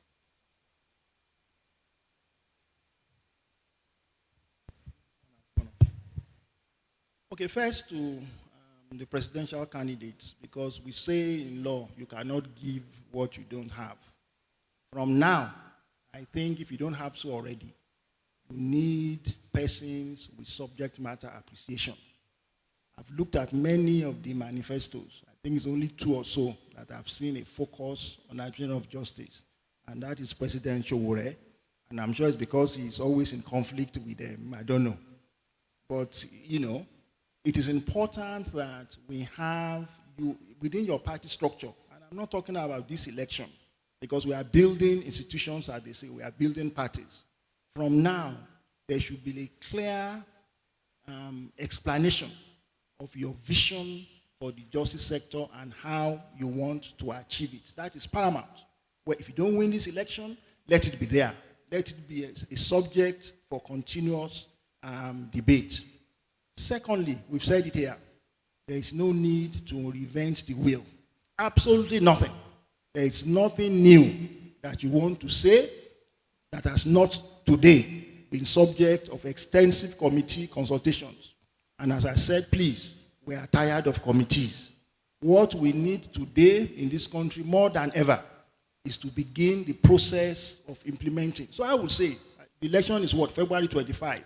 Whoever wins from February 26, you need to put a team together so that they can begin to put these reports into an actionable 12 months or 2 years agenda, stating clearly, this is what we want to do, this is who we do it, this is the time frame, and this is how much we need to achieve that. That is crucial. Without a plan, which has been an albatross all these years, without a clearly defined and saying of justice plan, we are not going to go anywhere. Finally, appoint the right persons. You can have the best plan in the world.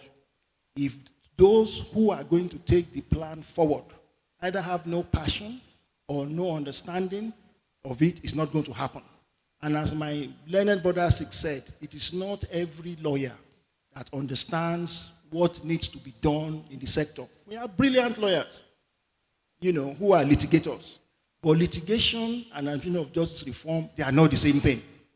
So it's important that in looking out for those who implement the plan, you find persons with a passion, an ability, commitment to deliver on the admission of justice agenda. Thank you. Thank you very much. I would like at this point just to throw in for good measure, and this would go to Mrs. Mohammed in one sentence. Do you think that a presidential candidate who has never been in prisons to see for himself what the prison system looks like needs to go there to see what you see? Well, honestly, if you don't go there, you will never have an idea of how life is behind bars. There is no explanation that will make you know that, yes, this is it. For you to get it and have the empathy, you just have to see it. Because no matter what is said to you, you wouldn't know. And honestly, if he is going, it would be very nice for someone to peep through the rooms, the toilet, and how their food is cooked. That is very, very important. That is the only way you would know. In fact, for the first time, I believe you will spend like 2 days before gauging where you will fix the situation. Because no matter how the explanation, no matter how someone explains it to you, you cannot get it. You just have to see it. So, and here is where you heard it first. Presidential candidates will do well to visit the prisons if they have never been, to see the condition that it is in now. And also they must have a blueprint and vision of how they want to fix the administration of justice across board. And also there is the point of accountability as espoused by Dr. Ajibade. You've been listening to the third panel on administration of justice, and I've been speaking with, of course, those who should know, and they have brought you all the information that you require. We couldn't exhaust all of them, certainly. But this is a Nigeria Bar Association State of the Nation dialogue, and this is the last panel before we meet the presidential candidates that are available for us. Vision for the justice sector is important. Poor condition of service is critical in the administration of justice.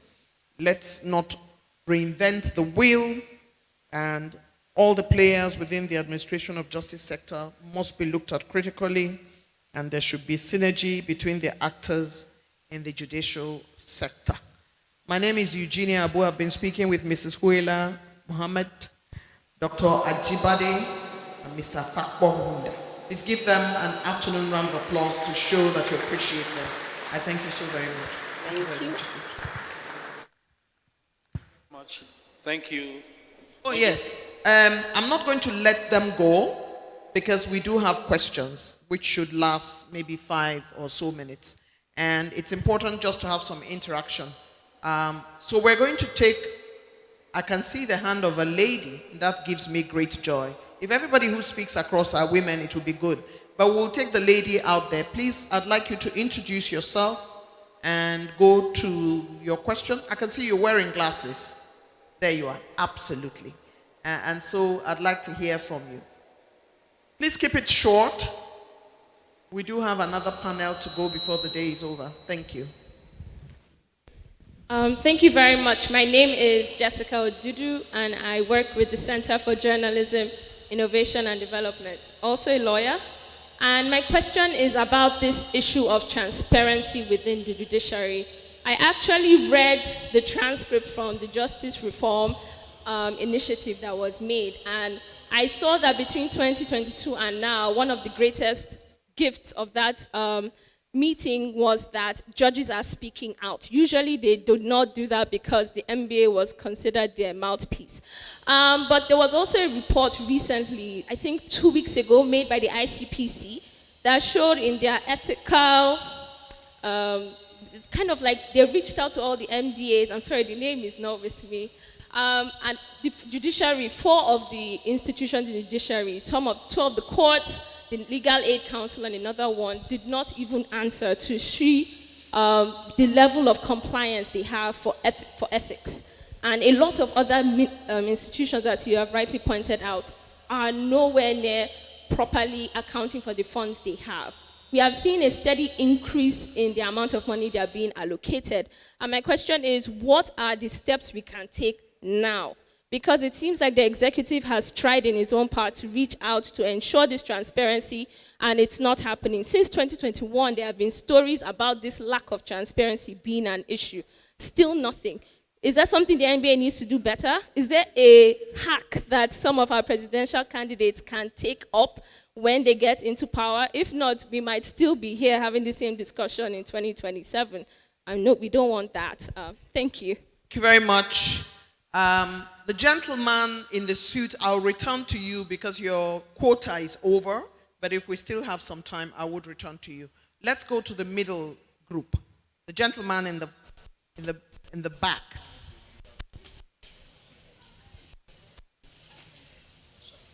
Do we have any questions from our virtual audience? Would somebody give me 1 or 2 so we can have them involved? Please go ahead. Okay. Good afternoon, everyone. My name is Ame. Sometimes. Now, my question is... Your microphone is... Can you hear me now? Yes, I can hear you. Did you say premium times? We can't hear you.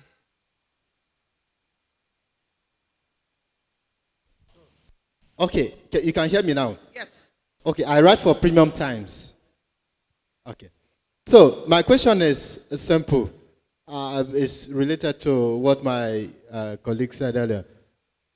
Why is it so difficult for the judiciary to make its budget public? And how can this problem be tackled? Particularly for Dr. Ajibade and Mr. Fakbaunda, who just left as AG of Ekiti. Okay, so we hear you. Thank you very much. I'd like to also remind you that the other committees are in the room. The other panels. There's economy in the room and there's security in the room. So we're not just going to talk about judiciary. Let's go to that row, that group on the right. Let me see a show of hands. Nobody from that end. I return to you, sir. The microphone goes to this gentleman in front here.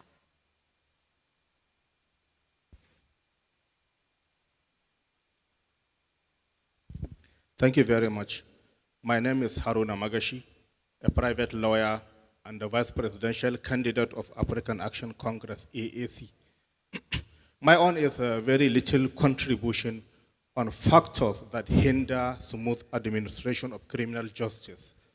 And what I have to say is that the law that administers criminal justice in Nigeria today is a major factor that hinders the administration of justice, in the sense that, first, it is a law that is set up by one side of the system, that is it is made mostly to favor the prosecution against the defense. I'm a defense lawyer, so I know what I'm talking about. I will give just 2 examples to be brief. Can you give us one, not 2? Thank you. One example, we are talking of decongestion of prison, now correctional facilities.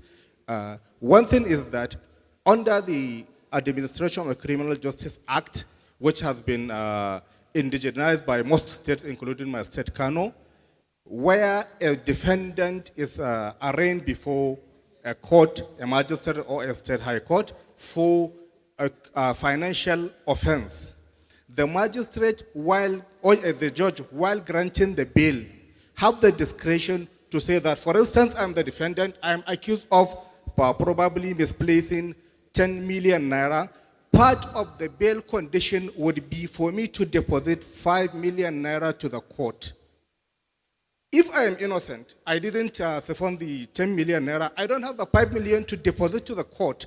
At the end of the day, I will not be granted bail, so I would be remanded in the prison, and at the end of the day, I may be exonerated and declared not guilty, thereby refusing me bail because the law has been set to deny me bail. So this is part of the major reason the law, the Administration of Criminal Justice Act and the laws of the state need to be revised to look at the side of the defendants against the prosecution. Thank you. Thank you very much. Dr. Ajibade, I'd like to go to you with the question from the young lady.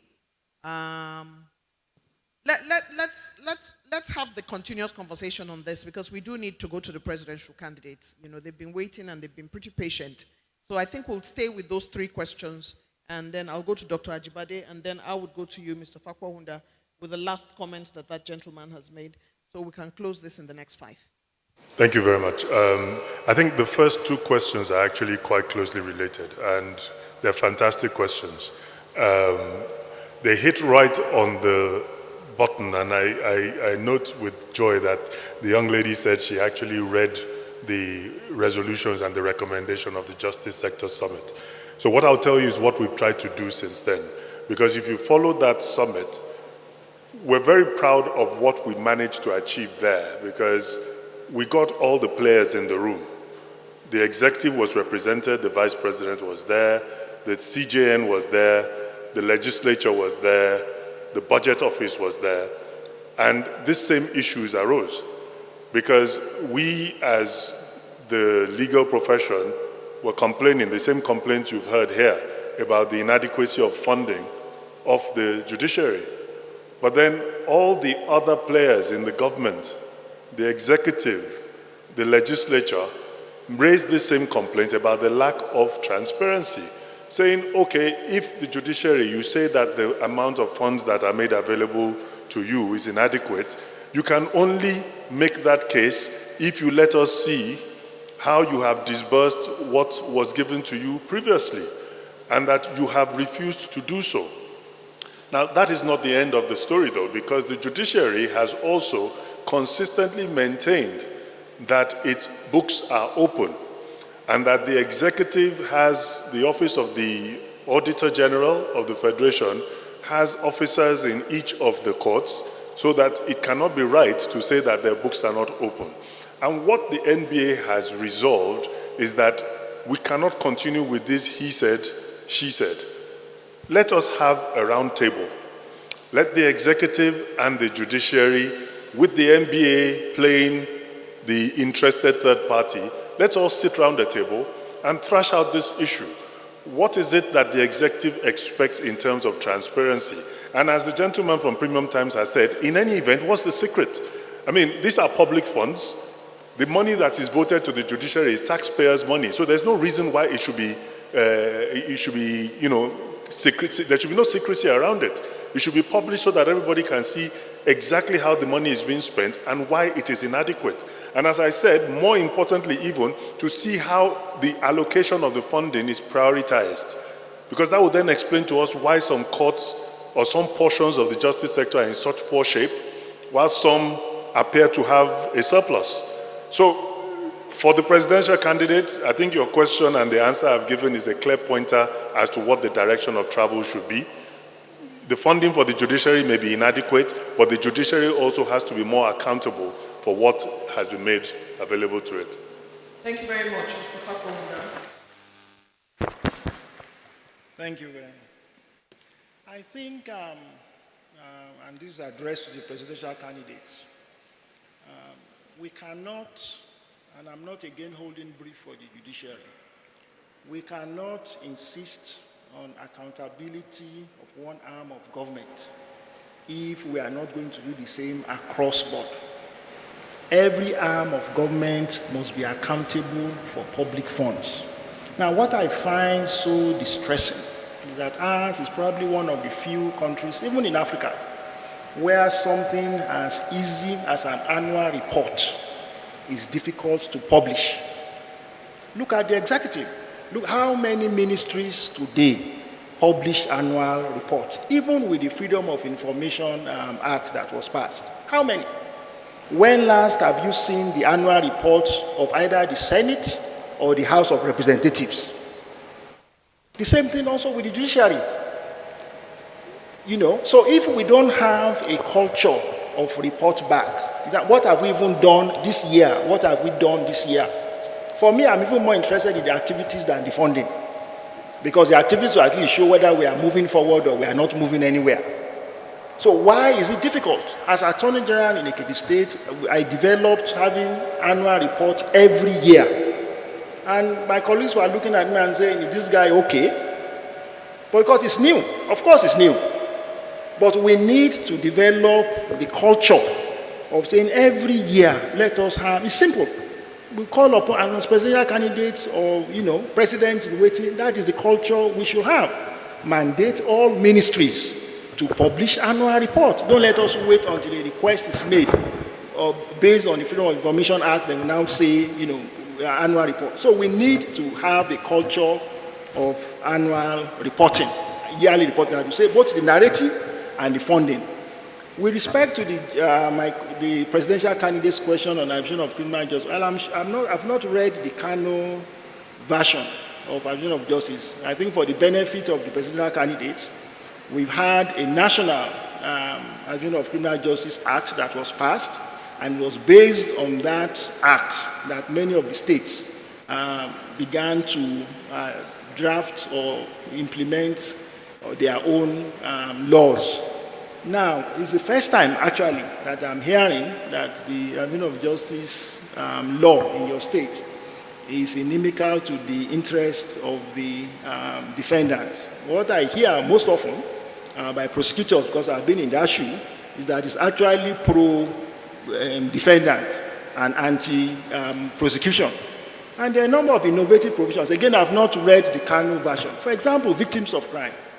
Before now, our criminal justice system did not recognize victims of crime. You arrest the offender, you prosecute the offender, if he's sent to prison, he goes to prison. That's the end. Nobody talks about the victims. But for the first time, you have a legislation that recognizes victims of crime as a crucial part of our criminal justice system. You also have, which is also more fundamental for me, a report-back mechanism. It's probably one of the few laws in this country that actually provides for how it's going to be implemented. You have a monitoring committee that was set up that looks at the implementation process of the act. That, again, in my view, is positive. But I admit that different states adopted different variations. But where I'm sitting, certainly as Attorney General of Ekiti State, my own thought is that the aviation of justice system is balanced. It provides fairness for all parties. Do we need to do more to enhance it? Absolutely. Because don't forget again, that is just the law. Law will not solve the criminal justice problem of this country. What we simply need the law to do is to show us a way where some form of resolution can be achieved. So, it's a progressive law. Do we need to do more to strengthen the law? Absolutely. Thank you very much indeed. And with that, we draw the curtains. But I'd like to say very quickly that I did announce that those on the economic panel were still in the room. Engineer Zaka is here. Dr. Okengwo is here.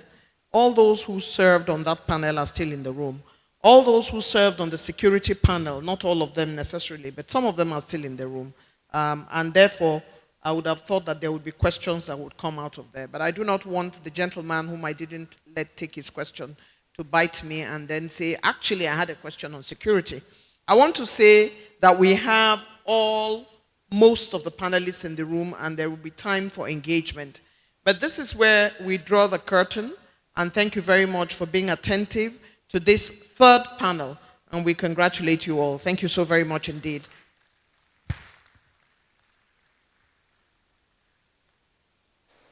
Thank you for your time. Thank you. Thank you, Madam Moderator. Please, we'll have a group photograph. The President will join the panelists up here for a photo opportunity. Thank you very much. We'll receive, while that's going on, we'll receive a goodwill message from the representative of the Executive Chairman of the Economic and Financial Crimes Commission. Is here represented by the Secretary to the Commission, Mr. George Ekpungu.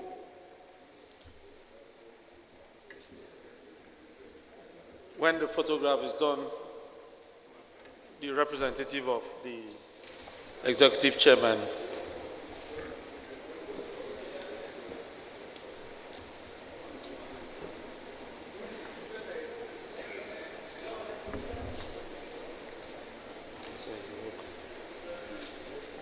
Very well, thank you.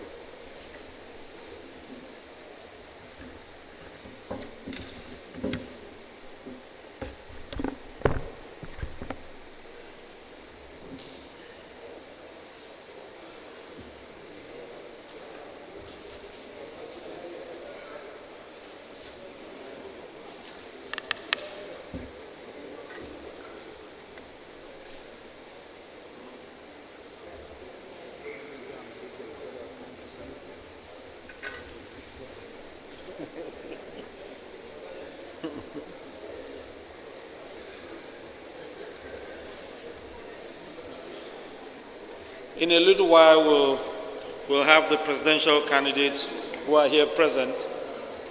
They would come up here.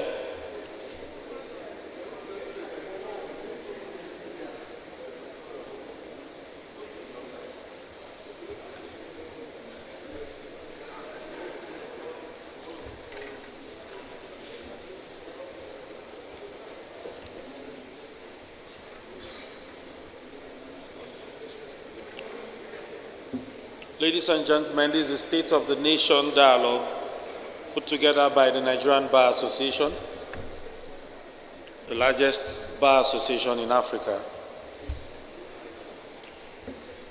Thank you very much.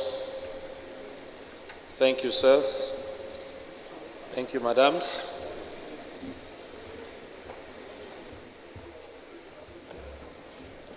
You're welcome, sir.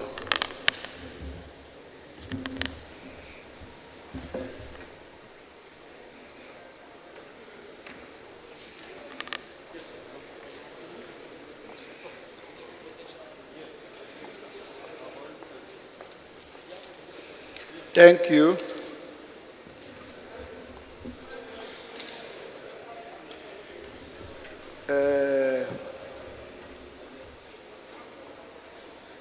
Good afternoon, ladies and gentlemen. Mr. President, sir. No, I'm greeting you. I've started my goodwill message. Yes. I'd like to greet the president of the MBA very specially. I think I'm proud today to be part of the Nigerian Bar Association. The presidential candidates that are here present and everybody who has taken part here in the panels. The sessions have been very interesting, to such an extent that when we started with the first one, I thought that the work of EFCC was cut out for it. We went into the second one. I saw more work for the EFCC. And by the time we got into the third one, I didn't know where EFCC will even start its work. Because if the judiciary is called to question, the executive is called to question, the legislature is called to question, then the work of EFCC is actually large. And for those of us, or any of us that God chooses to be the president of the Federal Republic, his work is even greater than that of the EFCC, because the EFCC also needs that political will of the president. Because in the last 1 year, we've been able to achieve 3,785 convictions. That is for 2022. And what we've done in EFCC to be able to achieve all of this under the leadership of Abdul Rashid Bauer is simply to start reformation from the inside. On the 25th of March last year, the president launched regulations, procedures, and policies of the commission, which was the first by any law enforcement agency. We now decided that the EFCC cannot be governed or administered without the rule of law. And for us to start that, we started with frameworks that will guide the work that we do inside.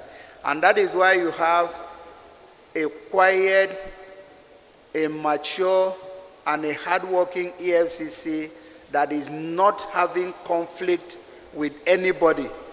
We have also, in the course of engagement, depended largely on the leadership of the MBA and tried to create friendship with both the MBA and the press, so that we now do not present ourselves as we and them. We have made it look now that this fight against corruption is an everybody's thing. So it's a we thing. It's not a we and them. So I thank MBA for organizing this iconoclastic session for the presidential aspirants, and for giving Nigerians more room for discourse on the things that will be able to help our system. One thing has become very eminent in Nigeria, and that is that everybody is demanding good governance. So we pray that God gives us the best of the president, because from every facet of the Nigerian economy, I think that we need leadership.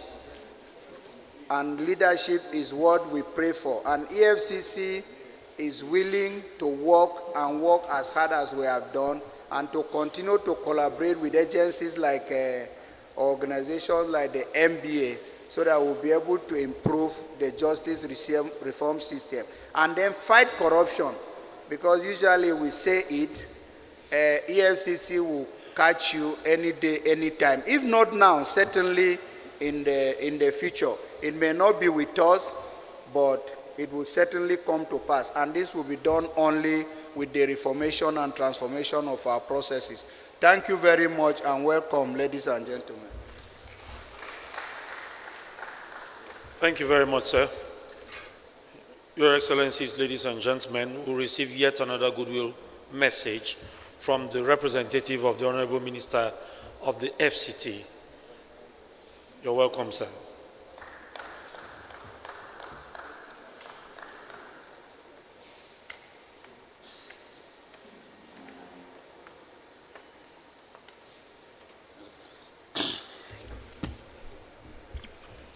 The President of the Nigerian Bar Association and his team,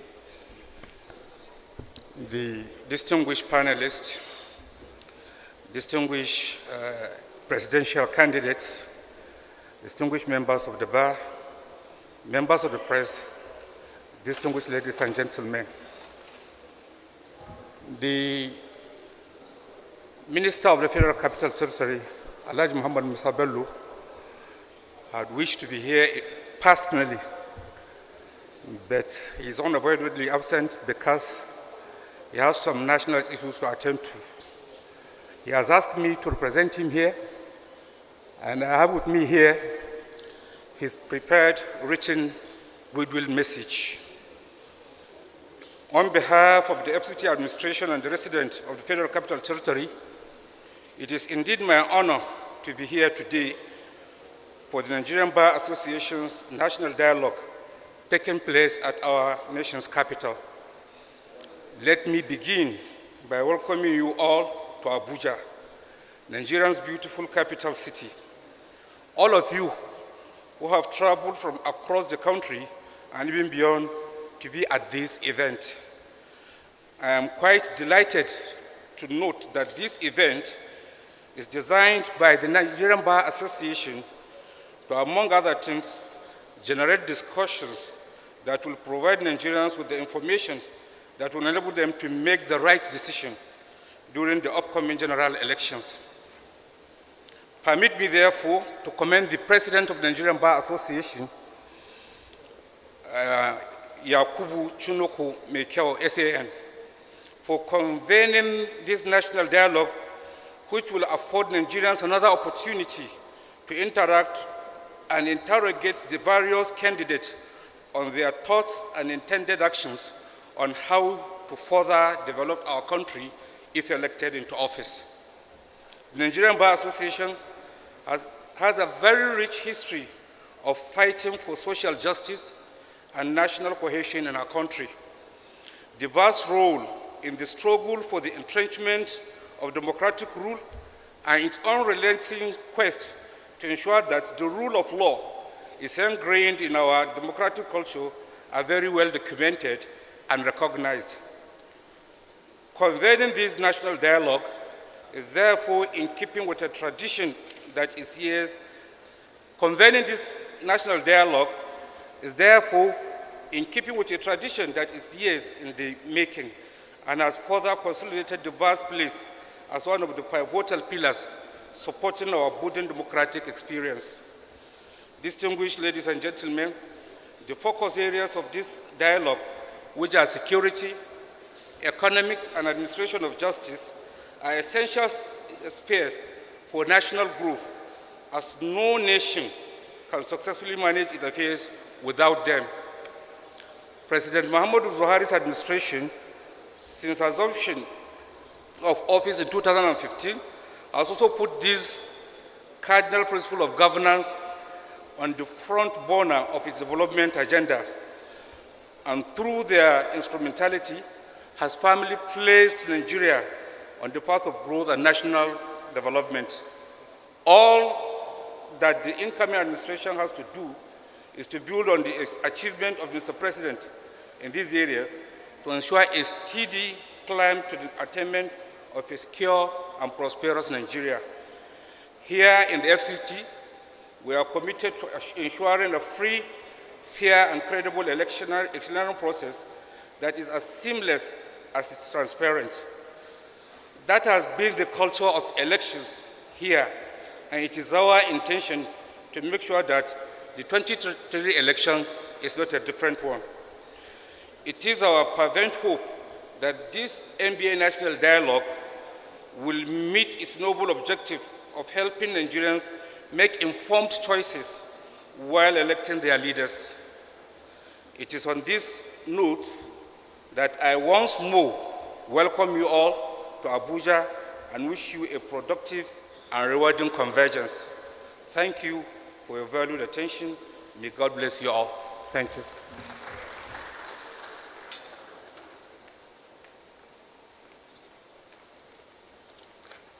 Thank you so much, Honorable Minister's representative.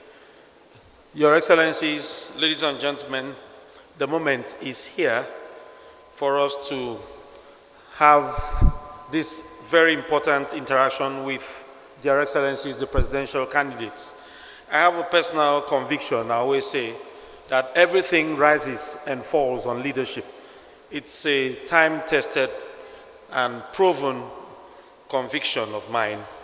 So it's my pleasure, ladies and gentlemen, and indeed my privilege to invite the presidential candidates who are in the room now in this order. The presidential candidate of Action Alliance Party, AA, Major Al-Hamza Mustafa, retired. Please can we put our hands together for him as you're welcome, sir. The presidential candidate of the African Action Congress, AAC, Mr. Shore Stephen Omoyele, is here.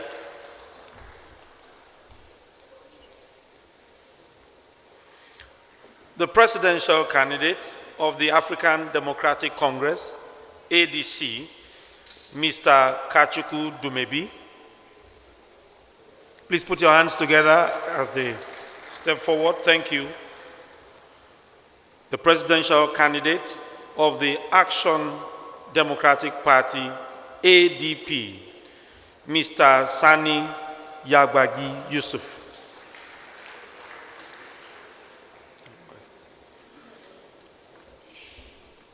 The presidential candidate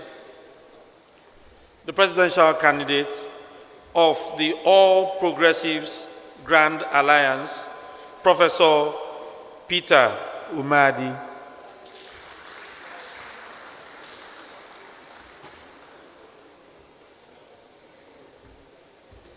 The presidential candidate of the Social Democratic Party, SDP, Mr. Ebenezer Adebayo.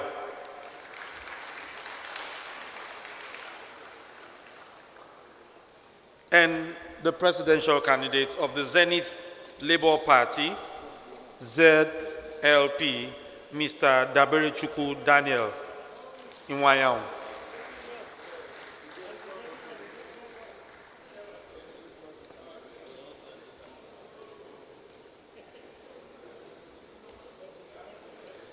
Your Excellencies, you're welcome.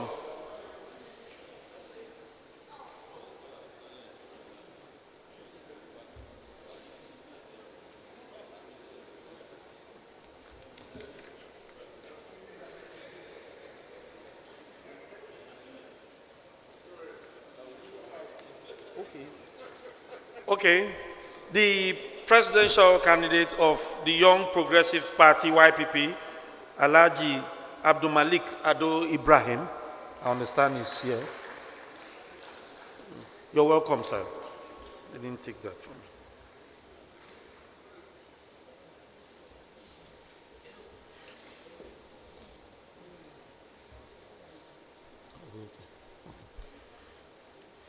Thank you so much, Your Excellencies.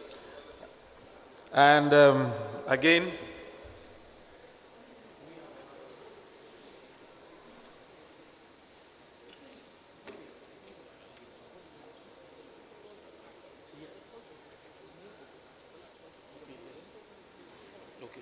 okay. Sorry, please. I'm a man under authority. The presidential candidate of the All Progressive Congress, APC, Asiwaju Bola Ahmed Tinubu, I am made to understand that he has sent a representation.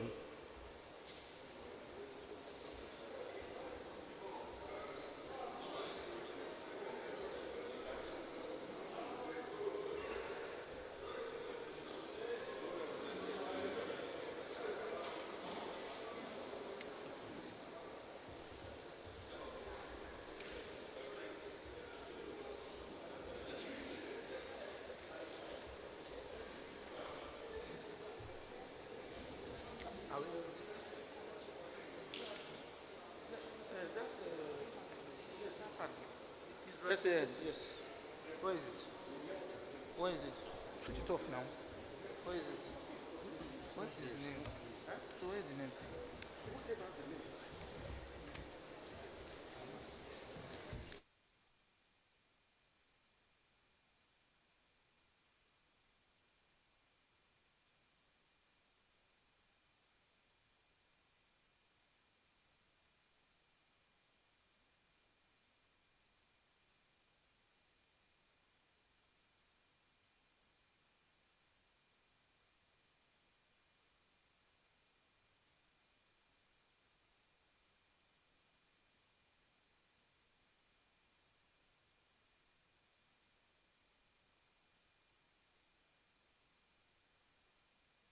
Okay. Thank you very much, ladies and gentlemen. Dr. Hassan Liman, SAN, who is also the Director, Legal Services, the All Progressive Congress Presidential Council, who is representing the presidential candidate of the All Progressives Council, Congress. Beg your pardon. You're welcome, sir.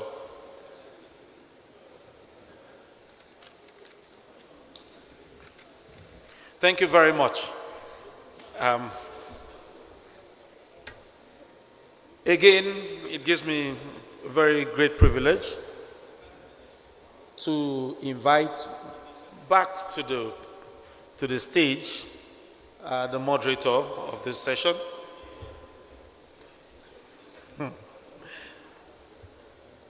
The indefatigable Mrs. Eugenia Abu. Please, can we put our hands together for the moderator? You're very much welcome, ma'am.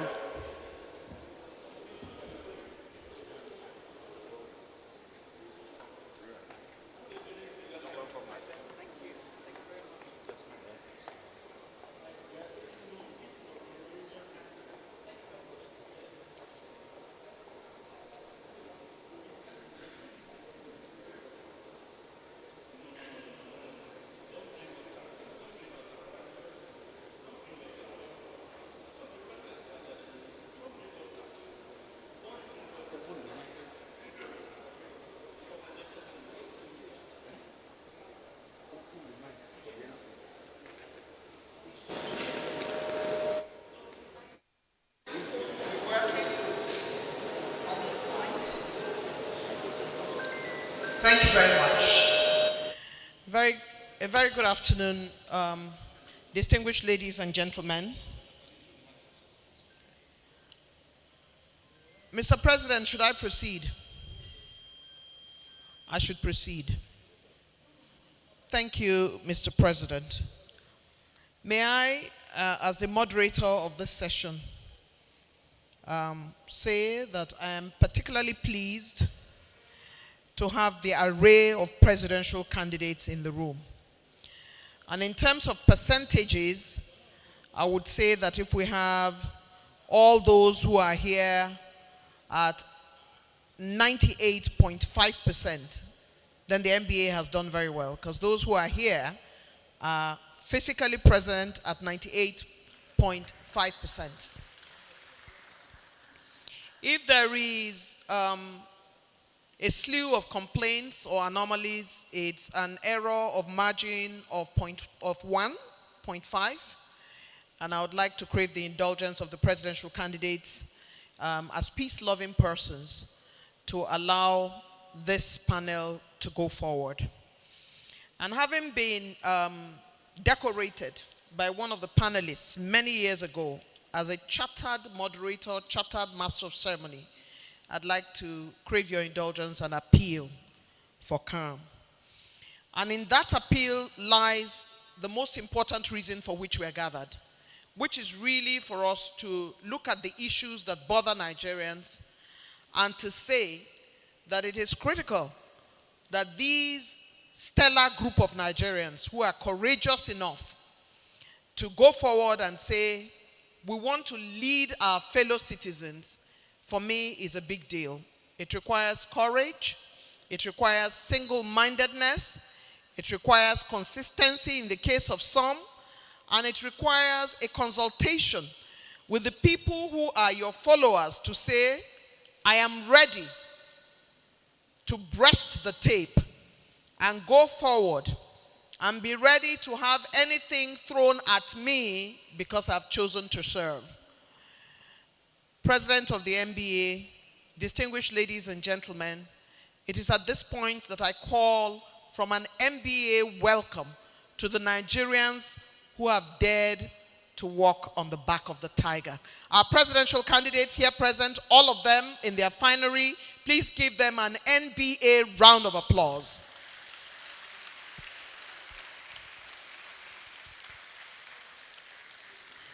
I'd like to thank all of you And I'd like to say that for me, as a moderator, one of my greatest gifts that I did not buy, I trained for, and God had gifted me with it, and I am thankful, is the ability to cut across distinguished personalities, interview peace-loving Nigerians, interview angry Nigerians, interview people who have bones to pick, and interview those who have things to say. And I'm very proud to have been nominated by the NBA to be in this privileged position this afternoon. I'd like to say that all the presidential candidates who have made it to this place are those who believe that they have something to say. And those who have not made it have something to say, but unfortunately are unable to make it. So for me, those who are physical are the ones who will have a conversation with Mr. President, correct? It doesn't make the others who are not here any less presidential candidates. So at this point, I would like to say that the plan we have for this conversation is to take each theme, look at it from the prism of the eyes and the preparation of each presidential candidate, and go from one to the other. We will make a general position in terms of just a generalist comment of an overview for 2 minutes for each presidential candidate on each topic. And then we'll come back and give them the opportunity to speak for in closing. So it's a bit at the top of its head and in reverse, because at closing, at 3 minutes at closing, will tell us who has said what before we got to the 3 minutes of closing. And at 3 minutes of closing, that is when you really then will speak to whatever it is you have not added in the first 2 minutes of each of the themes. I'd like to start this afternoon by welcoming the presidential candidate of the Zenith Labour Party, Mr. Daberechukwu Daniel Mwanyangu. I'd like to welcome you, sir, and invite you at this point to speak to the issues of security and what your party has to offer in that respect. Mr. Mwanyangu, Zenith Labour Party. Please encourage all the presidential candidates that are here when it's their turn to speak. We're looking at security, sir, and I'd like you to tell us in 2 minutes what your party has for Nigerians.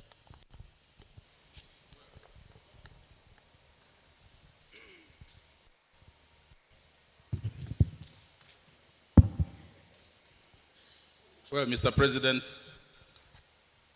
you see, when you sent your invitation, political parties to present their presidential candidate, we came. The intendment was not for any presidential candidate to send somebody to come and debate with other presidential candidates.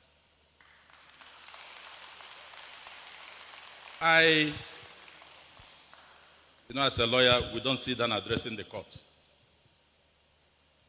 I have a very brilliant driver, a good PA that could have debated all these issues. But because as a member of the bar, and the new president is my good friend since this democracy, I cancelled other appointments. I don't think it would be right for us to have a party here that sends somebody below the position of a presidential candidate to come and debate with the presidential candidates. The similar thing caused problem in our Rise town hall meeting, where a presidential candidate sent a vice. The next day, they stopped it. You see, Nigeria is not moving because we don't obey rules. We think we can short-circuit things. You have the right to come or not to come, but not to send somebody lower than a presidential candidate. I am going to speak based on the respect I have for this association and for the president and his ESCO. Ordinarily, I would have just said no. And I wouldn't like to be blackmailed that, you see, he doesn't have the temperament to stay. That's why I'm speaking, but I have to make my observations known. I don't know what others will feel. Your observations are well noted, and we would like to thank you for the respect to the NBA president. More than anything else, I believe that Nigerians would like to hear your voice, and this opportunity should not be missed, in spite of the 1% error of margin. I thank you very much indeed. On security, I won't go into too much details. You see, the insecurity we have today in Nigeria was caused by lack of political will to take decisions. When Boko Haram came in, it was treated with kid gloves. It spread across the country. But you have a leadership that knew what to do. They refused to do it. I will always quote Governor Malam El-Rufai. He said, we know where they are. We listen to their discussions. But when we send signal, nothing is done. It is possible by the use of technology to cover all the ungoverned places before you spread it across the country. Through technology, we can tame the insecurity in the country. It is possible. It has been done in Kenya. It was successful. And why we have not been able to do it here is not only because of not having political will. Even corruption is part and parcel of it. We spent over $400 million to have a total radar coverage in Abuja. No one is working. Nothing has happened. And the AFCC man is here, he's telling us about fighting corruption. $400 million to cover Abuja. Nobody can be seen from any point. My administration will have a total radar coverage of all the ungoverned places and, if possible, across the country. So that you start at a point, you can see what is happening in different parts of the country, particularly those spots. Today, people are killed, people are kidnapped, women are raped, and nothing happens. Criminals are caught. The next moment, they are back on the street. So who is deceiving who? That is the main thing we have to address. Insecurity all over the country. There's no part of Nigeria now that is not feeling it. Every part of Nigeria is now feeling what is happening. And we cannot continue that way. And we have a total overhaul of the security architecture in the country. A situation where you have people who claim to have experience, but when you get to the point, you don't see anything. You don't know whether they are part and parcel of the insecurity or whether they are the ones causing it. The issue of ransom has helped the criminals in their activities. My government will not negotiate with terrorists. I will smoke them out. I will meet them where they are, and I will lead from the front. Zenith Labour Party has spoken. Please give a round of applause to Mr. Daniel Nwanyangu. And we would like to thank you for your candor. Thank you very much indeed. Alhaji Abdul Malik Ado Ibrahim, Young Progressive Party. You have 2 minutes to talk to us about security. Is that microphone working? There you go.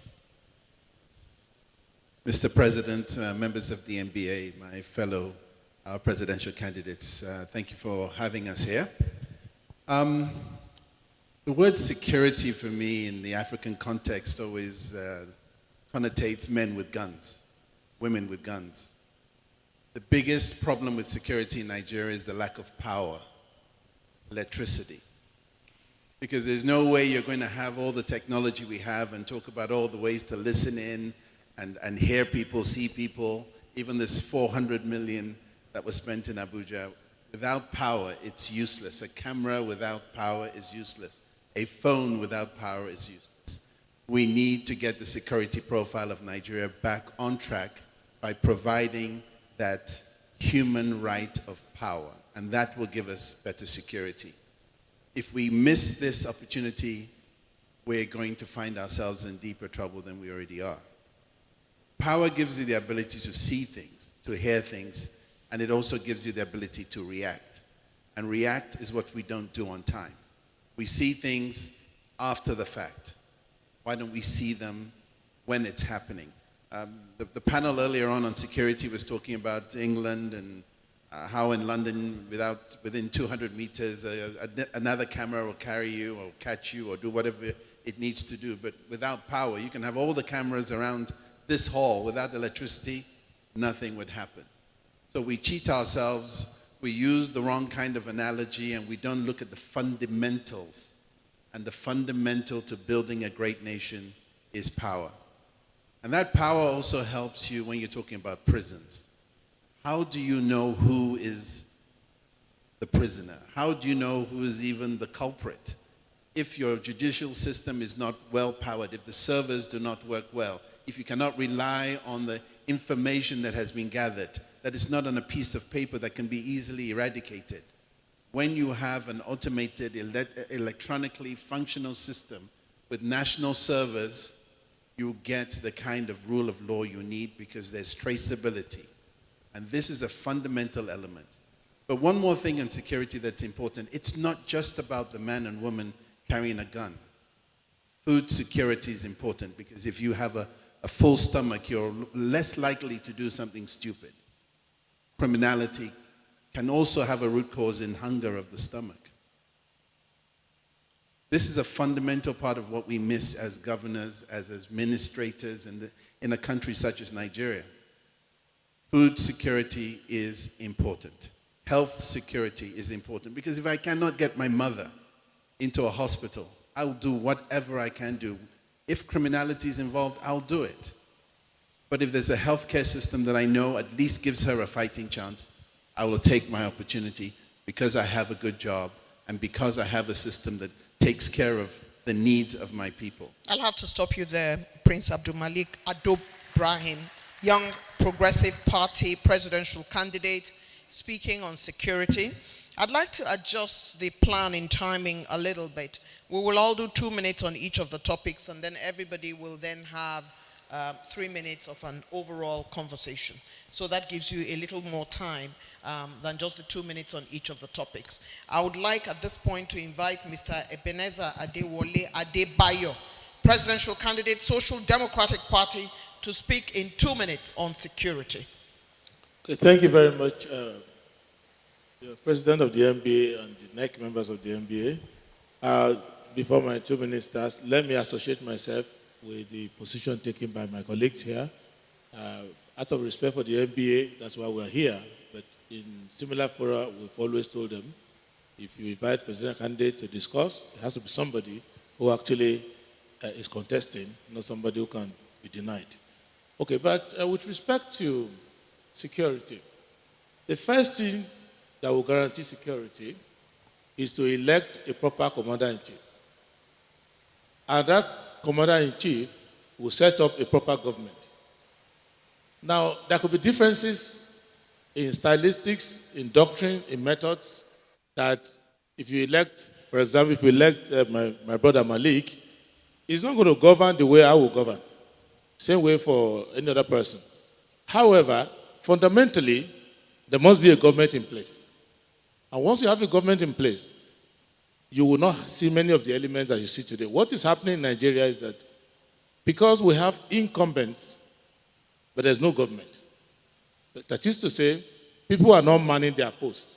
So in our government, the first thing we will do is to ensure that people are manning their posts. So if someone is the Minister of Defense, he's not going to be somebody who's just sitting down there ignorant of what is going on. The National Security Advisor has to have a coordinating power, not just somebody hanging on to the job with their life. But institutions also should work. The armed forces, Navy, Air Force, other services, the police. But what I want us to understand clearly that is going on in this country today is that we are assuming that security means law enforcement or public safety. Security means people in the country being able to have a psychological state of mind that the system works for them, and then they become supportive of the system. What is happening here, which we are coming to correct, is that right from the president and commander-in-chief to the vice president, to the people who work in the State House, to the ministers, they are sabotaging the system because their objective and their purposes conflict with the public interest.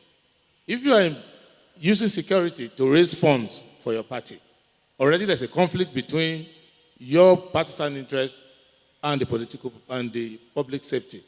If you are promoting people in the armed forces relative to your personal agenda rather than professionalism, so these are all the problems that we are facing.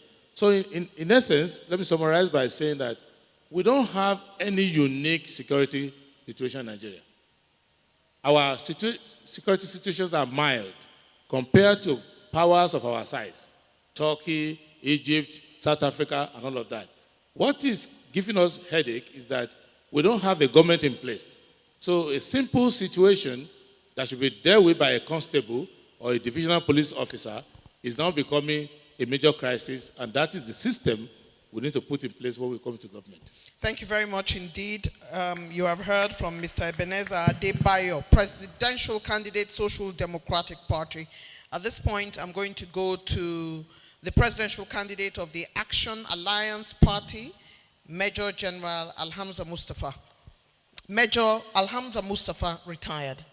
Forgive me. Major Alhamza Mustafa retired, presidential candidate, Action Alliance Party. You have 2 minutes. Thank you so much. Let me start by rendering my sincere appreciation to the vibrant leadership of NBA and his ESCO for the thought of coming up with this seminar at this point in time. I will go ahead to my point. My 2 minutes starts now, if you don't mind. Nigeria has come a long way, facing abuses. Some understood, some contractually done between elites and their friends in Nigeria and outside. It's a country moving on borrowed ropes of compromises. Facts. Nigeria is facing a very unusual situation. Therefore, Nigeria requires an unusual approach if we must be. I listened to security. I listened to the panel. If you don't mind.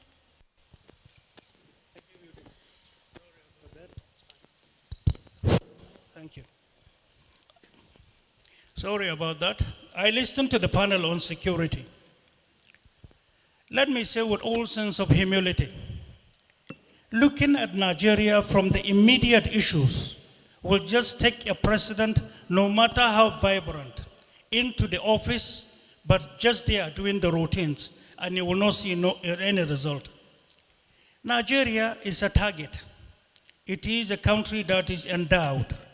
So therefore, looking at Nigeria from security point of view, and from the current military structures, paramilitary, the support into the police and now civil defense additional, Joint Intelligence Bureau of Nigeria is not enough. A country for Nigeria will remain a target. Nigeria has just been there, a targeted country that will never be allowed to meet her dreams. And this started from 1972. That's why a panel like this, the title State of the Nation, is so fundamental such that all other members of the intelligence community, especially the Office of National Security Advisor, should come forward to tell you, even at the periphery, what is the state of Nigeria. We are beating about the bush. Because of time, I will tell you this. Up until we did our homework 5 years, 8 months, and we are sitting on data. Unless, and of course, you bridge gaps between the roles of the military that is conventional, roles of the police and now civil defense, which to me is just additional police, because police train them, and so they must behave like their master. We haven't started as far as internal security is concerned. Insurgency in Nigeria is an investment of some people, killing us, destroying us, and we are not using our heads. Something that will bridge gaps between conventional security, gaps, border, gaps, your waterways, gap, your mountains, gap, your forest. You require a special body that will be very visible in terms of management of these areas that are the vacuums in your country. And in most cases, that's where most of your natural resources are kept by God Almighty. From the quantum and the quantity, from the little sizes we have, from the world markets, it shows that Nigeria requires something new, additional to what you have, because threats will start and continue. For our waters, you require coastal guard of two types. And finally, are you talking? Oh, okay. Thank you.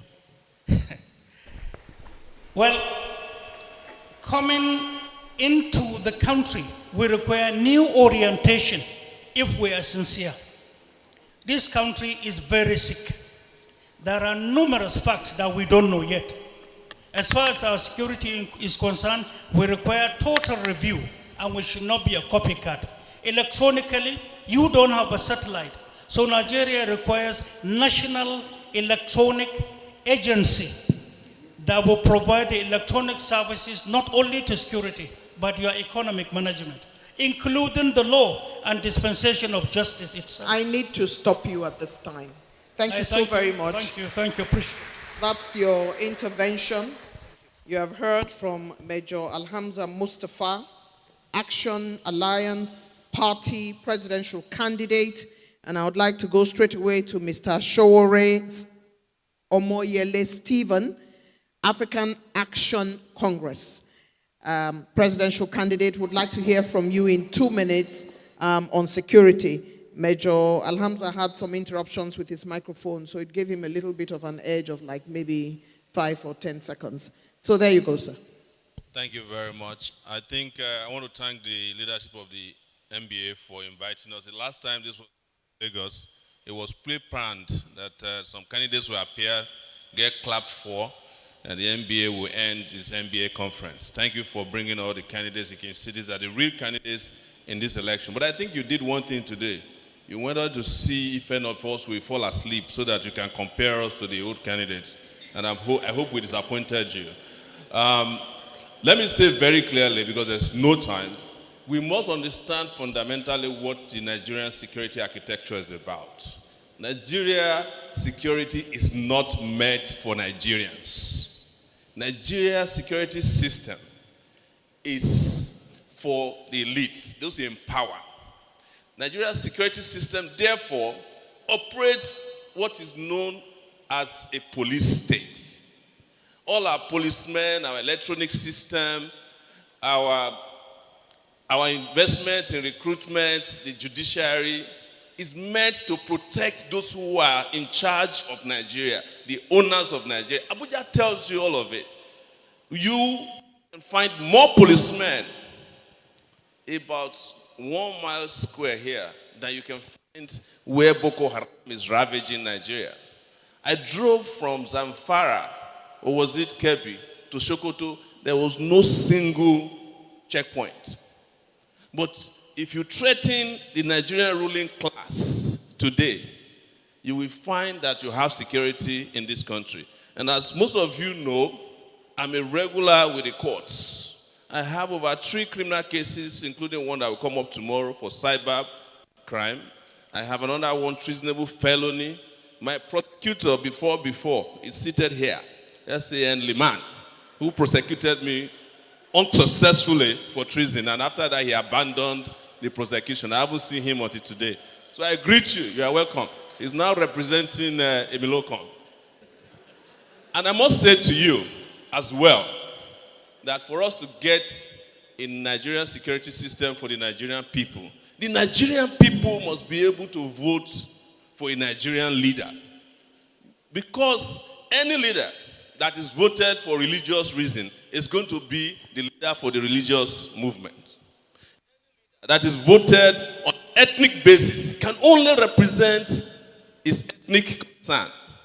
Any leader that is voted on the basis of any primordial sentiment will only represent that primordial sentiment. This is why Nigeria is where it is today. Go and ask Ken Saro-Wiwa if you could reach him. Why did they kill him? For the Nigerian elite. They killed him because he touched their most important anointing oil, crude oil. They killed him for it. They would have killed me had case. Because he was brought in to carry out that, but at a point he decided that he couldn't continue with it.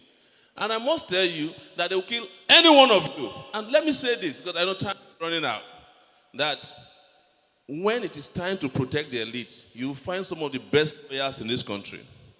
You will find some of the best judges in this country. You will find some of the best policemen. In fact, when the elites are concerned, you will know that there are electronic devices listening to every device in this country. When the elites are concerned, you will find cameras that are working. But when it's for the Nigerian people, there's nothing that will work. But I would say also that in an attempt to cow the rest of us, they have also done themselves in. Because in an attempt, for instance, that we don't get to hear from the terrorists, also disable the listening devices because they are committing crime as well as leaders of this country.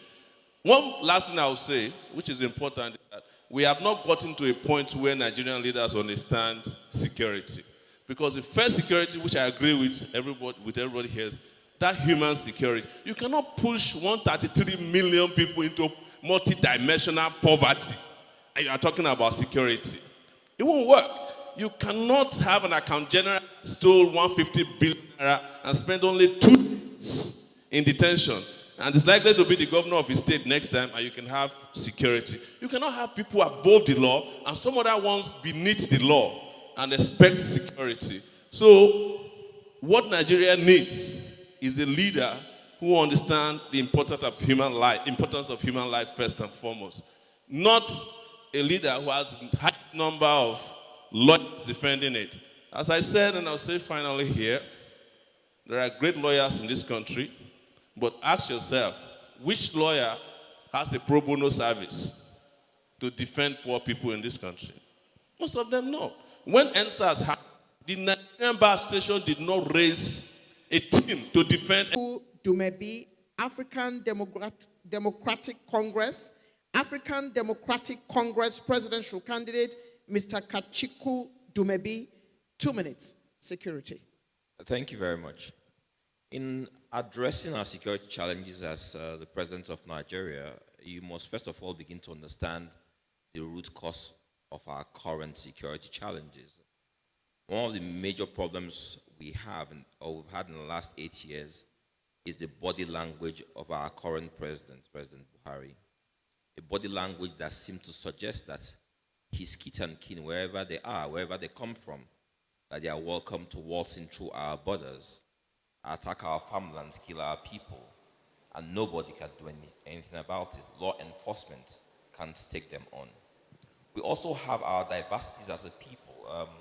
From inception as a country, we had a division of religion, tribe, and tongue put in our constitution, or what I call a memat, because we're not really a country, we're a company called Nigeria.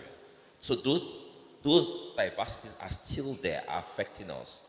We have economic issues that plague us now because for some people, it pays them to work for the terrorists. They don't have jobs, so they'll rather war against the Nigerian state since they are not gainfully employed.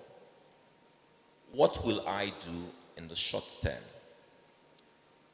Our defense, our military are under personnel right now. We have theaters of operation in the northeast, in the northwest, in the southeast. South-South, and some parts of the Southwest. We need to bring on board more men and women. Those who fail to plan to fail.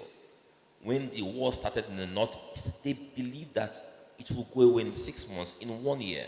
So they didn't plan long term. So in the short term, we need to bring on board at least 2 million men and women into the military. But we understand that 3 months to get someone to be a soldier, 7 to 8 months to get him to understand the use of conventional weapons, 3 years to get him battle ready. But we have men and women drawn from the police and civil defense who we can bring to complement the war effort. So I will draw 200,000 men and women from the police and civil defense to complement the war effort in the short term. We also understand that President Buhari inherited a 100 billion naira annual budget for internal security from President Jonathan. He has not been able to implement 50% of this budget as president in a time where the naira has devalued, in a time where we have foreign exchange crisis, in a time where the price of diesel has gone to about 800 naira for a liter of diesel. How does this affect us? Let me give you a recent example of what happened with the Kaduna train bombing. Because our military, they are underfunded. Most people think they are overfunded. If they have to do 4 or 5 sorties a day, because they don't have enough money to fund aviation fuel or diesel, they reduce to 1 or 2. So the Kaduna train bombing, the terrorists know that the planes will fly every 8 hours. So they know they have 8 hours to operate. They go in there, they strike. So when you hear that these people go in convoys of about 100 vehicles, motorcycles, carry people, nobody sees them, it's because we don't have enough men, women, and operational equipment out there to tackle these people. Something else that goes on, we have this archaic structure where the generals in the field send a memo for funds or armament. They send to a minister of defense like the British have. The Minister of Defense keeps it for 3 months, passes on to the president. Our president is actually good, he responds very fast. But what you will find is that if they request for 1,000 naira, they get 200 naira. Does this mean that the general in the field does not know what he really needs? So our military, they are underfunded. We need to fund our military properly. And we need to start equipping them with modern technology. Someone here mentioned radar earlier on. If you go to the state of Israel or the nation of Israel, boundaried by enemies, ask yourself, how do they protect their citizens? Technology.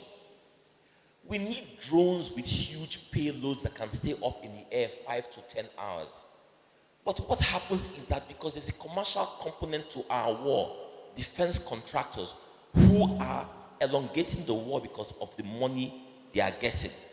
When we order drones for, say, $10 million, they will bring in drones that photographers use that will stay up there 30 minutes. We'll need to look at that. We also need to look at, when we talk about judiciary and reforms, we cannot continue to have a situation where you want to appoint a service chief and you appoint him on the basis of tribe, religion, tongue. This has to stop. That's We why have I need to have stop you now. objective reasons Mr. before we appoint people. Kachiku Thank you very Dumebi, much. I'd like to stop you there at this point. Let's stay within the ambit of security. Mr. Kachiku Dumebi, African Democratic Congress presidential candidate, has spoken about the security and what his party will be doing to alleviate the security problems in the country. We want to thank you so very much. At this point, I would like to go very quickly to Honorable Justice Umeade Peter Nana Chukodi, All Progressive Grand Alliance, ABGA presidential candidate. You have 2 minutes, sir. Thank you very much. The president of MBA, the members of MBA, my fellow presidential candidates, the moderator, the distinguished and internationally known Nigerian Abu. ABGA rests on social progress, and the manifesto of ABGA, which we will call the Peter Umadi Manifesto, has my touch on every line. And everything I speak on, like the concept of social progress, is how to care for people.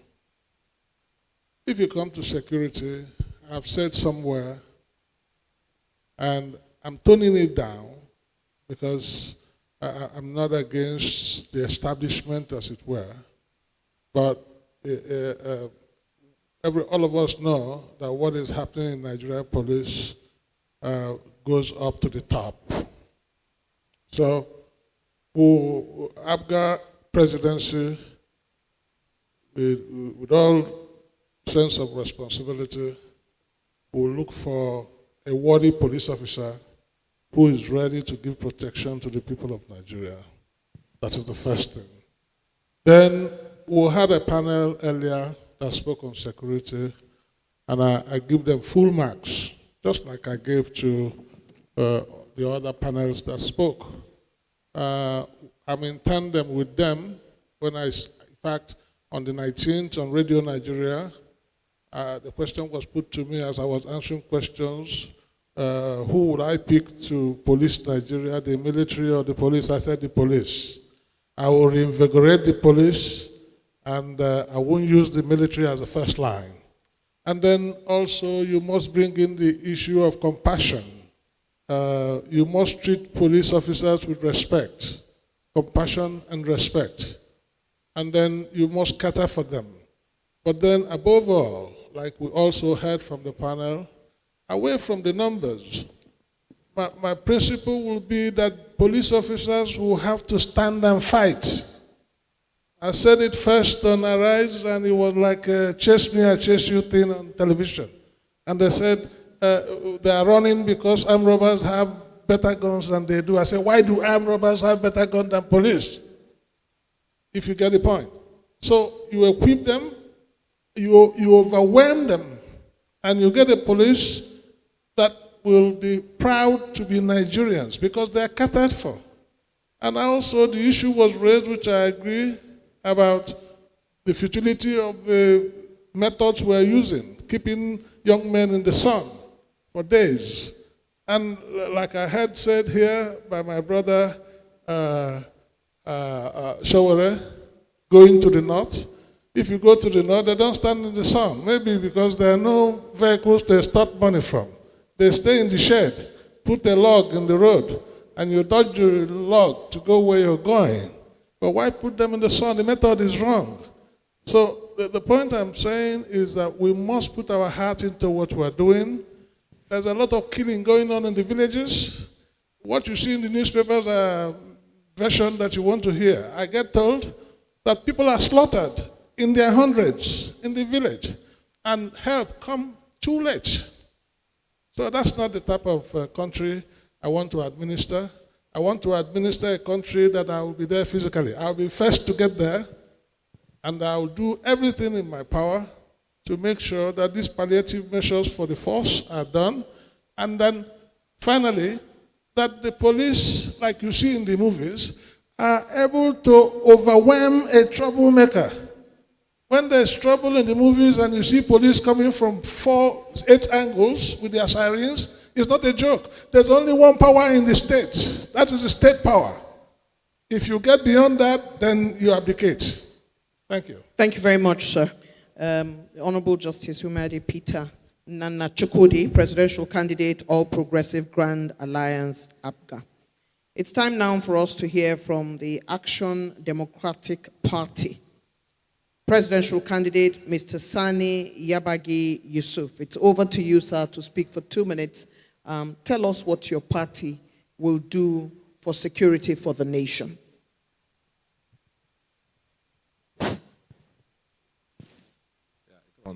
Let me first of all congratulate the president of the MBA and his executive for this wonderful engagement, because why I'm particularly happy is that the issue we're discussing is really about the rule of law. I believe that if the rule of law has been kept in governing this country, most of the problems we are talking about today perhaps will just be something that you mentioned in passing, but not as a subject of discussion. Again, when you look at the root of the insecurity in this country, you cannot divorce it from what Maslow theory of needs, has established. That as human beings, the need for your physiological needs, your biological needs, that is the need for food, for shelter, for peace in your homes is an important thing. How do you guarantee this, needs? You must have an economy that is working. All of us today know that our economy has retrogressed in a manner that even those that you would used to call middle class have disappeared completely in this country.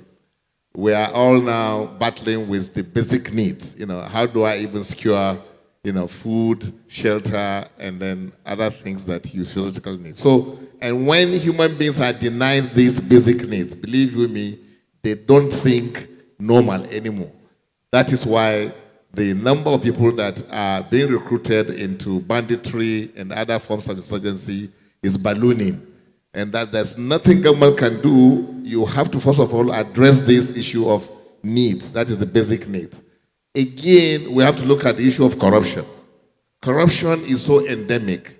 And it is at a level that even Mr. President himself, I'm talking about Mr. President Muhammadu Buhari, has identified it to the extent that he almost called, and I think he even said, the governors are thieves.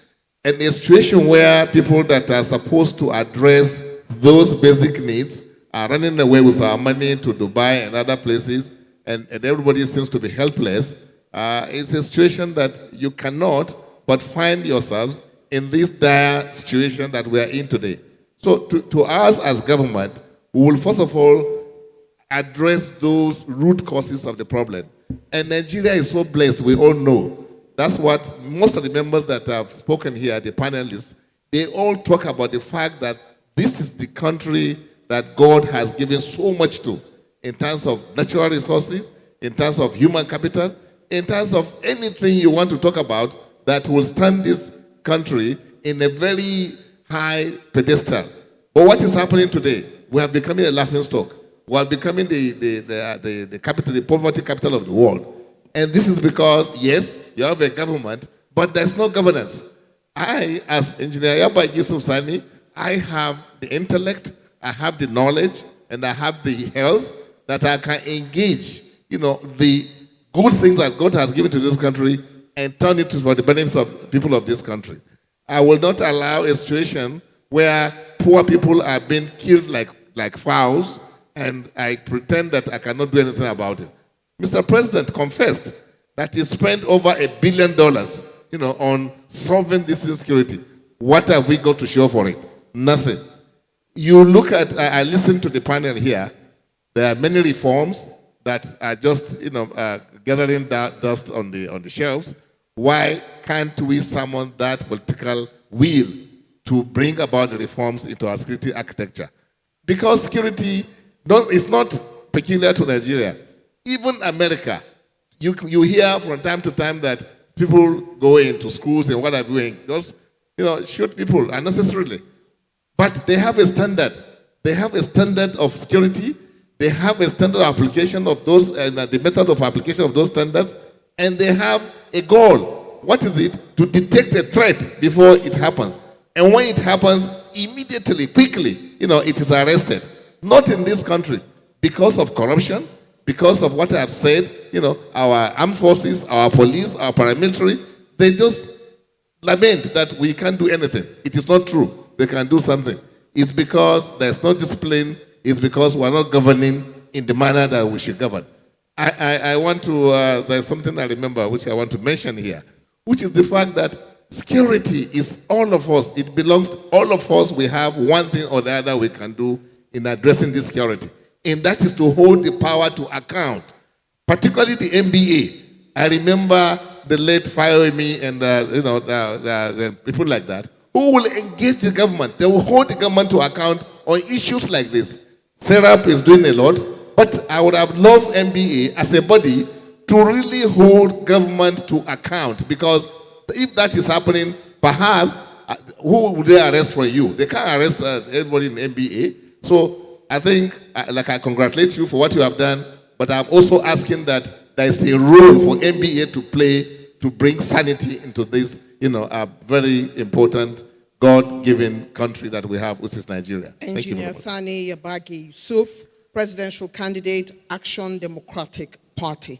We want to thank you. It's time now to invite All Progressive Congress, Asiwaju Bola Ahmed Tinubu, in representation. 2 minutes. Distinguished ladies and gentlemen, Mr. President of the NBA, my other colleagues, and presidential candidates that are here.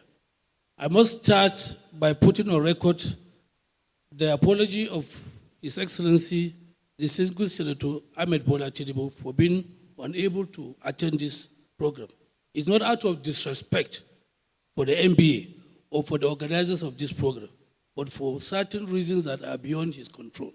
And that is why, instead of leaving his seat empty, he decided that I should come and represent him as the Director Legal of the Presidential Campaign Council. So it's not that I come here as an ordinary representative, no, as a representative of the Asiwaju, represent the entire Presidential Council. So, Mr. President, we apologize and we thank you for giving us this honor and opportunity. Secondly, we want to commend the organizers of this symposium, that is the MBA, for putting this together. Having said that, I want, again, the presidential candidate to understand that this is not a disrespect once again. It's not a disrespect. They are presidential candidates in their own right. And Asiwaju Ahmed Bola Tinubu respect every presidential candidate as a co-contestant in this presidential race. Having said that, on the issue of security, the candidate of the APC, His Excellency Ahmed Bola Tinubu, in his manifesto, The Renewed Hope, has laid out what he intends to do about security. In improving on what the present administration has done. The present administration, when it came to power in 2015, when campaigning stated that they are going to work on the security, work on the economy, work on the issue of corruption. His Excellency Ahmed Bola Tinubu, as a candidate of the same party in government, in his renewed hope, intended to ensure that, first and foremost, in tackling the security and improving on what President Muhammadu Buhari has done, is to invest on what he called intelligence security. Intelligence security would mean that you do more of the covert, that is to concentrate in ensuring that you gather more intelligence. If you gather more intelligence, you really find out and discover where the real problems are in terms of the problem of the security in the country. Secondly, there is inadequacy or lack of enough manpower in all the security agencies we have in the country. That is the police, the army, and the rest. He intends, if he becomes president, to engage in massive recruitment for the Nigerian police. Because the situation we have today in Nigeria is that instead of having the policemen manning the internal security, which is their primary role or primary responsibility, you have soldiers all over the place. The duty of soldiers is in terms of protecting our territorial borders, not in terms of doing internal security. So if he comes into power, he will make sure more policemen are recruited and given adequate training. Once you gather enough intelligence, they will do the best work, and in terms of defending this our country, the great country that Nigeria will have. Secondly, the issue of rule of law.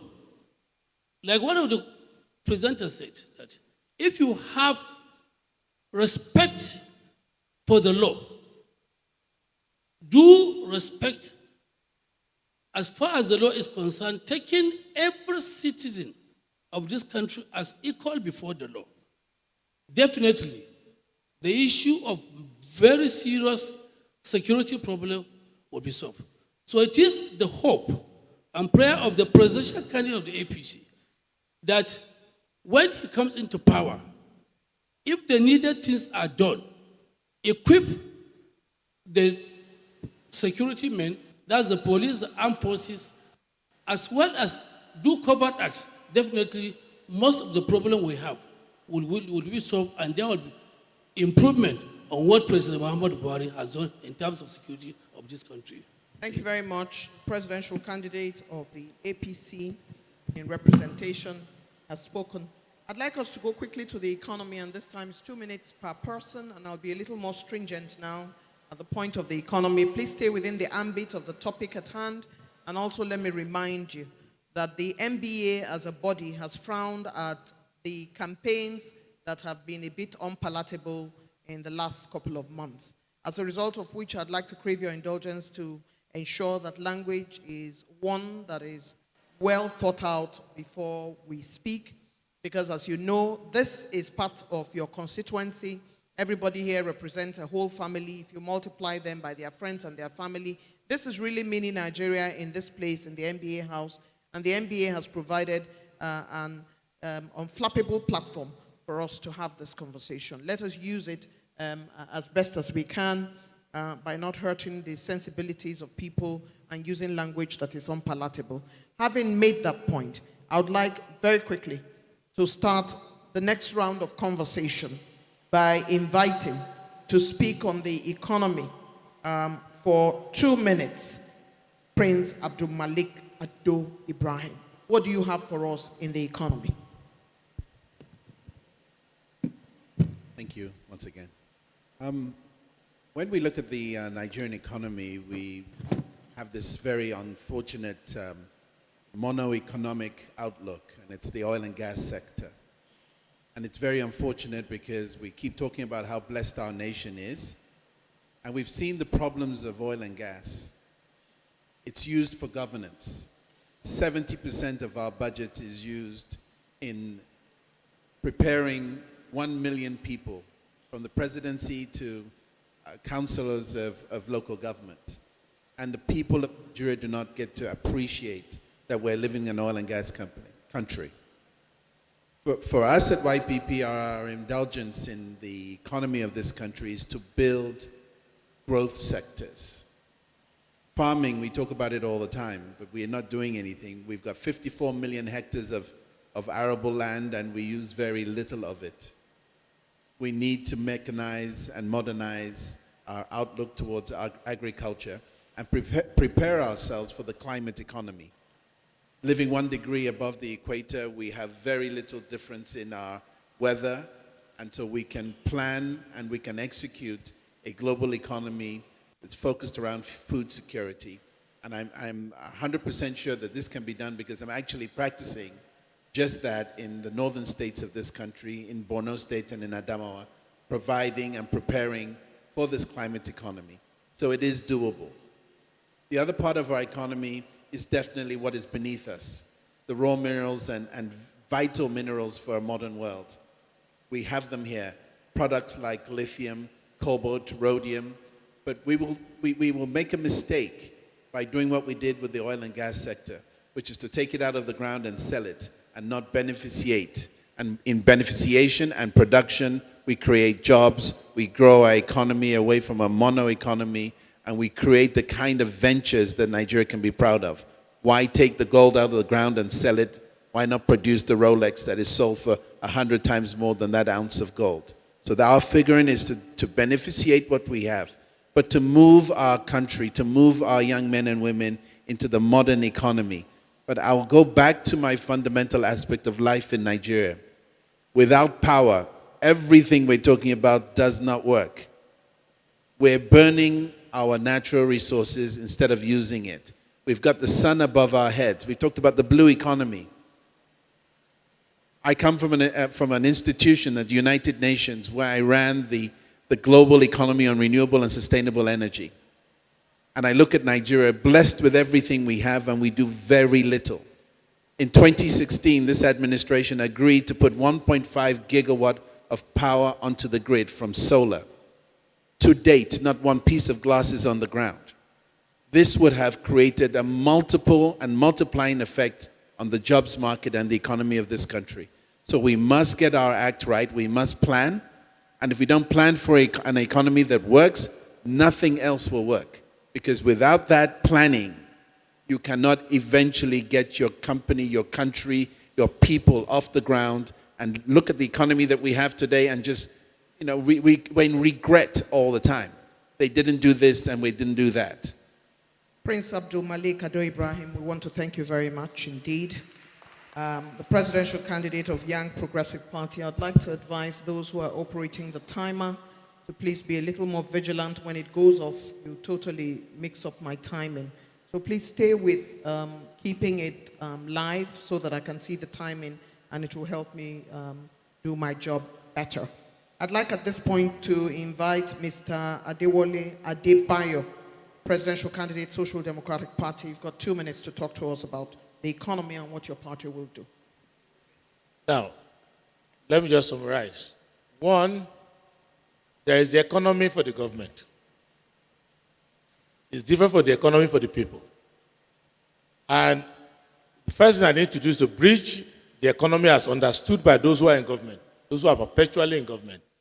The economy means they take revenue, they spend it, and they leave the rest of the people behind. What we need to do is, on the fiscal side, that's where the first mistake is. I have said it several times, only 7% of the revenue due to the government is collected and recorded. 7%. That leads to a distortion in the perception that the economy doesn't have enough funding to keep the government running. And you know me for blowing the whistle and making noise about crude oil theft. Now there's solid minerals theft. There is the theft of subheads. Complete subheads are not being recorded at all. Now, so that is a fact. So if you have look at this year's budget, the government is claiming something that is absolutely unbelievable, that they could only raise 9 trillion. I can tell you, Lagos alone will give you 9 trillion, even without anything added to the economy as it is.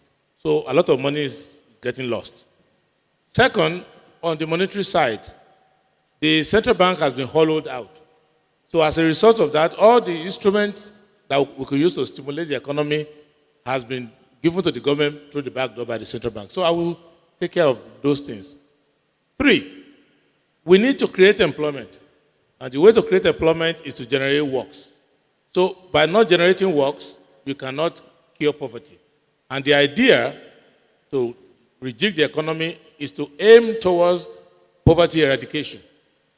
And to do that, you need to comply with Chapter 2 of the Constitution. So what we are doing, in essence, is to align our economic policies with Chapter 2 of the Constitution, which is mandatory for us to be able to invest on the left side, invest in food and nutrition, invest in housing, invest in medical care, invest in education, invest in full employment. So that's the convergence of it. Thank you. Thank you very much indeed, Mr. Adebayo, Social Democratic Party presidential candidate. I would like at this point to invite the Honorable Justice Umadi Peter Nana Chukwudi, presidential candidate, All Progressives Grand Alliance, APGA, to talk to us about his plan for the economy and his party's plan. Thank you very much. Like we say, one shouldn't carry all the law in his head so long as he knows where to find them. I'll use the opportunity to bring out the strategies of APGA presidency to entrench a knowledge economy that will be beneficial to Nigerians. We'll build digitalized democratic foundation for economic growth and development with an expected 6 to 8% GDP growth. We'll enhance information technology and media and entertainment industry and consolidate on the gains of Nollywood. We shall embark on massive diversification of monocultural lifeline through effective solid minerals exploitation and agriculture. Manufacturing for export will be developed. We will create people-centered and private sector-driven economy. Enabling environment will be created to manage the economy using technology and at the same time encouraging direct foreign investments. Tourism will be developed in all its ramifications as a source of generating revenue, employment, and investment. Nigerian economy will be beneficially linked to the global economy. The liberal free market system will be modified to cater for the less privileged. We will intensify the effort to build social economic infrastructure, most notably roads, telecommunications, electric, power, and water supply. In addition to the general enhancement of life, rehabilitation of utilities will reduce the cost of doing business and contribute to economic expansion. Honorable Justice Umede Peter Nana Chukwudi, Presidential Candidate, All Progressives Grand Alliance, APGA. We thank you very much indeed. Thank you. At this point, I'd like to go to the Zenith Labour Party. Mr. Daniel Umanyanwu, Presidential Candidate. The economy in 2 minutes. If you get to the party manifesto, which is my manifesto, you can get to www.zlp.ng to state everything that we intend doing. But first and foremost, we have to unite the country. We have to build trust. Then any other thing can go. Then we send Nigerians back to work. It is important because when Nigerians believe in what we are doing, they believe that this leader is real. As I have always said, Nigerians are the easiest people to govern. So what do I mean getting them back to work? We have our industries that are moribund. When one of the speakers was speaking this morning, he talked about the textile industries. I was very happy with myself because in that document, I talked about Kaduna industries, I talked about Lagos, I talked about Kano, I talked about Enugu, I talked about Ibadan. We have to get this industry. We have to invest huge intervention funds with tax reliefs so that our people will get back to work. We start producing so that all these things we are wearing, we will start wearing our own fabrics.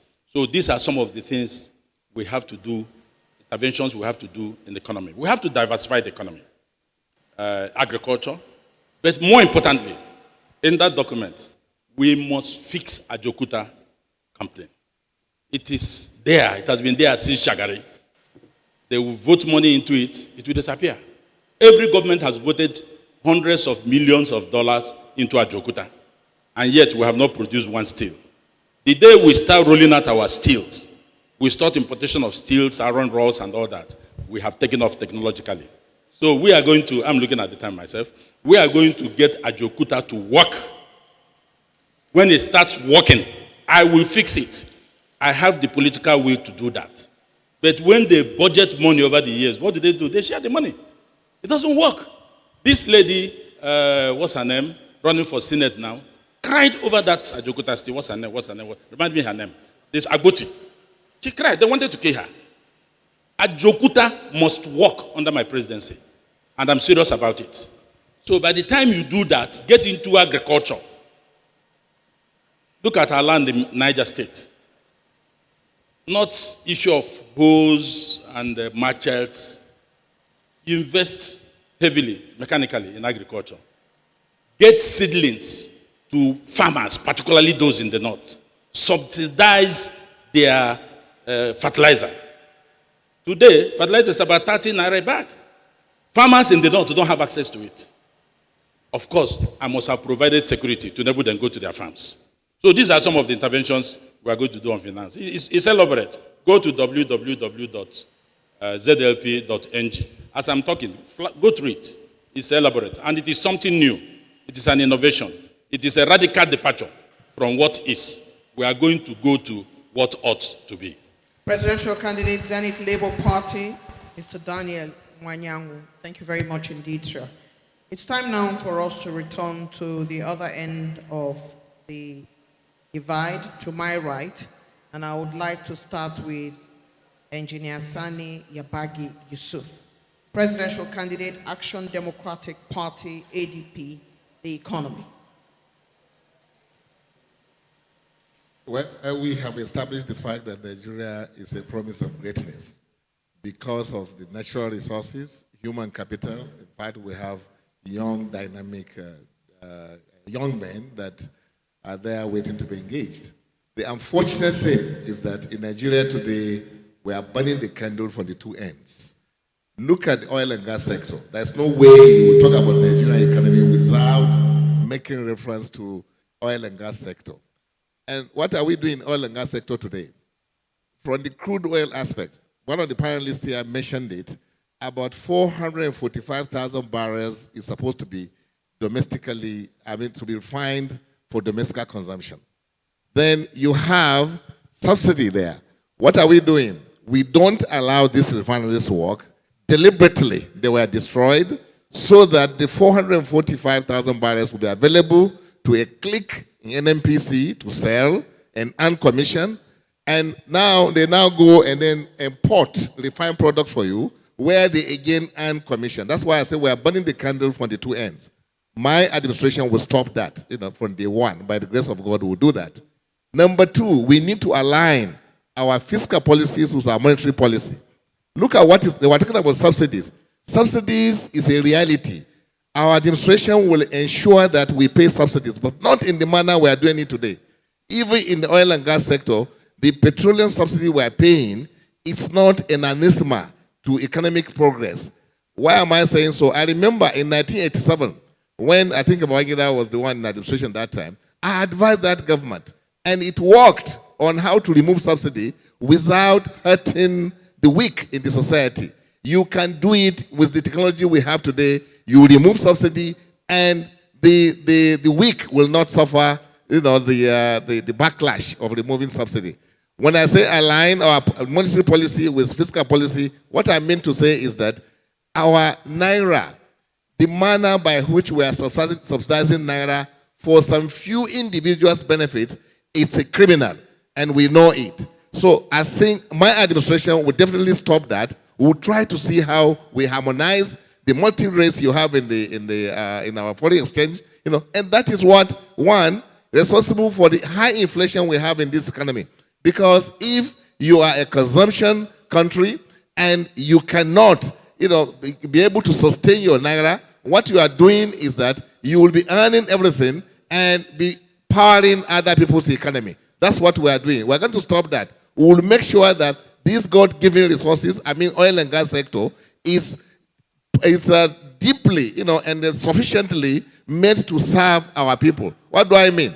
Look at the way we are selling even our crude oil today. We sell it FOB, free on board.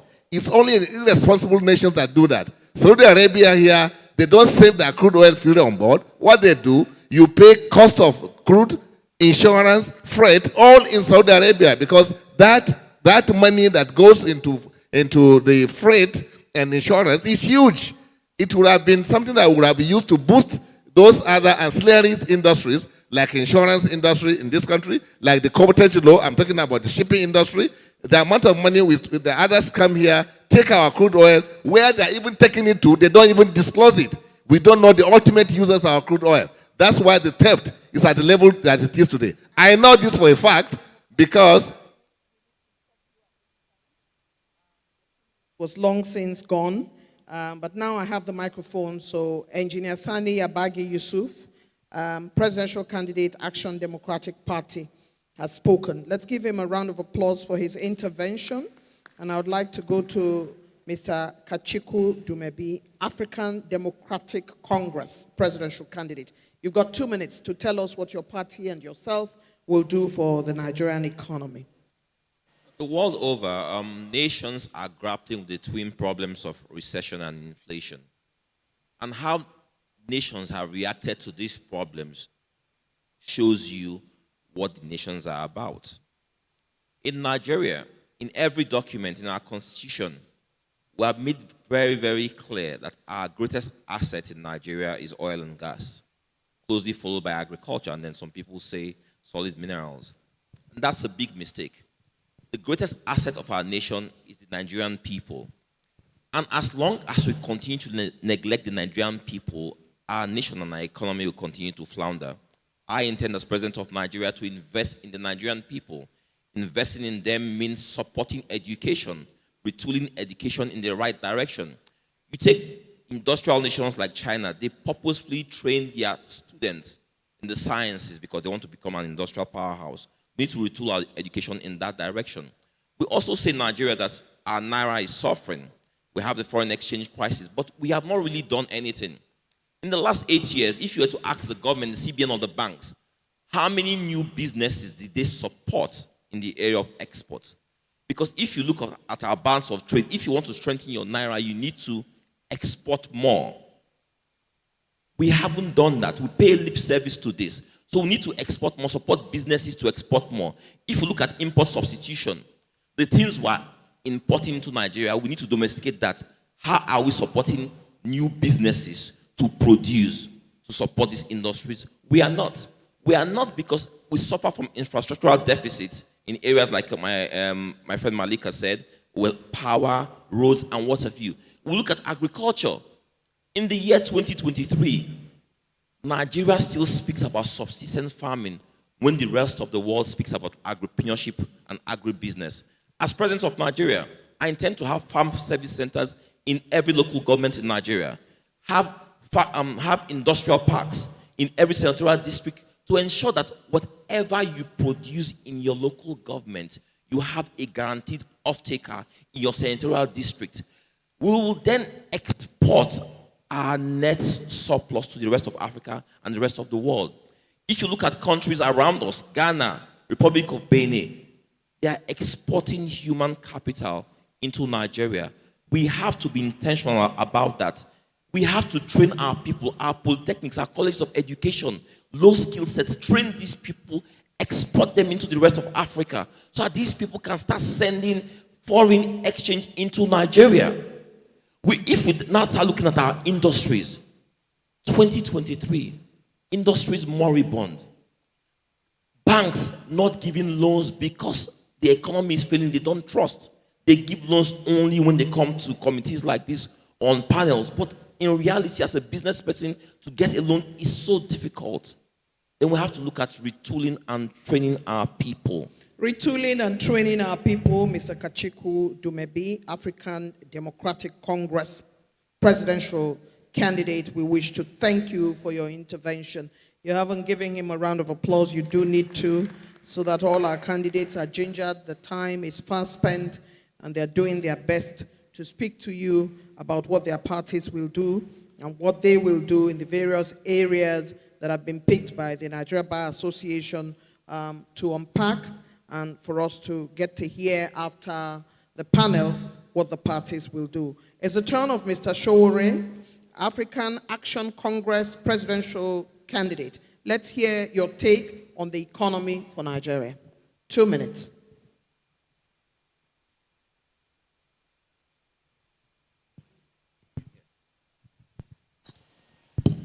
Thank you very much. At this point, don't worry, I can use two.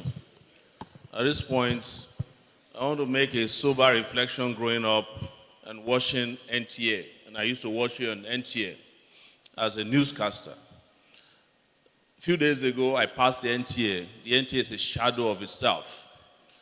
I know when you were talking about candidates that are using big words, you are directing your attention to me. But if you are born in this country and they watched you in the 80s or 90s, and you are not angry that the NTA that you used to entertain us with has become a shadow of itself, then there's something wrong with me. The problem with the Nigerian economy is simple. The Nigerian economy needs to change its philosophy. The economy of Nigeria, since military took over, had a different makeup dictated by the World Bank and the IMF. It is called Structural Adjustment Program. They have imposed it on us to the extent that Nigeria practices Capitalism for the poor, go and work hard. Socialism for the rich, sit back, get waivers, sit back, we'll sell companies that will spend billions to make to you for peanuts, and we'll still give you grants. Nobody here is talking about the monetary policy of the country. Nobody here wants to hear that for the first time in the history of this country, Central Bank Governor of Nigeria was declared a terrorist. If it happened in America, the stock market will collapse. I'm telling you. But all of you are pretending that your central bank governor and those who are managing your monetary policies are doing your bidding. They are not. They are just glorified bureau de change organizations. And until the Nigerian economy serves the Nigerian people in such a way that the Norwegian economy serves the Norwegian people, what they call Nordic socialism, you are not going to get anywhere. In Denmark, students are paid to go to school. In Nigeria, you close down your schools for 9 months and you're expecting progress. The doctors that the structural adjustment programs asked you not to train in the 90s when I was at the University of Lagos, when we did at the SAP riots, and some of you participated in it, that they said, don't invest in education. They have taken 8,000 of the doctors to go and protect the health and the economy of America, Canada, and the United States. And nobody wants to talk about this. Nobody wants to talk about the millionaires and billionaires who are making billions that made us have the highest number of private jets in the country, whereas the structural adjustment program told you to sell the Nigerian Airways that had 27 aircraft. If we had kept the Nigerian Airways like the Saudis kept their own, by now we'll probably have more aircraft than Ethiopia. But if you want to travel to America today, you have to go to Ethiopia first before they start heading you to America, because you ruined your country with people who have no knowledge. But one last thing I will say is that a knowledge-based economy is what we need. And I want to say it publicly. I'm not apologetic about it. You can take me to prison anytime. I will be happy to go back. That the leaders of Nigeria are economic terrorists. That's the truth. They are terrorizing our economy. They are terrorizing our treasury. They are terrorizing workers by paying them slave wages. They are terrorizing young people by ensuring they don't have jobs. They are terrorizing those who they claim are disabled, but they are the ones who win Olympic golds. When we go to the Olympics, the so-called abled people have never brought us gold. But the disabled, as they call them, are the ones. They're terrorizing every weak person in the country. And like I keep saying, one day very soon, the table will turn. The tables will turn. Thank you. Thank you very much, Mr. Showore. And at this point, I want to give up my last 3 minutes to any one of you who might want it. We are just a country of talkers. I want to be a doer. Thank you very much. This is my last speech. All right. Thank you very much, Mr. Showore, and thank you for your kindness. I don't take it for granted. It is the fault of the president of the Nigeria Bar Association to think that I'm still fit enough to do what I'm doing this evening. So I thank him. I thank the president, and I thank the presidential candidates who have been very gracious in their interventions and have been very patient with the Nigeria Bar Association that invited them here. We appreciate you. And finally, on the economy, would like to take Major Alhamza Mustafa, Action Alliance Party presidential candidate. 2 minutes. Thank you so much, moderator. My name is Hamza Al-Mustafa. Hamza Al-Mustafa. Oh, somebody decided to add the Al to your Hamza. Well, you know, you spend the whole day fatigued. It's an indication. My 2 minutes starts now. Right. Well, let me start this way. If you are patriotic and driven by the concern that Nigeria has found herself, you will know that this country has been compromised long ago. There is no pity in the heart of those who provided leadership at different tiers in Nigeria decades past. When we saw that, we realized that all institutions in Nigeria are either dead or half dead. That is to say, they are not working. People sit down and work it out for themselves as soon as the budget is signed. Billionaires, trillionaires today are created in Nigeria. Very sorry side. These people have become very strong. That's why, with all sense of humility to all presidential candidates, so long you have the heart of patriotism And if you know you are coming to implement your manifesto true to itself, get to look at yourself once again. Do you have the capacity? Do you have the shock absorber? Do you have the ability? Do you know how rough the terrain is? Have you tested it before? Can you do it for the 200 million plus Nigerians? The terrain is rough. It's beyond talking the way we are talking. It's not an issue of fanfare. It's the issue of rescuing this country. Rescuing Nigeria means rescuing Africa. It's a big war because they are ready to fight. We know them. We will fight. If I lose my life in the course of rescuing Nigeria, that would be an excellent thing to do. But this country will have a new course. It will have a new direction if we have it. We are scientific. 2 minutes to me is nothing. I will just talk about it. But let me tell you, we have identified from international market, from some of the tiny resources in the country that are considered as waste, we know how to generate with ease $74 billion per month, 888 per annum dollars. We know how to now invest in supporting our youth, the unemployed Nigerians, giving them a direction with the new world order that has worked. Skill acquisition. In all senatorial zones, you will have skill acquisition centers. The certificate you will attain will give you direct loans, free of interest. Payment starts 5 years after, so that our younger ones can have a direction. When they get to understand and mobilize, then we'll begin to reason together. Then Nigeria will know that there is now a force that can unify and work with us to know that there is a new direction. Other than that, you cannot start. Agriculture, there is a specific game people don't understand. Chemicalization of your fertilizer in destroying your soil is ongoing. China started it. In 20 years, lost of part of China's soil will be lost to chemicalization of soil. Today in Nigeria, you have one single fertilizer for the north and for the south. That is disservice, that is dishuman, that is destructive. It's a threat in itself. Desertification from the north, that's what it does. Soil erosion in the south. Yet you have Ministry of Agriculture, Ministry of Science, but yet what they do is collect the money, supply harm to you. At the end of the day, you are destroying your soil, which is to say, in future, Nigeria, with all the lofty ideas in our agriculture, we can't even feed ourselves. Money generation and funding into our numerous sectors is what will bring Nigeria back.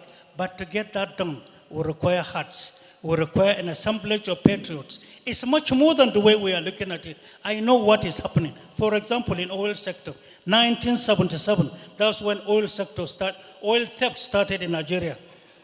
Big people in Nigeria and outside, they have a club. The moment you talk about oil, then you are just saying bye-bye to your seat as a president of Nigeria. We know the antics. Until you understand Nigeria and understand the well-laid obstacles, you may have the loftiest idea on earth, but you cannot rule Nigeria. Men and women empowerment, youth empowerment, education, the issue now of back to trade, the issue of management of your oil in itself. You have to stop, what I will say may shock you, stop oil production. 1 month.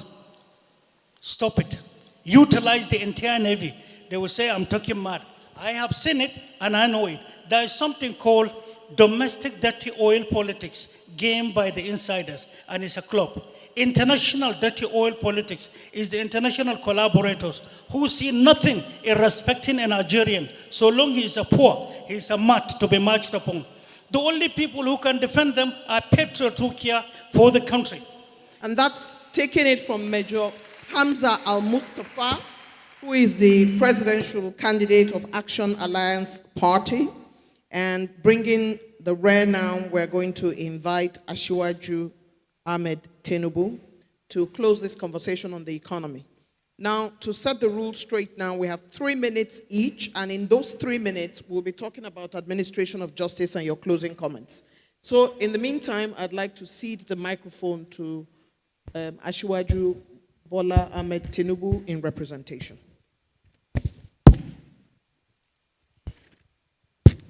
Thank you very much, Eugenia, for giving me the opportunity once again. Asiwaju Ahmed Bola Tinubu, the presidential candidate of the APC,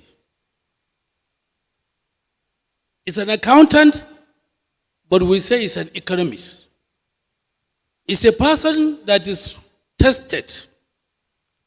For those of us that were privileged to have gone to Lagos in the 70s and the 80s, and to the time he became the governor of Lagos, knew that Asiwaju Ahmed Bola Tinubu turned Lagos to what it is today. In his manifesto, as a presidential candidate of this great party, the APC, in improving once again on what President Muhammadu Buhari has done, he has stated that, first and foremost, the most important thing in every economy or in ensuring that you have a developed economy is power. Power is one of the most challenging problems that we have in this country. He intends to improve on the power that we have in this country by having as much as megawatts so that we will propel our industries and have more industries back on course. Secondly, he talks of the issue of agriculture. Agriculture is one of the most important things that drives every economy. If Nigeria, like Al-Mustafa said, we stop just issue of oil, we concentrate on agriculture. Agriculture is enough to feed this entire country and to be a source of foreign exchange for this great country of ours. This Asiwaju Ahmed Bola Tinubu intends to concentrate. We have vast land in this country, arable land that have not even been cultivated. It is his hope and vision that if elected, he will concentrate and ensure that we have great investment and development in agriculture by getting the banks to give loans to individuals and corporate persons so that we have an economy that is built on the basis of agriculture. Thirdly, on the issue of building industry, he wants to see that we have our textile back, still development, and at the end of the day, we invest in ensuring that our oil industry reach the climax it is supposed to reach. We are not supposed to worry about what is happening in the war between Ukraine and Russia. Our gas industry, if we harness it enough, especially in the gas pipeline we are building between Ajakuta up to Kano, we have the capacity in ensuring that we use our gas in exporting and get more foreign exchange, that other countries will not be worried about the crisis in Russia and Ukraine. These are some of the things that in his manifesto he intends to. So once again, Asiwaju Ahmed Bola Tinubu has done it. As he said, he has done it in Lagos. If given the opportunity, he will do it in the great country called Nigeria. Thank you very much indeed.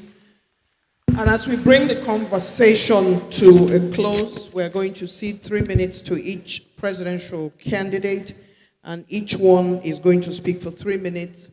They're going to talk about the administration of justice, what they intend to do, and that is 2 + 1, and the 1 minute is for their closing comments. So every candidate will speak for 3 minutes each, after which I would wrap for the evening. I would like to start this conversation on the administration of justice and closing comments by inviting very quickly the presidential candidate of the Social Democratic Party, Mr. Ebenezer Adebayo. Thank you very much. Now, there are 3 issues that the NBA wants to emphasize in looking at the state of the nation. We're looking at the state of our national security. We're looking at the state of our economy. We're looking at the state of administration of justice or absence of it in the country. This is where we are as a country. We are at the lowest ebb of our security. Our understanding over the years is that West Africa, the lowest part of Sahel, and Central Africa, doctrinally, is the theater for Nigeria. Nigeria is the superpower, medium power for this area. Now we are not able to even stay within our territorial integrity. So the first thing I need to do is to promise that this arises from the politics that we are doing. We are doing politics of money doubling, whereby people form themselves together, come to the government without giving governance, and security is now a source of revenue to pay yourself back for political spending. It started with the security votes, it now has gone into the war economy, so we will arrest that. Secondly, when it comes to the economy, productivity is not the issue.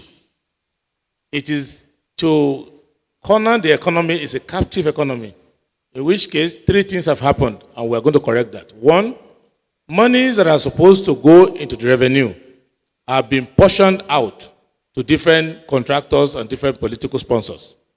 We'll correct that.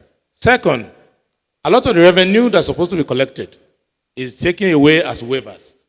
Even though the government claims that it can only generate 9 trillion this year, actually they've given away waivers of about 16 to 17 trillion. So they are creating that artificial deficit on their own. When it comes to the administration of justice, what I can say is that we are discussing the administration of the legal system, where ours has not graduated to administration of justice yet. It is just a dysfunctional administration of a legal system. So there are 3 components to that. The professional side, the MBA, that is the third arm of government, the judiciary, which is both the bench and bar, account for 90% of that. The ethical quality, the expertise, and the ability of the legal profession to have a sense of responsibility for the country, because where rule of law works, rule of law is independent of the government. So I want the legal profession, to which I belong proudly, to work on that. Now, the aspect that we will do as a government is to lay emphasis on migrating and upgrading the legal system to a justice system, whereby we will apply Chapter 2 and Chapter 4 of our Constitution. And I will say this, everything I'm saying now, you can get 1 million Nigerians who can say it better. But leadership is the problem. And I will say 3 things. If you want to know what not to do, don't give power to anyone who has been in government before. And I've been wondering all the problems we are facing in Nigeria, starting with cities. Now it's been told to me now who is responsible for the situation in Lagos. If anybody has been responsible for governance in Lagos at any point in time, they are responsible for the urban poverty that is there. They are responsible for the insecurity that is there. They are responsible for the serious dysfunction of infrastructure there. So those people are not qualified to come to government at all. Just look away from there. Secondly, if anybody has been part of this federal government in the last 8 years, they are responsible for Boko Haram. They are responsible for the money that is missing. They are responsible for banditry. They are responsible for poor infrastructure, poor roads. They are not qualified to be there at all. So this is not the time to look back at people who failed in the past. This is the time to realize that all these ideas can work. Even with 1% of the ideas, the country will be a great country. But you need to put leaders there who are actually coming to implement what you say they are going to implement. What we have so far is a leadership that is acting as if they only are entitled to come and benefit from the government. And there is no compassion, there is no commitment, and there is no patriotism. That is the reason why the Social Democratic Party is towing a new line to say it is not the idea that's on paper. It is the idea that, do you understand the purpose of government? And if you look at the behavior of those who have been in government so far, at local government, state, and federal level, they don't know the essence of government. That governance is for the benefit of the people. Governance is about transparency and accountability. These people who we are talking about now, they enter government as average people. They are billionaires who have also produced trillionaires. And they are responsible for the expensive politics that we are playing now. And if Nigerian people want to secure themselves, they need to vote for a commander-in-chief. Two, if you want to have an economy that works, then you have to elect a chief executive that is competent. If you want a country that has justice and is united, you need to elect a head of state who has a compassion for the people and who wants to keep his people united, progressive, and very happy. And that is what we get in our government. Thank you. Adebayo, Social Democratic Party presidential candidate. I'd like you to please cede the mic to Prince Abdul Malik Ado Ibrahim, presidential candidate of a young progressive party, YPP. To the members of the Nigerian Bar Association and the judiciary of this great country, I ask you to please, for the love of God and for the love of Nigeria, take your position.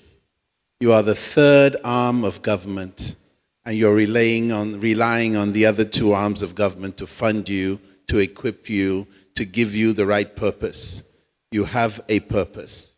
Please stand up and take your position as the third arm of government, because you have the right, you have the law, you have the Constitution behind you, and they will play you, use you, and abuse you. So there is no point in us sitting here talking about rule of law and justice. If you are given it, is that when you will take it? Power is not given to people. Power is taken. And for the love of this country, the judiciary needs to stand up and be counted so that we, the people, can have the faith we need to have in you. This is fundamentally important. We've heard all the things about pay and salaries and welfare and everything else. We have great lawyers, we have great minds, we have great young people that go to law school and spend many, many years about this profession. So when you do get into that profession and you are there at the point of judiciary, of leadership of this country, you must take it. Nobody's going to give it to you. So everything we may say here, I'm not a lawyer, but I know your position, your value to this country. So sitting here and us telling you what needs to be done is not important. You need to know what you need to do, and you need to do it for the love of this country. As a member of YPP and a Nigerian, I salute you, and I want my fellow candidates here to also know we're all here, we're all Nigerians, we're all trying to figure the best for this country. Since 1999, we've seen the decline of this country, and we've done nothing to halt it.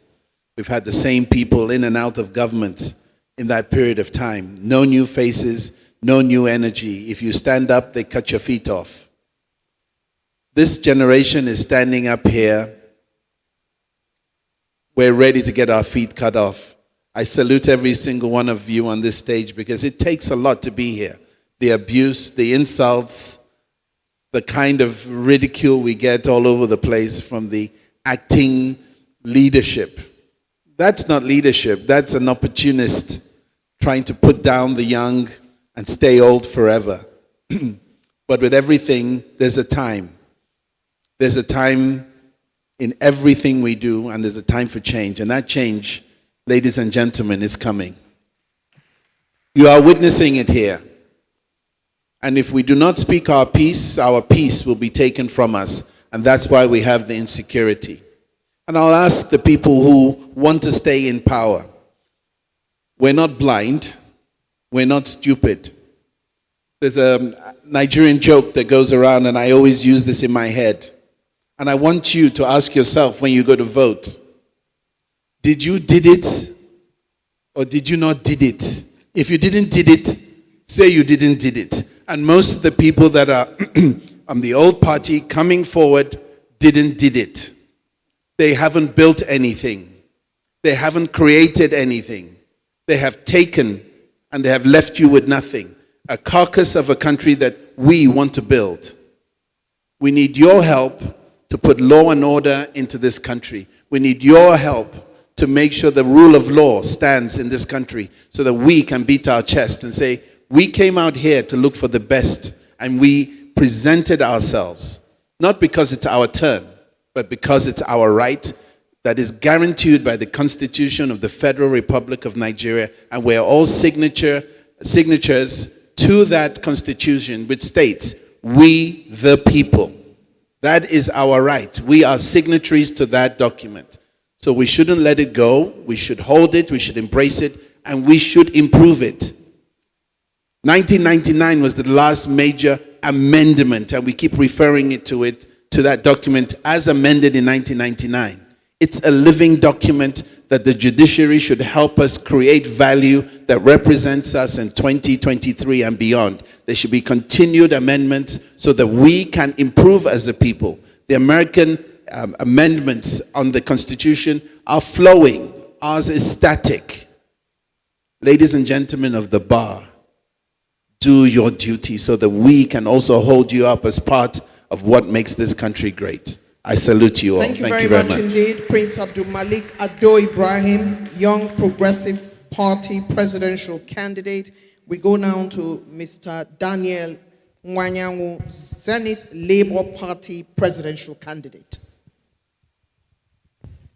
On the administration of justice system, the two learned Silk, Ajibade and Fakonda, put it succinctly, and I have nothing more to add, as it relates to the appointment of judges and judicial officers. It can never be put better. But I want to say that if we are not careful, the next 5-10 years will be in problem with the judiciary. If you watch in the past 5 years, the characters that have been put in there, I recall in those years in the law auditorium class of University of Lagos, our lecturers will be talking our own Karibi White, our own Obaseki, our own Nnamani, our own, they keep mentioning these judges, our own Kayadesho, our own, they keep referring to them when they are referring authorities to you. Because they were proud. Our own Wale, our own Ahmad Bello, Mohammed Bello. Because we are having our own Lord Dennings here. There are no more quotable quotes. As a rule, I read 2 cases every day. I read one this morning, I'll read one in the night. If you go through these judges, I have limits to speak because I'm a member of the profession.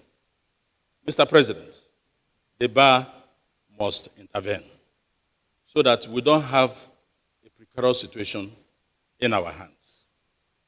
But if you look at it, these things have underpinning on corruption. That's why if you look at that document I gave you, I said, during my tenure as president, I would change 100 naira notes, 200 naira notes, 500 naira note, 1,000 naira into coins. Into coins. It will improve the economy and it will tame corruption. For those of people who, officers who collect 5 naira, 10,000, by the time you carry coins in the pocket and they are moving, you'll be hearing, they know you have collected. Then send it through transfer. NFIU, EFCC, they will know what you are sending it for. I will do it. Then for those who have packed billions, hundreds of billions in their homes, in the Sockaway pits, that are ashamed of and afraid of bringing it down now, they need to build a safe as big as Wuse 2 and Asokoro to be packing coins. They are fighting the governor of Central Bank because he has taken a patriotic position. Our party is in support of that position. They cannot move the money in. They have gotten an extension of 10 days. They are still crying.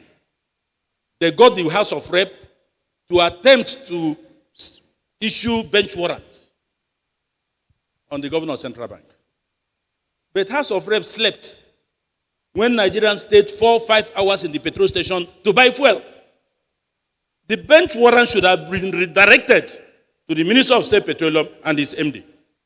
They are the only ones importing fuel. And yet Nigerians will stay 5 hours to buy a liter of fuel. This country has special problem. It needs people with will, as Hans and Mustafa has said. People with political will, people with heart to take decisions. If you don't do it, we'll be in a very big problem. But before we do that, we have to go back to our national values. We have to go back to our national values. Start to see what we can recover from our growing children. Look at the national anthem. Arise, O compatriot. Nobody is rising.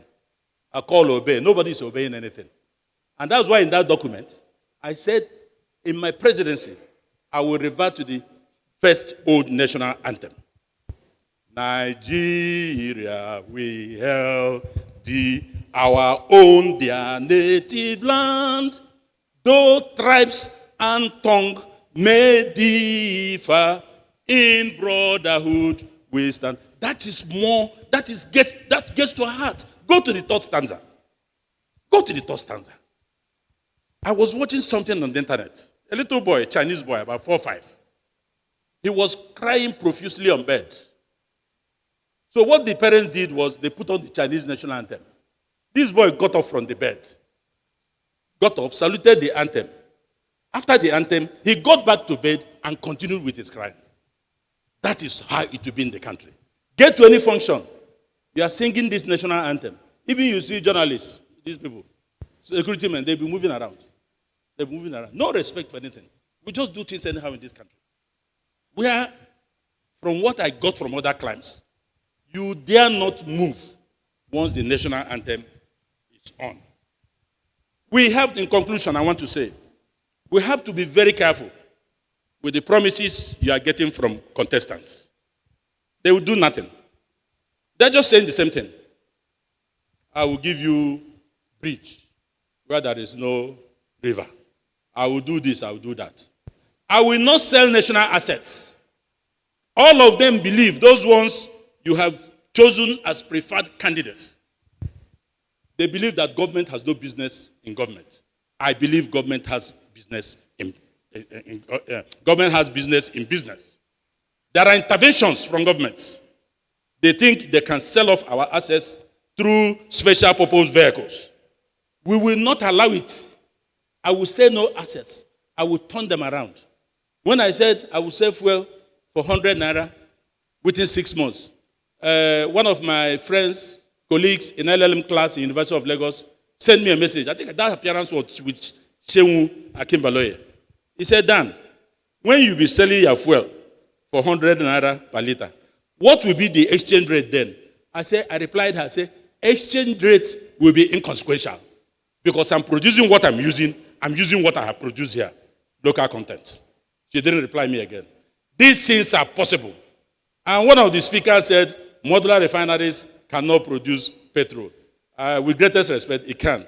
When you are building modular refineries, there are 2 components you put in it, you will produce petrol. It is possible, it is documented. So when I say I will produce fuel, 100 naira within 6 months, it is not rocket science. I wasn't talking from the cattle field. I have done the survey, I have the document, I know it is doable.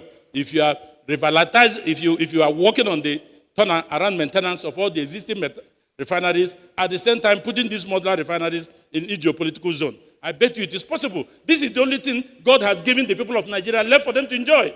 Why do you take it away from them? Mr. Daniel. So I thank all of you.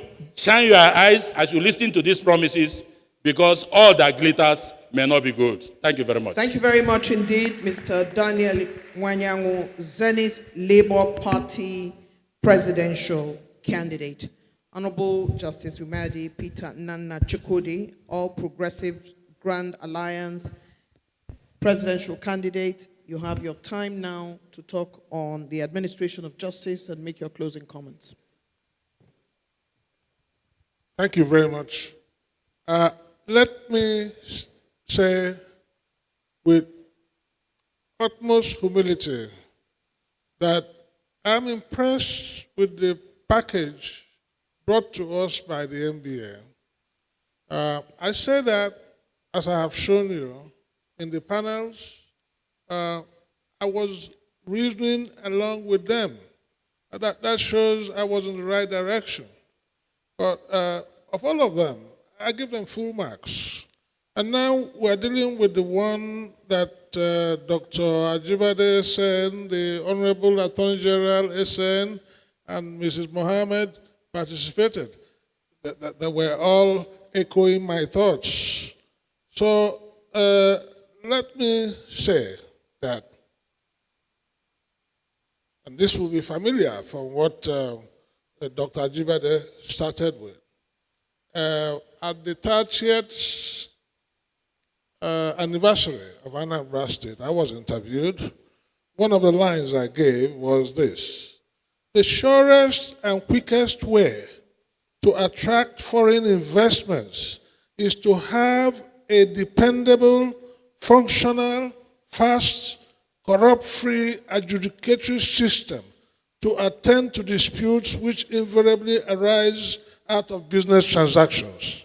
That's exactly what we dealt with.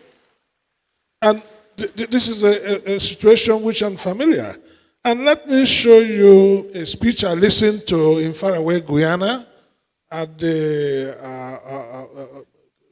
Conference of Magistrates and Judges Association conference, read by Lord Justice Peter Gross of the UK, and the title was Providing Sufficient Resources for the Courts and the Judiciary as a Fundamental Constitutional Obligation.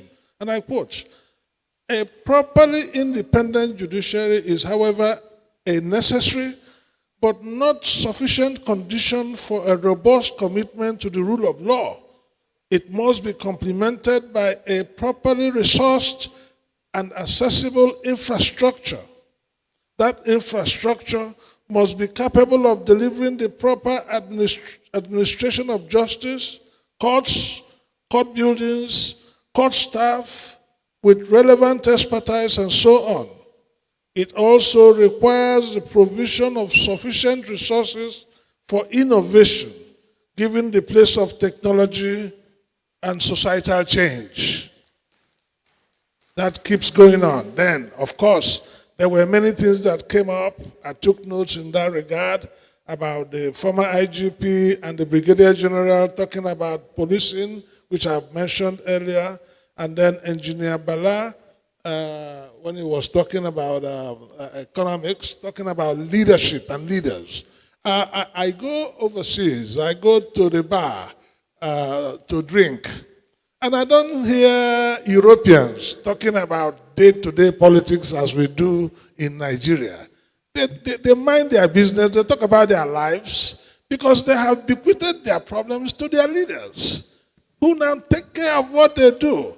But if you go to any joint in Nigeria, everybody is talking about government house, what governor has done, what governor has not done. And the next day, you go back and you say, and you vote back the governor. But I don't want to throw barbs, because I don't believe in all that. So, and then Dr. Okengu has also tickled me about rebuilding Ajokuta, and that will solve a lot of problems. We must listen. Then I made a note about Ms. Mohammed and all that she presented. When last did we hear anybody make a lot of noise about opening a new prison? They keep opening golf courses, they keep opening hotels. How about prison? Nobody ever opened a new prison. They built one in Anambra once, but it was part of my legal year talk when I was in the judiciary, telling my judge, like was discussed here, even if it is a federal concern, build it here and try to get your money back. But nobody will listen to you. And then there was that issue about the Attorney General and Ministry of Justice being split.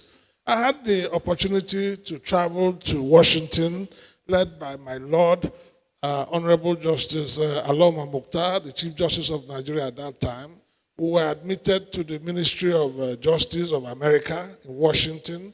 And that issue where we were surrounded in the table popped up. What is it? This is the debate.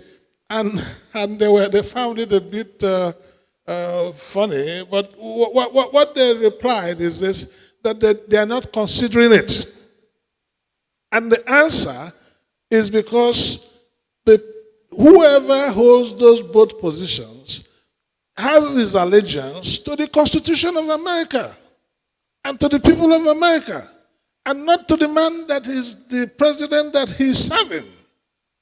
And that is the point we must hold on. As president, I will frown at anybody who is in that position who wants to serve me rather than serve the people, etc., etc. Thank you very much. Thank you very much, sir. Honorable Justice Humede Peter Nana Chukwudi, presidential candidate, All Progressive Grand Alliance, APGA. I return now to Major Hamza Mustafa, Action Alliance Party's presidential candidate. Thank you. To speak to us on the administration of justice and his closing comments. First of all, I anchor my position and that of my party with what the panel said. But then looking at the judicial system in Nigeria, the mirror started exactly 1900. And then looking at the quality of judges and justices produced, quality of legal numeraries we have had through to our independence to date. And then to say that Nigeria is rated among the 10 worst in terms of where injustices are identified from the international scene is disturbing, is disheartening. Nigeria is rated among Uganda, Somalia, Eritrea, China, Brazil, Mexico, and the rest of them, among those where injustices presides. It's an abuse to our judicial system and indeed to NBA in itself. There is the need to tarry a little and to know what were the yardstick that qualified Nigeria to be among the worst. Boko Haram is what they used. Abuses from the military on human rights abuses and inaction from the bar and the bench in Nigeria. Somebody misrepresented Nigeria to me and no government has spoken. And today this is the position. That aside, looking at the bench, there are numerous other things that ought to be mentioned. The bench today is operating in fears, being monitored, funds little released, and even if it is released, is delayed. We were once victims of a game in Nigeria. The president of NBA today and the representative of Ahmed Bola Tinubu were once our counsel. And they saw how lies were sold in papers just to get us killed using the same law. Judges were helpless. They knew there was a game going on. We survived it. It's by the grace of God. Me, I went, my own case was different. 15 years, torture was beyond what you can understand. 5 years, 2 months, I know what that meant. But they were criticized, they were abused, they were harassed using the same law. But thank God for the shock absorbers they have continued this way. Thank God also we are back and we are looking at Nigeria from the angle of a victim of persecution, wanting to correct issues from legal perspective. This country will surely be. And I thank God for the pains different people, different groups went through. And I thank God nobody can stop time. And I thank God those who believe they were young yesterday, young today, they will remain young tomorrow. All I tell them is continue to enjoy your dreams. And before they know it, it will be morning. And there will be a new Nigeria. Law was used in stopping power to this country. Many people are not aware. Companies were sold, power was sold, judiciary was used. Ajakuta, law was used, is being used. Budgets every year, you look at the budget to Ajakuta, at the end of the year, look in retrospect and take a look at Ajakuta, nothing is added, nothing is done, law is used. Dirty budget politics. What is promised is not implemented at the end of the year. The law looks, the bar and the bench are helpless. What I'm talking about now, time has come in the interests of this country for the bar to take away the issue of being accused for partisan. Put your telescope, x-ray yourself. When a government comes that believe has the feelings of Nigeria and the masses at heart, align yourself with them.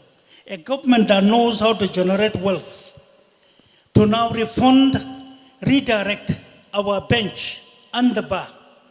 The problems in the bar are enormous because I interacted with lawyers closely, including the president of the bar, in understanding the problems. People with disability, people from poor background wanting to read law, though some read law today, they are just there like paupers on the street. And they are in thousands. And today Nigeria need help. We need the brains. We don't want thieves. Thieves are all over trying to remain as glued to the chair of power. What we are gathered here to do is to say no to that and have a new course. And the law must play a role. The bar and the bench, there is the need for you to be prepared to take this weight on your shoulders to play your role. It is better to be accused once, but to get things corrected for generations to come. Time is too short for the much we have to say for Nigeria. But I thank you, this is just a sizer. We flew a kite, but we have thousands of pages for this country. We have done enormous work, and we believe we can do it. We have a responsibility too, and we are prepared to be accused and to be condemned, we agree. But Nigeria can no longer accept and cannot go on this path. It's enough. It's enough. It's enough. Thank you very much. Major Hamza Mustafa, Action Alliance Party presidential candidate. I would like to ask Mr. Shore if he remains on the point he made earlier that he is not going to speak. I'd like to cede the microphone to you, sir, to make your closing remarks. Well, I promised I was not going to speak, but I will make a closing remark like everybody. I want to remind the NBA that there was a president of the NBA, Alawa Akabashoron was his name, during my days at the University of Lagos. He organized the first and I think the most successful strike of lawyers in this country. Reason was that the military regime was disobeying court orders. Just one court order led to that strike. Today, the regime that is in power obeys or obeys court orders that favors it and disobeys court orders that are not in favor of the government. I do hope that the NBA will wear the toga of resilience and resistance once again in ensuring, in particular, a disobedience of a particular court order, which is the continued detention of Nnamdi Kanu, who is in detention against the judgment of the Court of Appeal. I do not see how you administer justice when a Court of Appeal says somebody has no case and the same Court of Appeal comes and states the execution of justice. We have plenty of legal documents in place, but we do not have justice. I want to say one final thing, that lawyers owe us a duty to help us create a brand new constitution. You cannot amend what is in place now. It was a military constitution. I disagree with my colleague who said we signed that document, the 1999 constitution. That's the most fraudulent document in existence in this country. And you know what you lawyers say? You can't build something on nothing. Finally, to Nigerians, if you don't change the players, you can't win the game. Don't vote for the old, tired, irresponsible politicians who put you in the terrible condition that you're in. That's my closing statement. Thank you. Thank you very much, Mr. Showore Omoyele Stephen, presidential candidate of the African Action Congress, with his closing remarks. And I'd like to cede the microphone to Mr. Kachiku Dumebi, African Democratic Congress presidential candidate. Mr. President and the NBA, thank you for having me here today. I would like to close by telling you guys this story. Several years ago, I bought a piece of land here in Abuja from someone. A few years later, he became a governor. Several years later, he was sent to jail. I needed to perfect my documents when I wanted to make a sale, and I was looking for him, and they said he was in jail. I got across his family member, and they said, I need to go and see him in jail. He said, oh, he's in the hospital, he's sick. So I went to the hospital, and I found out that this man actually was living in the house of one of the priests who had a residence within the hospital. He was serving out his jail time in that residence. His wife coming to cook for him there, girlfriends coming to visit him, his police all these there protecting him, the prison warders there protecting him. How? Collusion. Judges, lawyers, law enforcement. That is justice administration in Nigeria. It sees rich and poor. It sees weak and strong. MBA is organizing an event here today. There's a reason for this tag. Even if they organize an event in America, the President of America will have his tag. There's a reason for having a timer here, to obey that timer. The truth about Nigeria is that Nigerians don't want to fight for Nigeria because they don't believe in Nigeria. We don't interrogate things. I heard the rep of Asiwaju say here, Lagos succeeded, tried because of Asiwaju. No. Lagos is thriving because this private sector is thriving. Even when government is failing. But they say this all the time and nobody questions them. And that is why they have the boldness to say, Emilokon. Because we don't question things. 3 weeks to the elections. You watch your television every day. You see the rallies. What do you see there? The major rallies you see thousands of Nigerians clapping for people, some with cognitive disabilities. And we are here. We don't interrogate this. I am happy you talked about the role of the MBA in times past.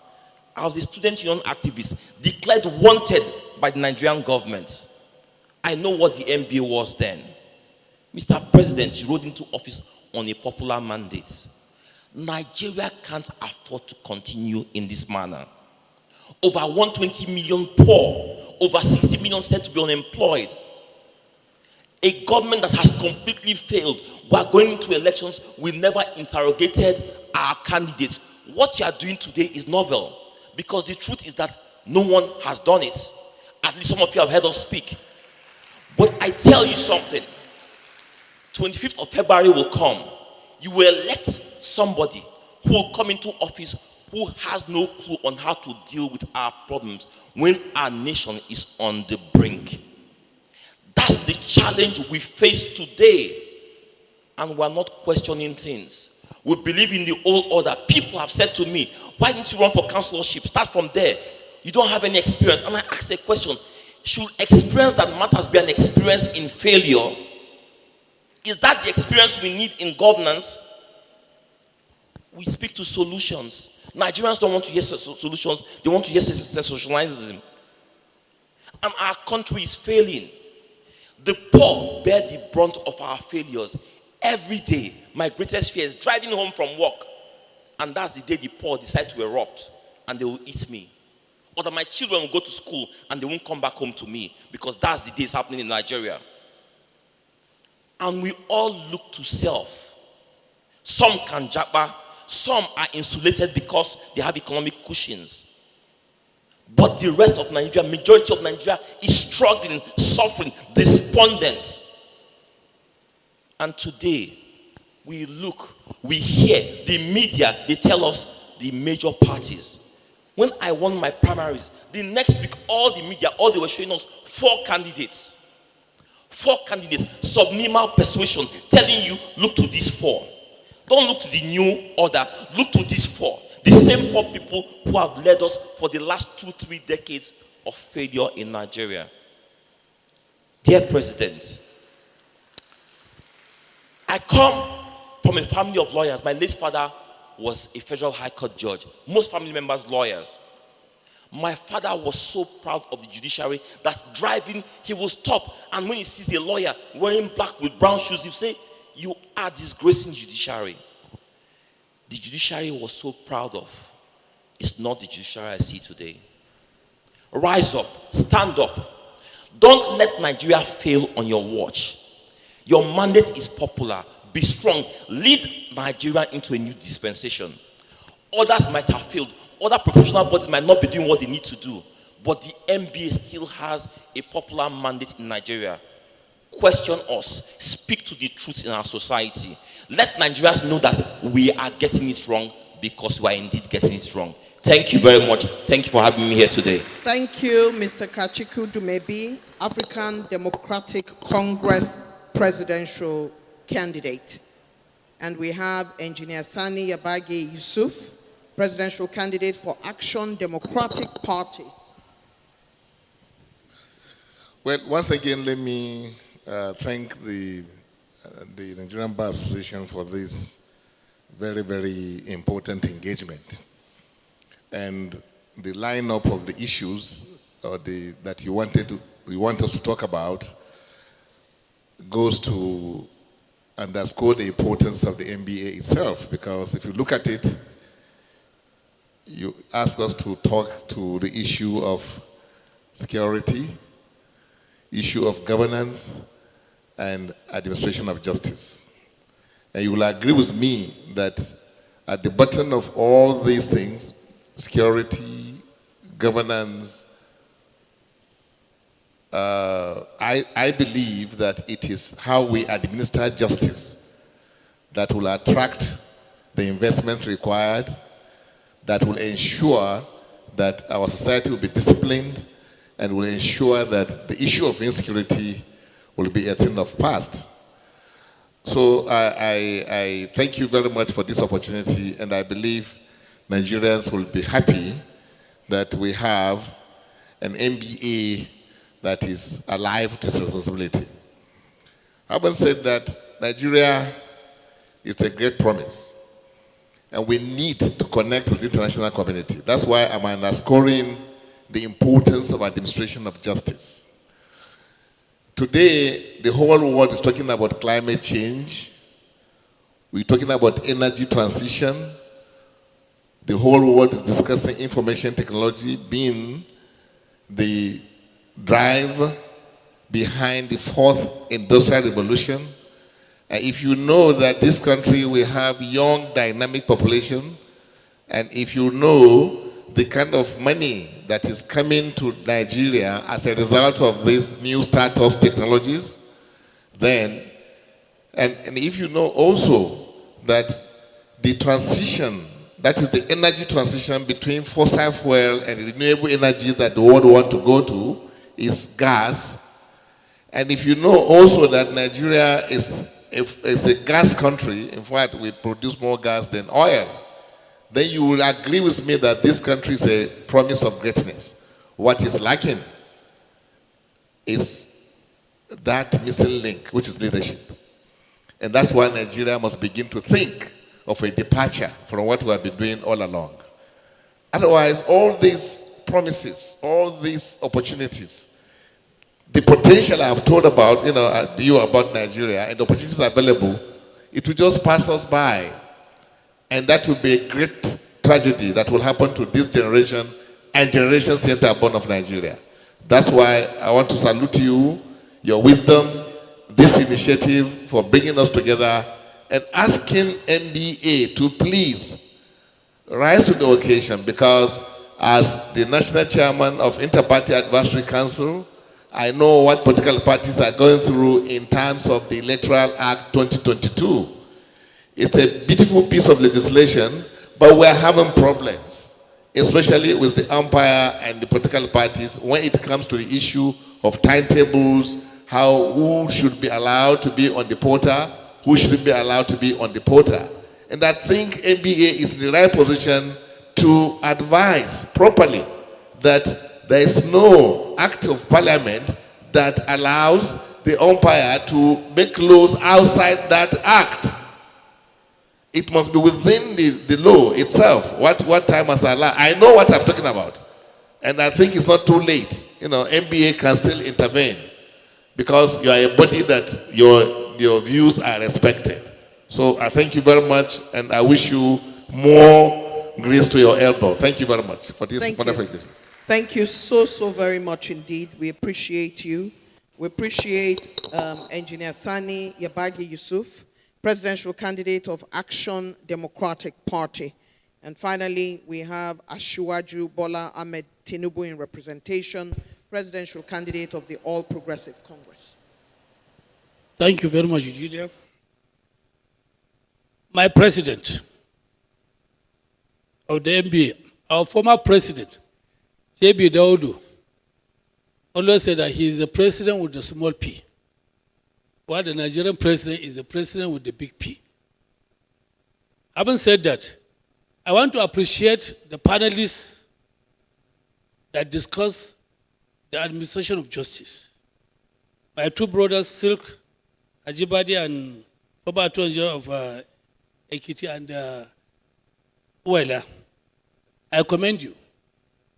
Listening to you this afternoon when I came, the entire issues that were discussed, with all sense of responsibility, most of them are some of the things that the presidential candidate of the APC, Asiwaju Ahmed Tinubu, has captured in his manifesto.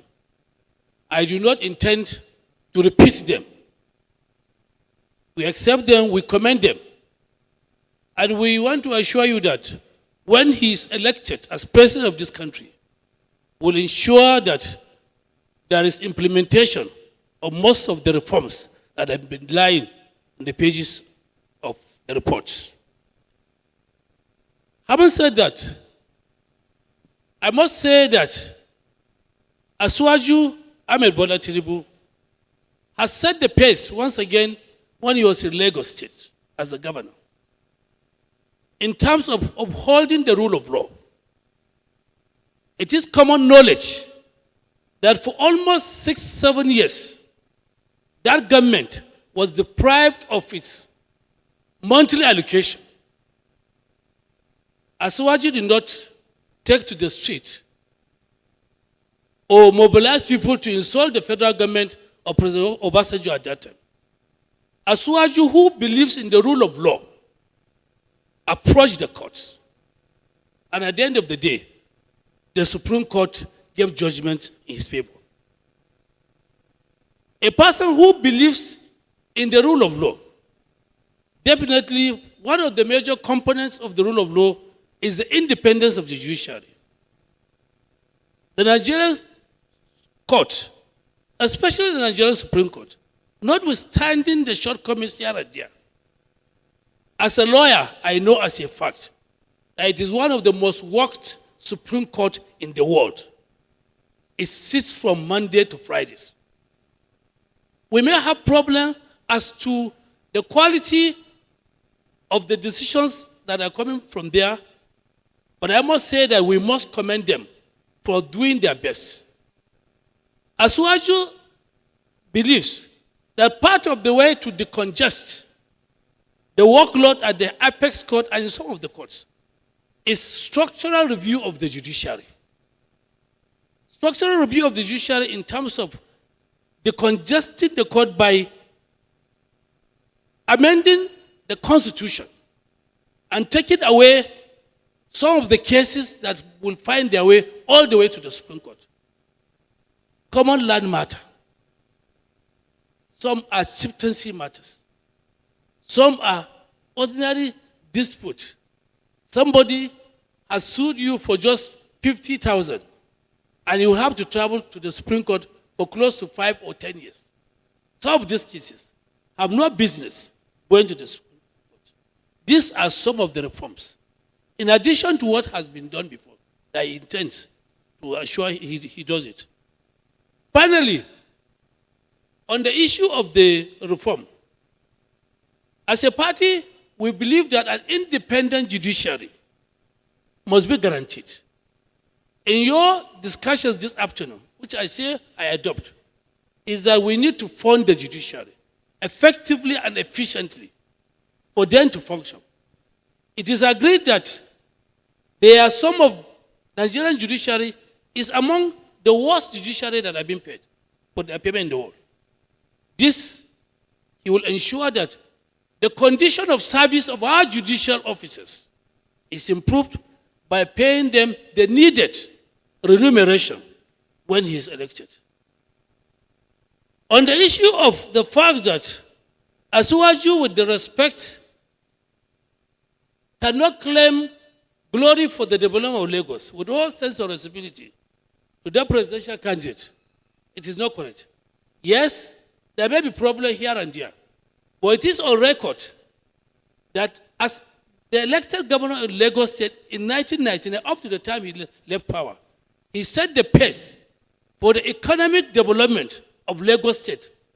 It is that economic development and the blueprint which is set out for Lagos State that succeeded administration to Fashola, to Ambode, to the present governor that I built on. And today, Lagos is a minimum economy, one of the developed economies in Nigeria and in Africa. He has done it before. He will do it if given the opportunity. I therefore want to once again thank the organizers of the Nigerian Bar Association for putting in place this seminar and assure you that he will do his best to support the judicial process, judicial development, and ensuring that he uphold the rule of law. Thank you very much. Thank you very much indeed. This panel has now come to a close. However, I would like to very much thank our very alert participants who have joined us here today, members of the Nigerian Bar Association, the representative of the FCT minister, all our panelists who are still seated here with us, and friends of the NBA, and very distinguished personalities here. Mr. President, you have outdone yourself by today's exercise, which started earlier in the day and covered the economy, covered security, and covered administration of justice. I would like at this point to say that the Action Alliance Party came along with Dr. Emmanuel Chukwuka Johnson, Vice President, a running mate to the presidential candidate of the Action Alliance. Where is he? We want to thank you for staying the tide and being with us, and to thank the presidential candidates who have been gracious, who have shared portions of their manifesto, shared their hearts and minds, and given us a reason to listen to their array of ideas and how they wish to put Nigeria on the front burner. Let us start by congratulating and saluting the Action Alliance Party presidential candidate, Major Hamza Mustafa. Let us thank and greet Mr. Showore Omoyele Stephen, presidential candidate, African Action Congress. Let us salute and thank Mr. Kachiku Dumebi, African Democratic Congress presidential candidate. Let us greet and thank Engineer Sani Yabagi Yusuf, presidential candidate, Action Democratic Party. Let us thank and greet the Honorable Justice Umedi Peter Nana Chukudi, presidential candidate, All Progressive Grand Alliance. Let us thank and greet Mr. Ebenezer Adewale Adebayo, presidential candidate, Social Democratic Party. Let us salute and greet Alhaji Abdul Malik Ado Ibrahim, presidential candidate, Young Progressive Party. Let us salute and greet Mr. Dabero Chukwu Daniel Nwanyangu, Zenith Labour Party's presidential candidate. It's time for us to also salute and greet Ashiwaju Bola Ahmed Tinubu in representation, presidential candidate of the All Progressive Congress. My name is Eugenia Abu. It has been a pleasure to serve. Good evening.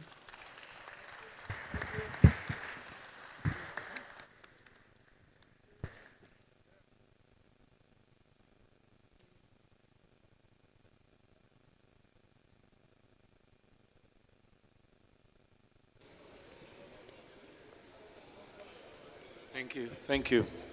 Thank you so much, Your Excellencies. Please, we'll have a photo opportunity with the President of the NBA, along with the presidential candidates of the parties. Mr. President, sir.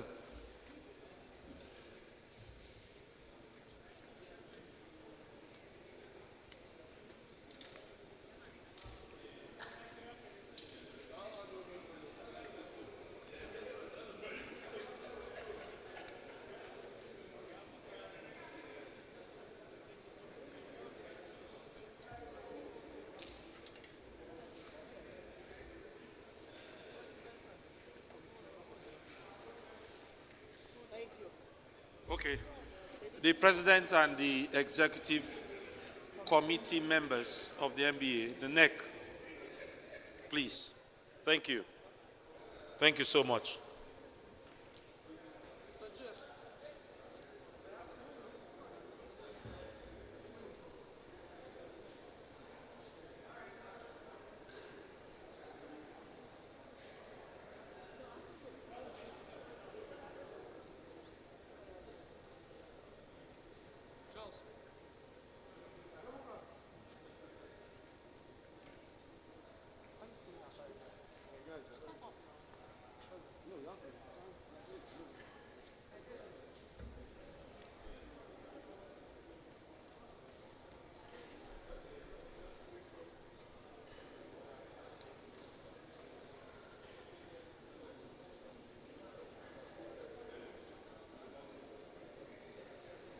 Thank you. Once again, this is the State of the Nation dialogue ahead of the presidential elections.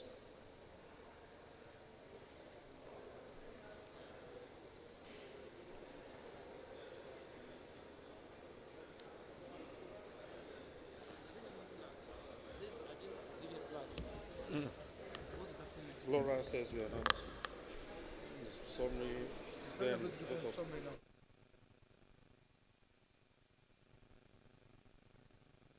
Thank you very much, ladies and gentlemen. We are gradually drawing the curtain on this program.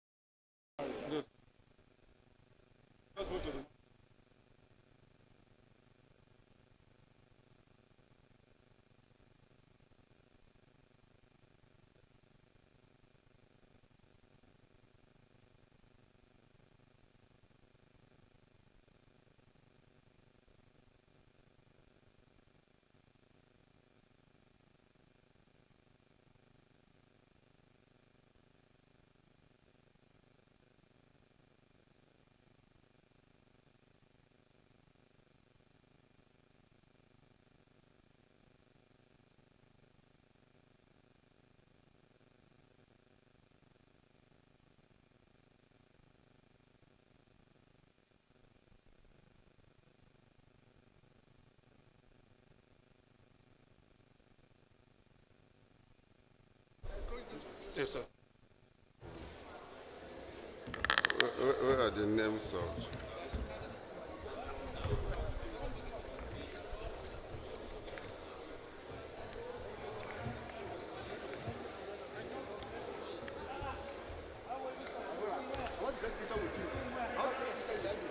Distinguished ladies and gentlemen,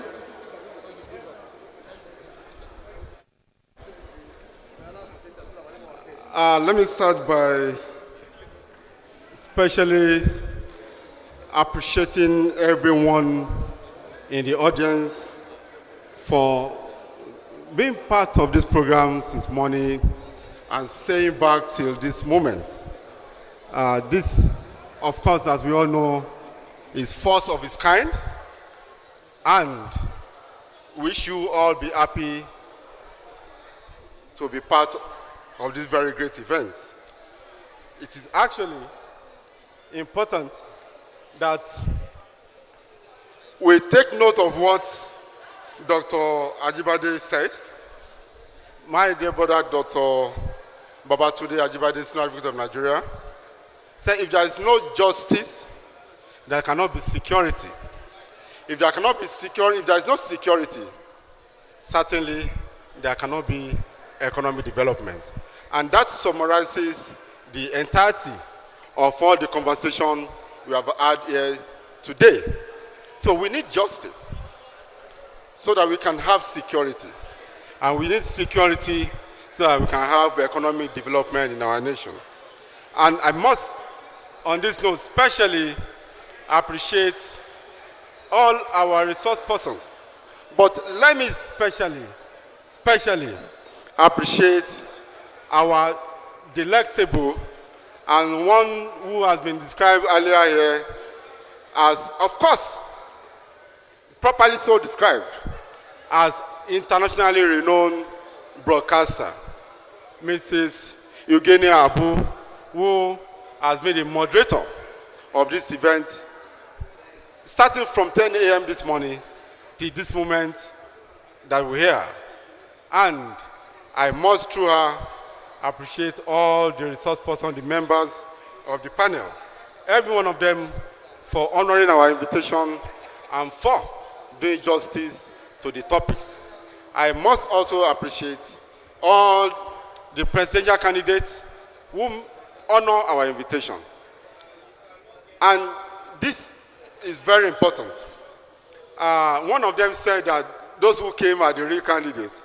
And you know that you must hold people by their statements, by their promises, by their pledges.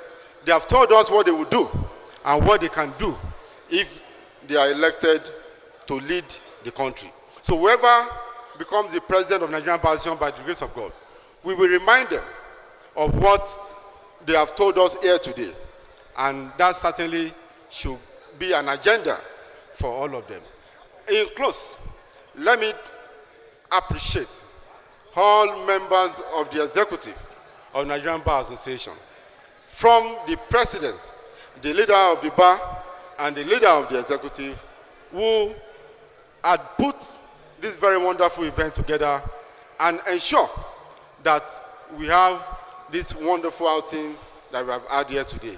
And I must not conclude without appreciating all staff members of this secretariat, the Nigerian Bar Association National Secretariat, who have been very supportive, who have done all they had to do to ensure that we have a very successful outing.